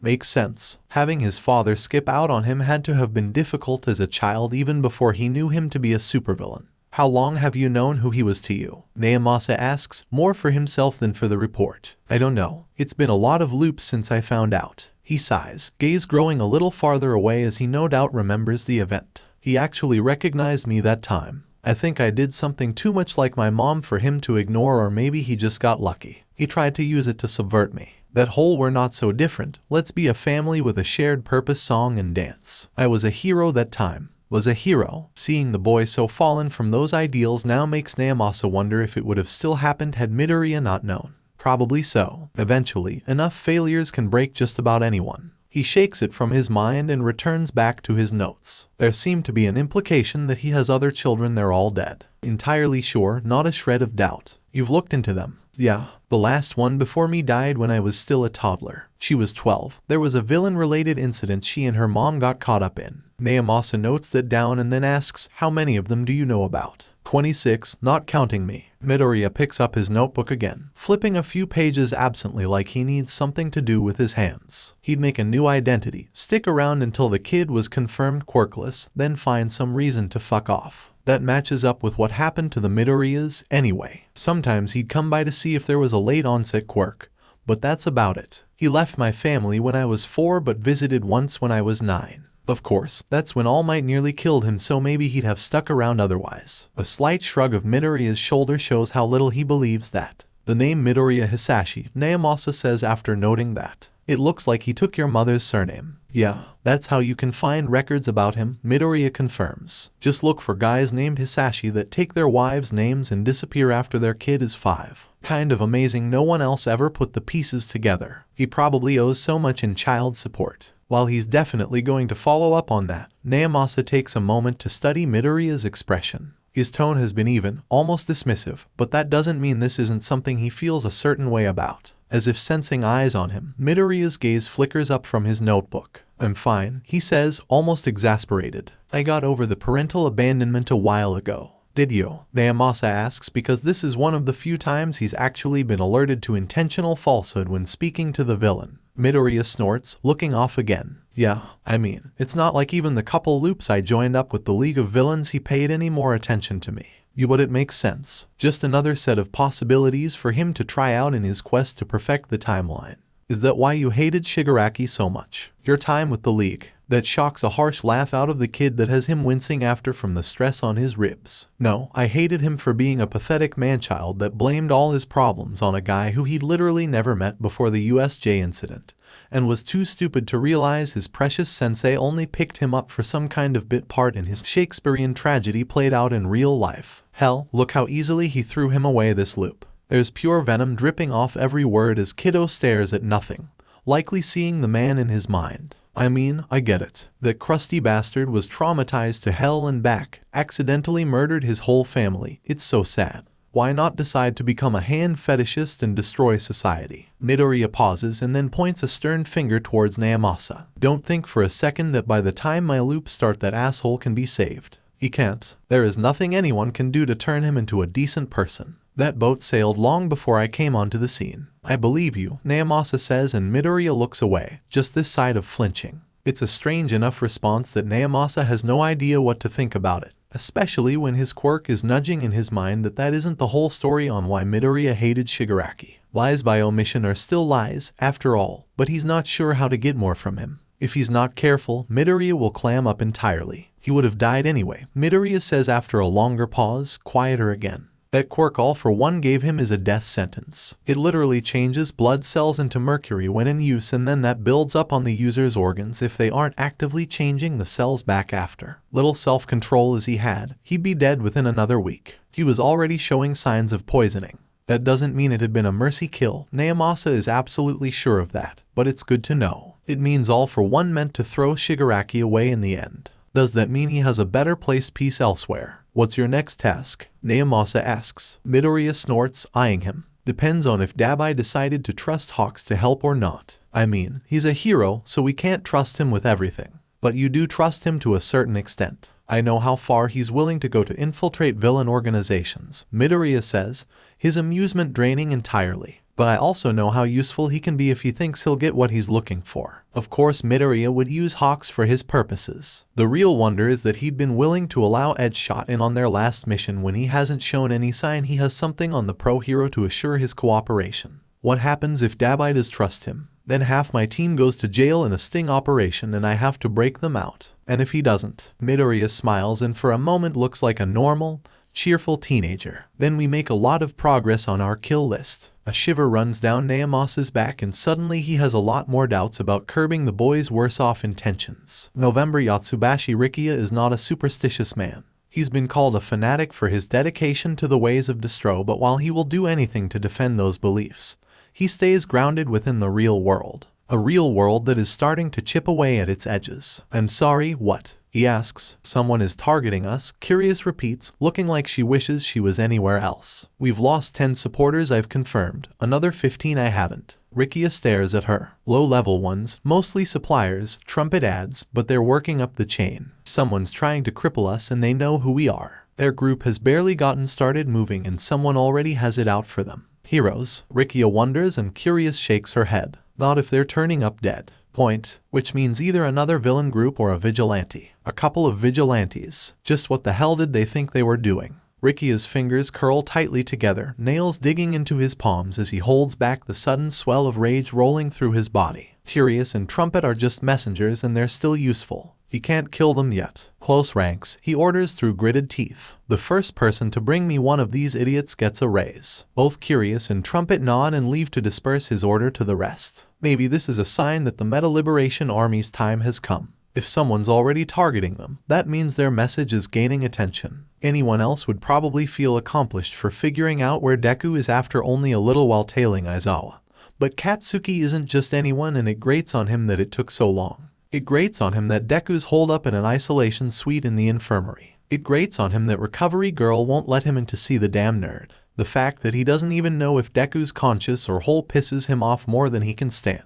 Katsuki takes it out on his classmates, but they can deal. They aren't that weak. He'll never admit it, but there's only a couple of them he wouldn't let back him up in the field as long as they stayed out of his way. After classes are over for the day, he marches right back to the infirmary. This time, failure's not an option. I'm here to see Deku, he declares the moment he spots Recovery Girl, barely even noticing the man she's talking with. She sighs, giving him a long-suffering look. I've already told you no. However, that was yesterday. The answer is still no. That's the wrong answer. Reaching up to pinch between her eyes, Recovery Girl turns back to her companion. Oh, Katsuki knows him. That's the detective that took his statement when all this with Deku started. Bakugo, the detective asks with a blink. Who told you Midoriya was here? Katsuki scoffs, as if someone had to tell him. Aizawa and All Might made it fucking obvious. All I had to do was watch them. Now get out of my way. I've got a nerd to yell at. The detective shares a glance with Recovery Girl, something almost calculating in his gaze,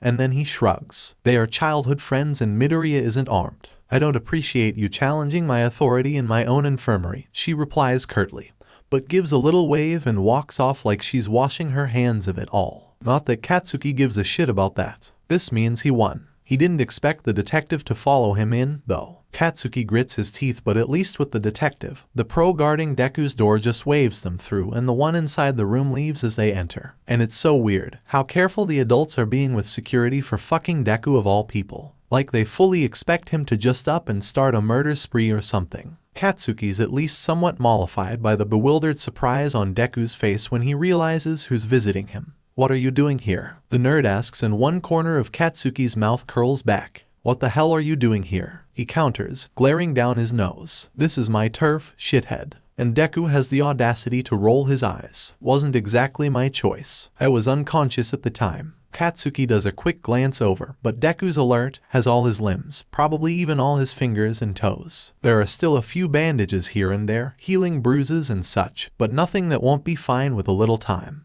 That's all he'd meant to verify in the first place, but now that he's here it seems like a waste to just march back out again. So what did you even do to yourself this time? He asks, crossing his arms. I didn't. It was the overdramatic crime lord's fault. What? The detective snorts behind his hand and Katsuki had almost forgotten he was there. What? Were you trying to invade his turf, too? He asks, honestly curious about what Deku's involving himself with. Deku grins and there is a faint glimmer of the boy Katsuki remembers there, under the weird confidence and sharper edges. Yeah, I'm gonna take everything from him. It doesn't sound like a bluff and something about that is utterly maddening. Katsuki barely notices he's moved before his open palm smacks upside Deku's stupid head, earning him a whining cry from Deku, and a disapproving shout from the detective. This isn't a comic book and you're not a fucking supervillain, you stupid nerd. Katsuki snarls at him, feeling heat in his palms. What the hell is Auntie gonna think if you get your stupid ass killed? Deku glares at him, rubbing his head. Well, it's not like I'd be around to find out, is it? Katsuki just barely keeps from hitting him again. Is this just your newest bid to be a hero? He asks instead, keeping his hands tightly clenched so he's not letting off sparks. Are you trying to be some kind of fucking vigilante or oh, no. No, I tried that. It doesn't work, Deku says, looking at him like there's nothing wrong with what he's just said. I'm definitely a villain this time. How can your quirkless ass be a villain? Hey detective, did I count as a villain after Stain? Or was it muscular? The fuck is he talking about? But Katsuki follows Deku's gaze back to the detective, who seems a little uncomfortable with where this conversation is going. Neither, actually, he says, scratching at his cheek. Wow, how many times do you gotta kill someone on purpose in front of a pro hero before they call you a villain? You're definitely a criminal, but being quirkless means you can't actually be classified legally as a vigilante or villain, since both require unlawful use of a quirk. Well, that's quirkist. That doesn't mean most of the heroes who know anything about you aren't calling you a villain anyway. Which seems to soothe Deku, the weirdo. Also, what the fuck? Katsuki turns to stare at him as something uncomfortable and cold rolls down his back. It's like the boy in front of him is someone he doesn't know. He looks like Deku, those big stupid eyes and freckles, but the way he carries himself, the way he talks, everything else is so wrong. Katsuki wonders if he's wandered into some alternate world. You should go, Deku says, and Katsuki can't quite get words out to answer him. You really need to stop coming after me, Kaken. Where the fuck do you get off thinking you can order me around? Katsuki asks, but he doesn't really feel the bluster. He's confused, so off base that he wants to be angry about it but isn't sure how. Because worthless Deku is supposed to be an unchanging staple in his life. A stepping stone, a pebble to walk past. Go back to your dorm and your classmates, Deku says, then shrugs. You probably have homework. He does, and normally Katsuki is all about keeping up with his studies first, dealing with bullshit second, but his feet are stuck solid. Who the hell are you? The words burst out of him like one of his explosions, like they have a life of their own and he would never be able to hold them back. And Deku doesn't answer. He stares up at Katsuki with an expression he doesn't recognize, with a stillness that is alien and so very wrong, and Katsuki feels his world rock awkwardly off axis. "Nobody you ever should care about," he says finally, and he means it. Katsuki doesn't need a mind-reading quirk to know that.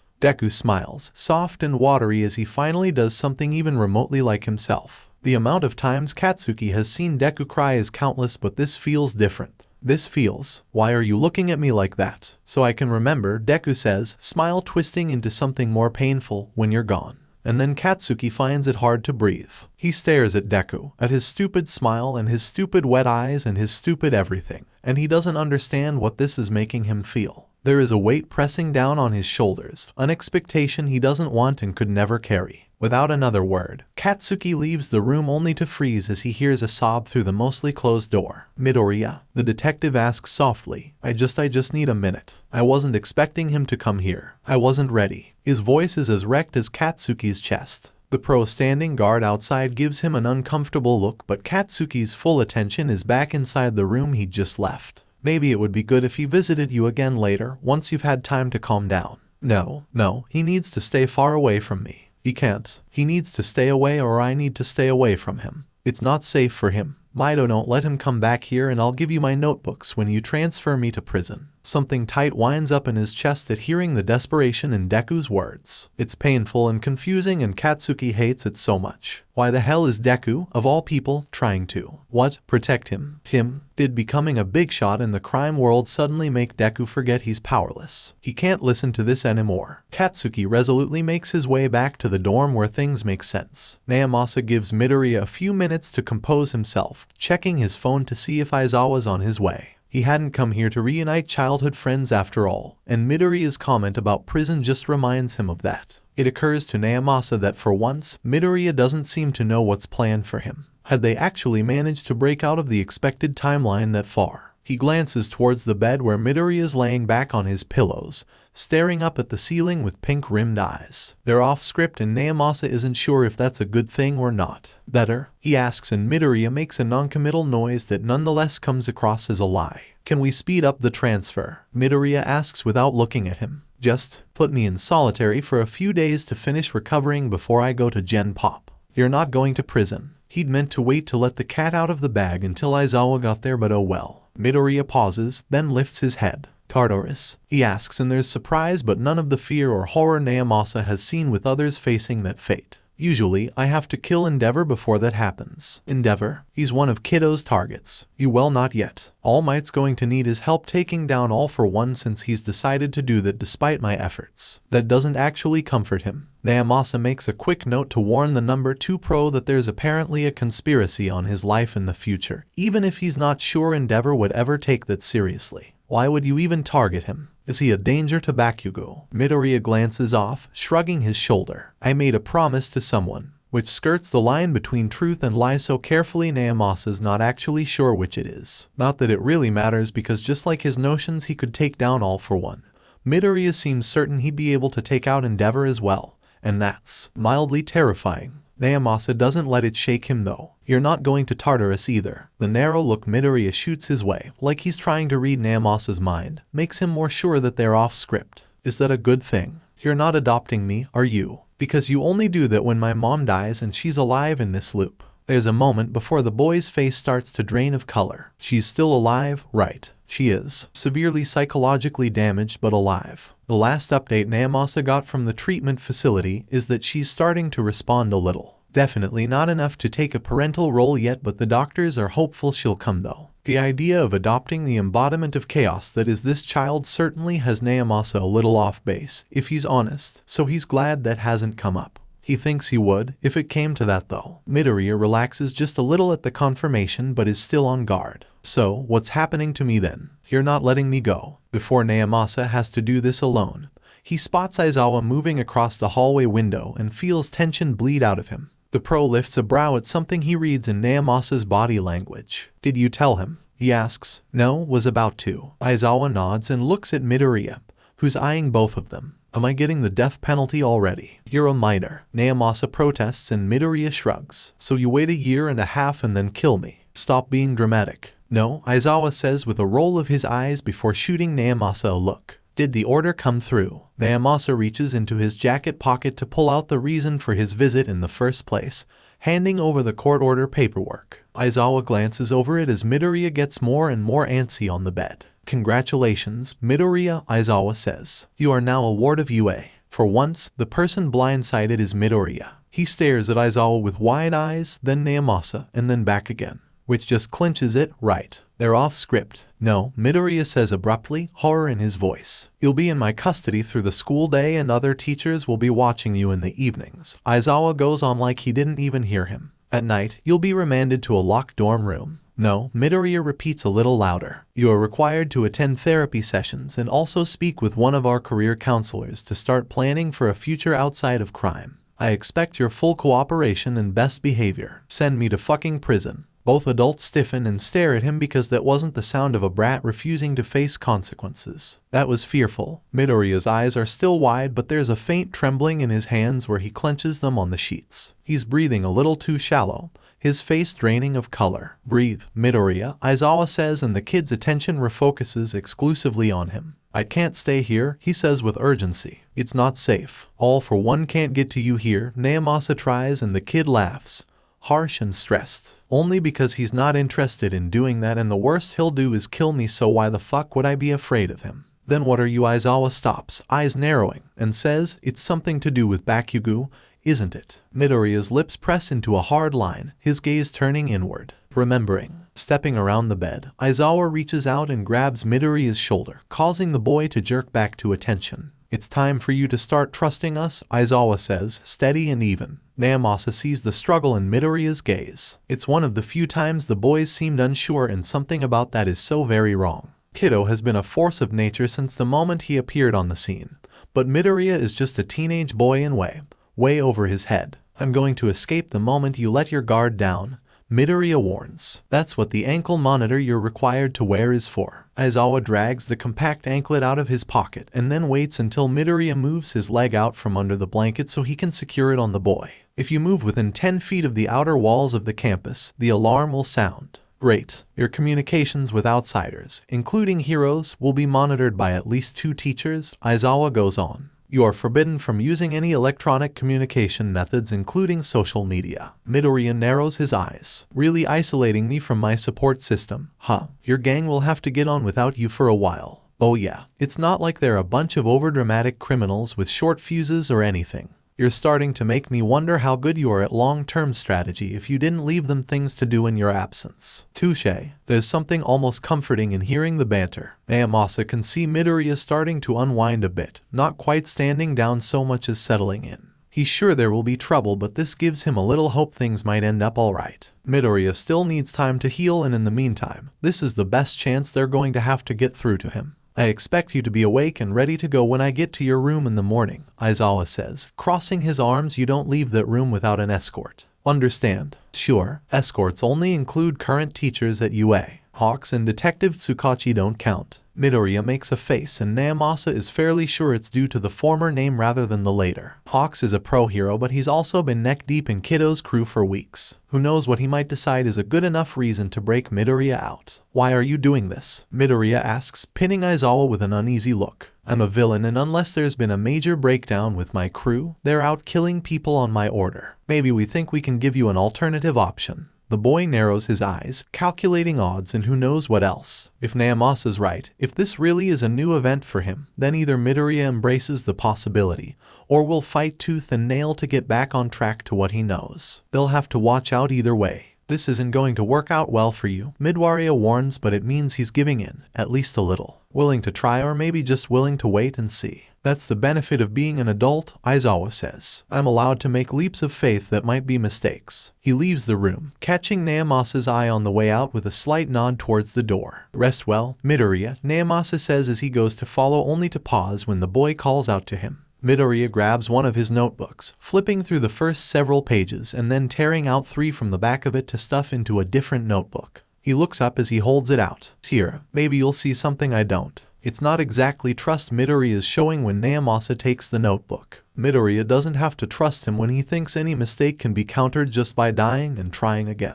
But it's still something, and 𝗵𝗲𝗄 will respect that gift. Thank you. I'll be sure to check in when I can. Sure. 𝗵𝗄𝐴 leaves, passing the pro that will guard inside the room on his way to meet with Aizawa further down the hall. Aizawa glances at the notebook in his hands but doesn't comment on it just yet. We need to get a handle on what his crew is up to, Aizawa says, and I don't know how far we can trust Hawk's information. 𝗵𝗄𝐴 feels the same. The whole mess with the latest sanctioned mission from the HPSC rankles him terribly, but he's not sure if it was driven by Hawks or the organization itself. They've always been just annoying enough in the background, but 𝗵𝗄𝐴 had so many other things to concentrate on. Corporate crime isn't usually in his wheelhouse, but heroes most certainly are. Maybe it's time he takes a closer look at the HPSC and their foremost star. I'll handle Hawks. You concentrate on Midoriya, 𝗵𝗄𝐴 says. Watch yourself is the only answer before Aizawa leaves. It's not until he's in his car that 𝗵𝗄𝐴 opens the notebook. He frowns at first, not sure what he's looking at, before he realizes it's a timeline of events dating back 1.5 years, back to before Kiddo's activities began in the underworld.